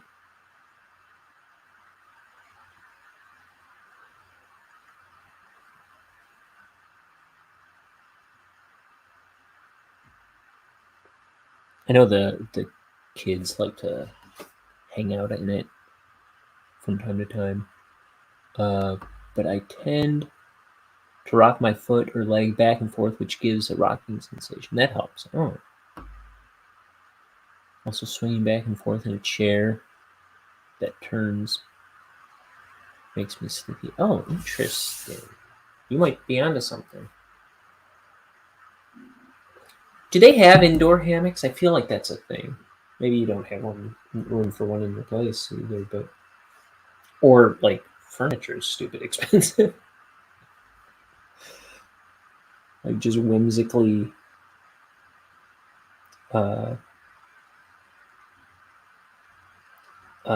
acting on ideas like that isn't always the most prudent thing to do. But anyway, but that's interesting. Like I was gonna say, like maybe even a rocking chair would probably be the right kind of motion for you. Could probably ring one up with bolts in the walls that you suspend from the ceiling. This is an old tiny house, no room for anything. I like rocking chairs. Yeah, I didn't think I cared for rocking chairs particularly. I do have one in the loft right outside this room, and we have a little loft area. And one day I was like, I'm cooped up in my room too much. I'm just always in there, sitting in front of the computer, drawing or something. It's like I don't get any sunlight or anything here. So one day I made it a point to just hang out there because the windows shine all the sun in. I've got these big open windows across the way that shine right over there. And I was just sitting in this rocking chair having a cup of tea, reading or something for a while. And I'm like, this is so relaxing right now.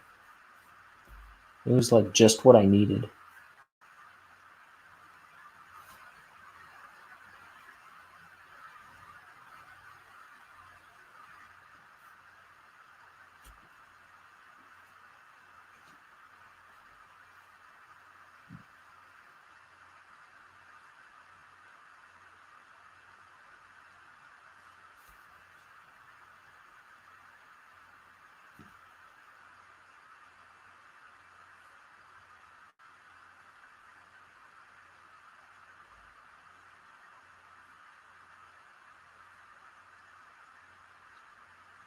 Let's see, one more panel. I'm almost there.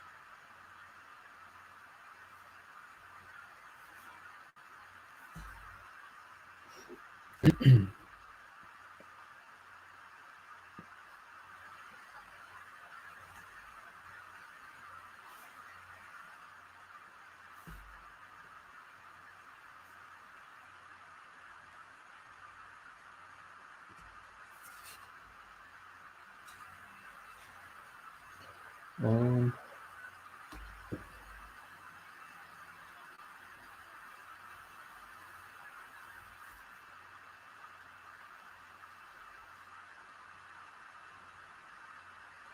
okay.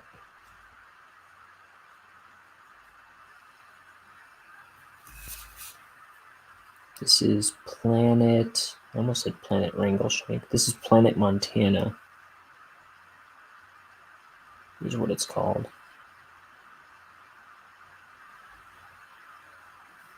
Sitting under its sun.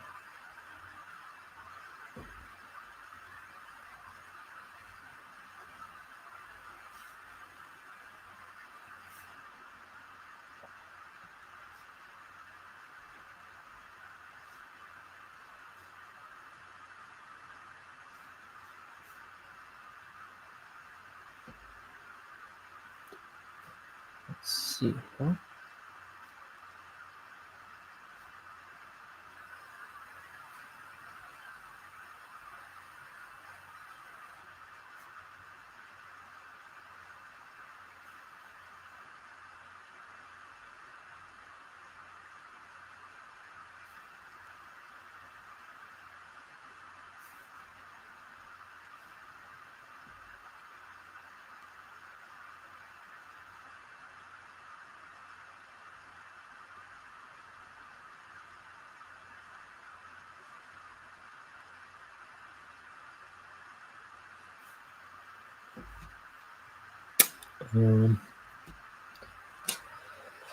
Okay.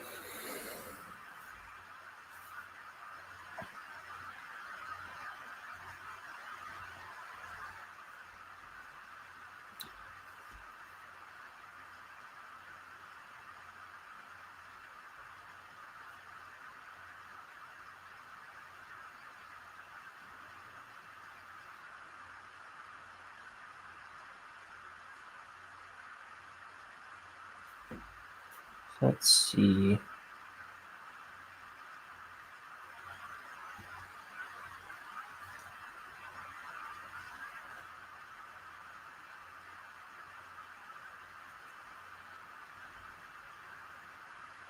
I don't know. I'm going for 4.5 hours. I'm running out of stuff to talk about, I think. I have been pretty good about keeping my mouth running this whole time, though. Up until now. I'm surprised.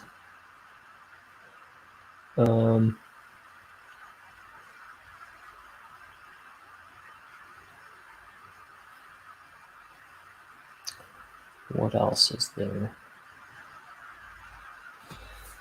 So I guess I'm going to some comedy show next month with some guy I haven't heard of. Chad Daniels, I think it was. I would sit quiet if no one talked. Yeah, I try not to. I try to keep the I try to keep I want to avoid dead air and try to be as entertaining as I can, as much as I can. But I'm not much of a, like, before I started streaming, I could barely keep myself talking for like 2 minutes if someone else wasn't generating the conversation. But it's also been kind of like an experiment through the streaming to like get better with my words that I've been trying to work on. Because I can become very inarticulate and very tongue-tied and very. It's hard to get my words out sometimes, and I've gotten a lot better about talking through doing this for. I thought it was 8 months, but I guess it's only been like 6 months that I've been streaming like this. What was I going to... Oh, yeah, I was looking to see...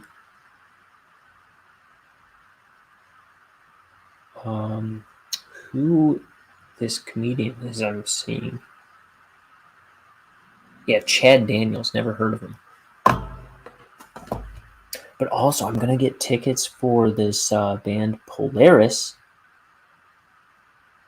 that is coming to my town very soon. That I think it was just like a side project of the guys that made Pete and Pete, The Adventures of Pete and Pete, which was on Nickelodeon back in the day. It was a live action show with these two redheaded kids. And they played brothers, and they were both named Pete. It was a very cartoonish, cool show about like growing up in suburbia and being a kid in a small suburban town, and like all the characters they were like all these villains, but they were like they would be the bus driver, you know, like it was just like it was a very cool, cartoony, fun, weird show. And but anyway, the theme song was this really cool piece of music called Hey Sandy, and it was done by I believe the band was the creators of the show. And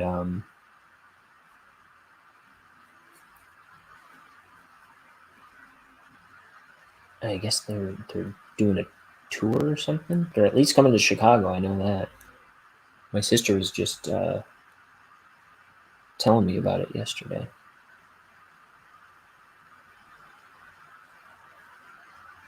I'm looking forward to that. I know they have a whole CD of music from Pete and Pete that they put out. But I only know the Hey Sandy song. I know I've heard other songs from it, but I'm not familiar with them very well. But I'm gonna get familiar. I know the other stuff that I have heard was like in the same vein, and it's good. I like it. I just don't know it well yet. I'm excited to see them next month.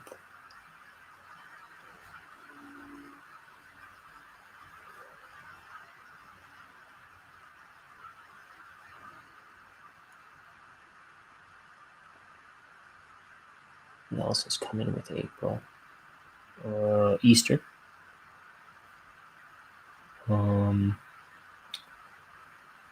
Speaking of which, today's Friday during Lent, so I'm not eating meat, which I have the hardest time remembering during Lent. I always mess it up. Like last week, the first week of Lent, I messed it up.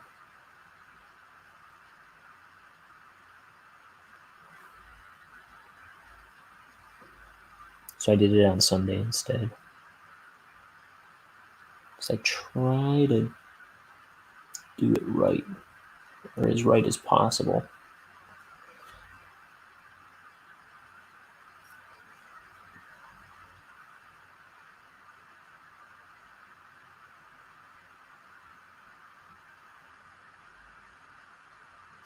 There's a funny line from Seinfeld that I've always really related to. I forget what he's even talking about exactly, but Kramer's doing some zany thing where he's like, I don't know, he's abstaining from something for some reason. And Jerry's asking him, like, why are you doing this? And he's like, I like depriving myself of things.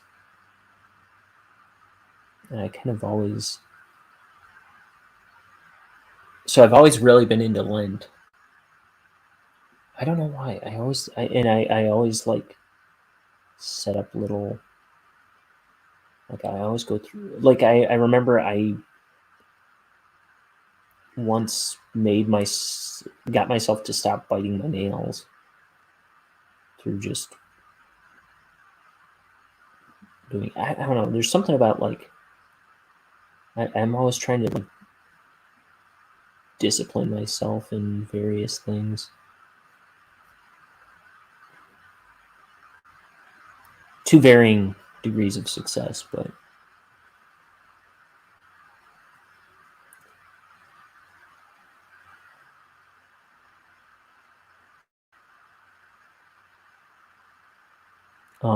all of 2019, I didn't touch a drop of alcohol, and I'm a guy who likes alcohol. But that's another thing I'm doing this Lent too. I'm not drinking alcohol. Oh, let's see. I don't do Lent because I'm not religious, but I have given up a lot of things in my life in general on the daily. Yeah.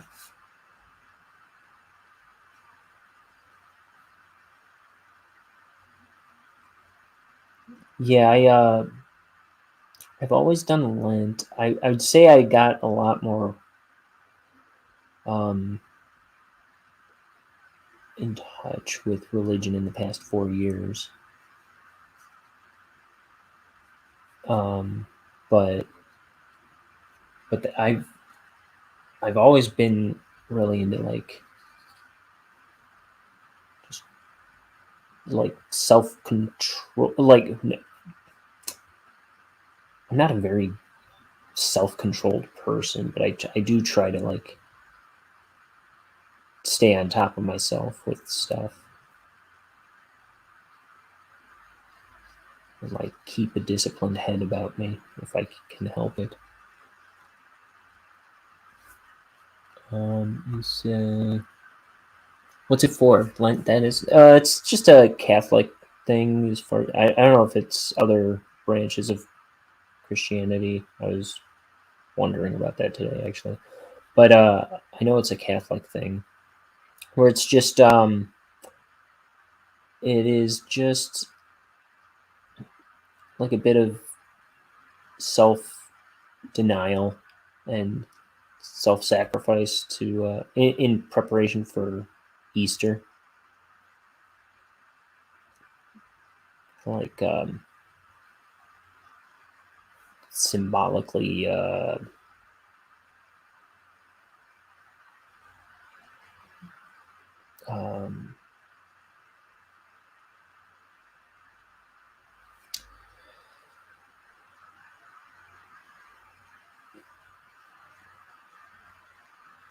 I don't know. It's like because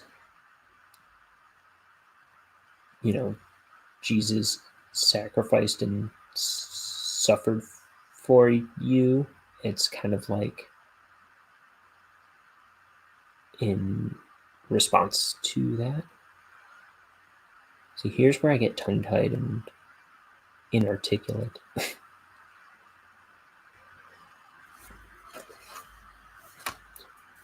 But if that makes sense, I'm sure it can be explained better than I just did.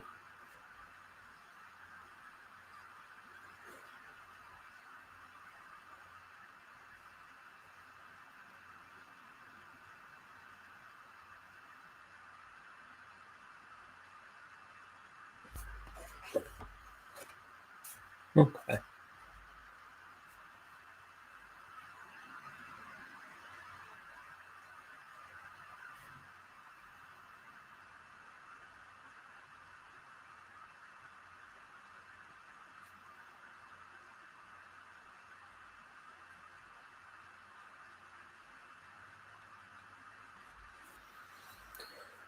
My back's starting to ache.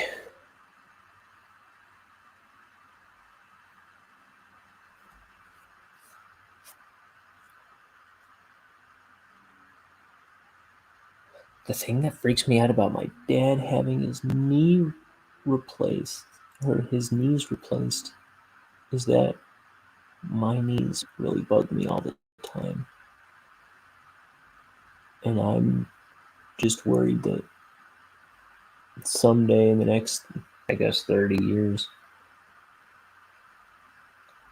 I'm going to have my knees replaced, which is a scary thought to me.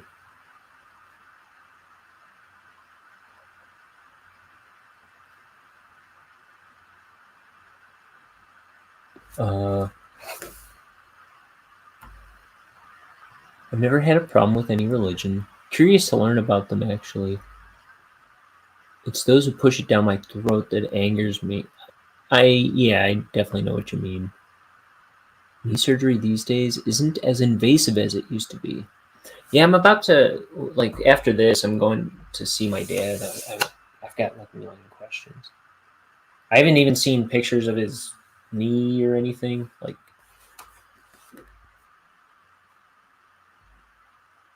they have you up and moving around usually the next day, whereas before you wouldn't be able to move for weeks. I think he even said like hours later he was walking around a little bit, but I might be wrong about that.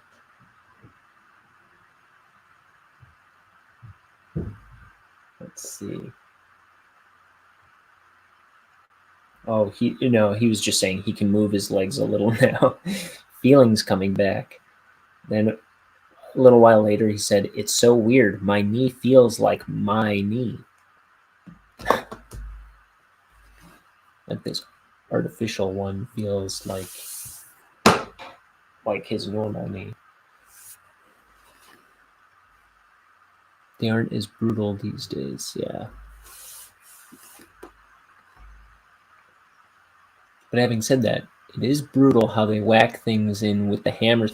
Yeah, he said he didn't want to look at any videos of it, but he said he was pretty sure that, or they might have told him what the process was or something, and he said, like, they smash the bone with the hammer, don't they? And then they just yank out the smashed debris of your kneecap. Is that right? I asked him. I I kept telling him, like, on this show. He came on one day. I was like, please, please, please, please keep your knees. If there's a way to keep it, keep it. I like, put it in a jar, give it to me, put it in your closet, do something with it, but keep it.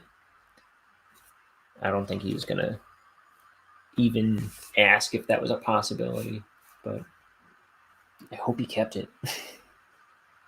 or the pieces or whatever.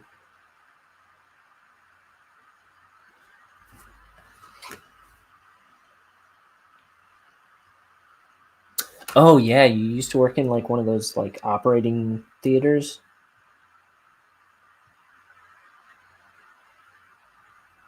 Cool. What did you do? What did you do there? I wonder, if I may ask.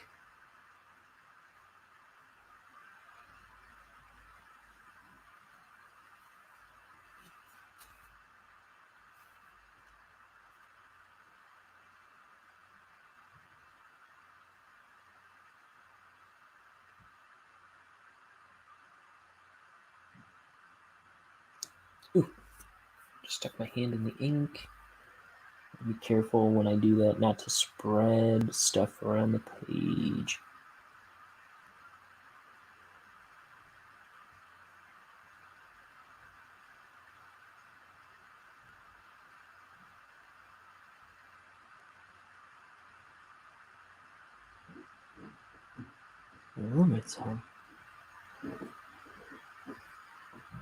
Depending, let's see.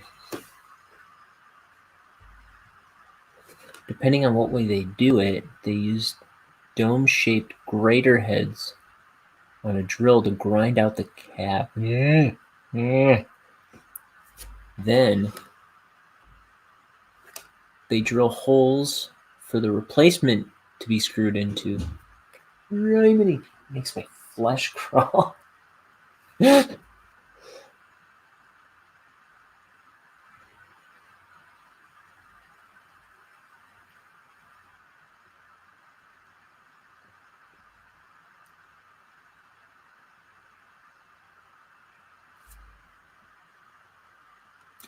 Oh, there's more. Then they cut off the knuckle bit of the bone and bore room inside the bone. They hammer in a rod the joint gets screwed onto and pop it all together. Well, that last sentence doesn't freak me out.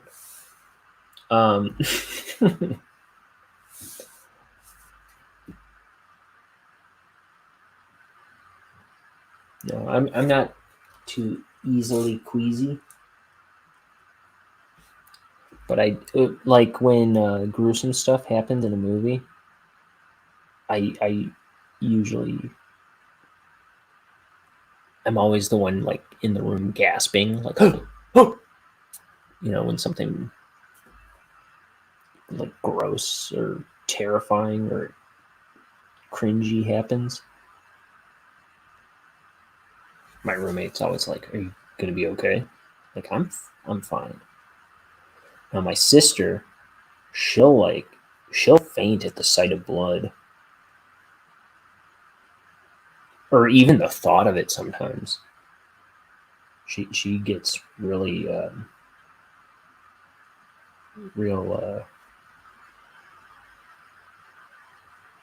I'll shudder or something at the thought of something gory or something sometimes. But that's about it for me.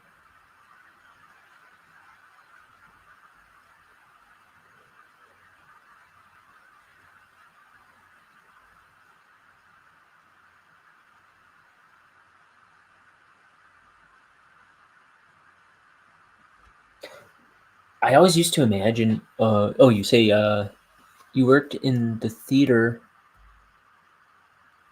at first as a cleaner / assistant to sterilization. You clean the instruments after surgery, clean the theaters before and after use. Okay, cool.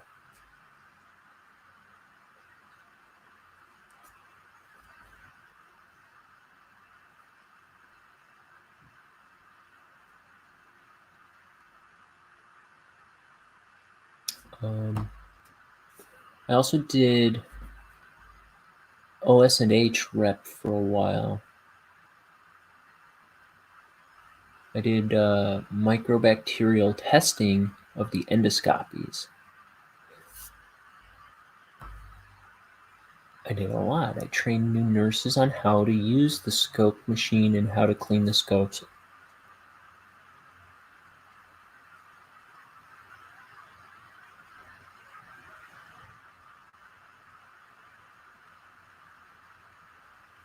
So you were kind of like a specialist on those things, huh?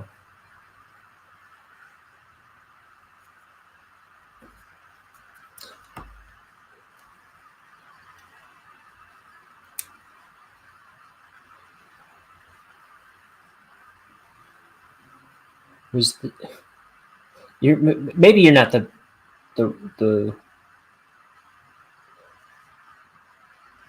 one who saw much of this, but do you know anything about stuff getting lost inside of people? Do you have any experience with that? I was just watching this show Scrubs a while back and there's at least one or two episodes where there's a bunch of jokes about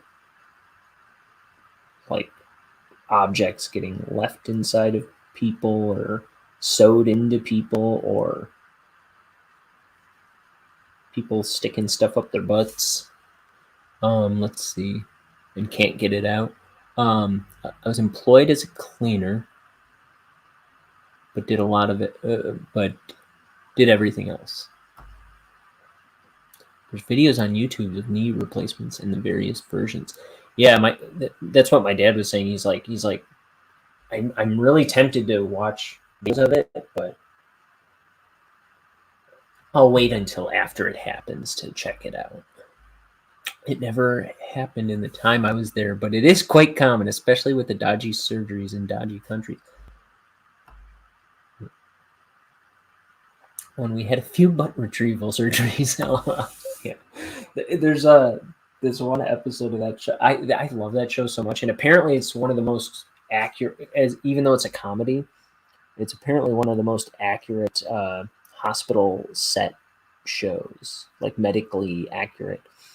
But there's one episode where this guy gets a light bulb stuck up his butt. And I don't think they explain how. But then these doctors, they're spending the episode trying to figure out how to get it out without like breaking the bulb and hurting him even more.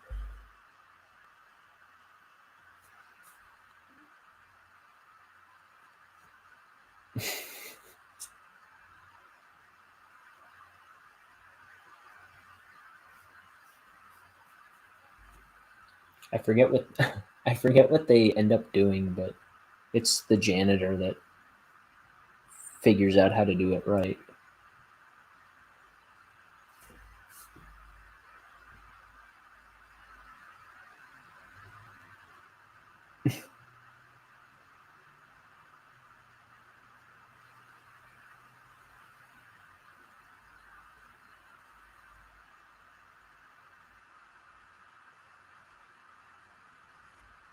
People are weird, she says.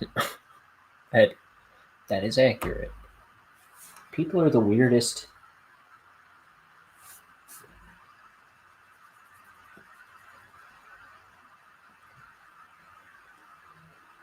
Like, every time you think you've met the weirdest person, there are weirder people to come.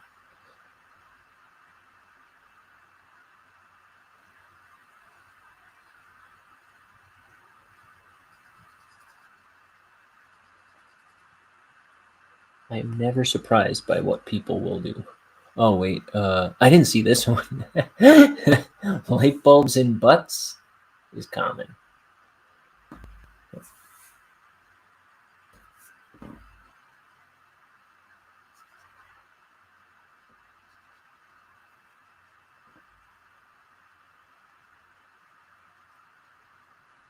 Is that really?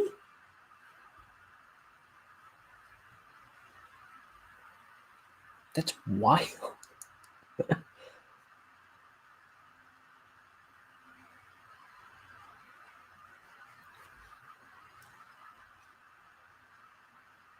I think like in a commentary of that episode, or maybe in the pod, that's why I've been rewatching bits of it here and there lately, because I've been listening to this podcast a lot where the main actors kind of are rewatching the show and talking about it. So it's either from that or from the DVD commentary back in the day. I think they did say that it was based on something that they would consult with this guy that the main character is based on, who's a real doctor. And I think they said that light bulb thing was based on something that actually happened. And they might have said it was really common in that even. Bottles with no tops on is another. They claim they removed the caps if they are metal, but it creates a suction. Oversized carrots, big end first, often get stuck. The problem is they panic, which causes the sphincter to tighten up and makes it hard for them to remove it. So be careful out there, people. Okay, this page is done.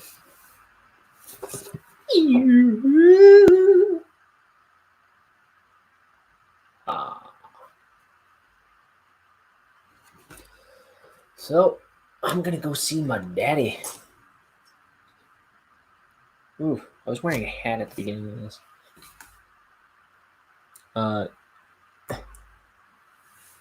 Just stop putting things up the butt. It's exit only. Hope he's feeling good. Me too. We'll see. I think he is feeling all right. Well, I'm gonna go. I'm gonna go pick some things up to bring to him, and I'll be back with another page tomorrow. I'm out of pages. I had like 10 pages sitting in this room for the past however many days, and the rest are sitting outside that door. Oh yeah, movement and ice packs. I've been busy. Yeah, I've only got about 100 pages left to do. Only, like, I don't know. I think I'm it, as my mom would say. Anyway, thanks for coming by, Crimson. Always good to see you. Who else was in? Oh, my buddy Matt. Thanks to Matt for when he came in. But you too. Enjoy your the rest of your morning and the rest of your day. Bye. See you next time.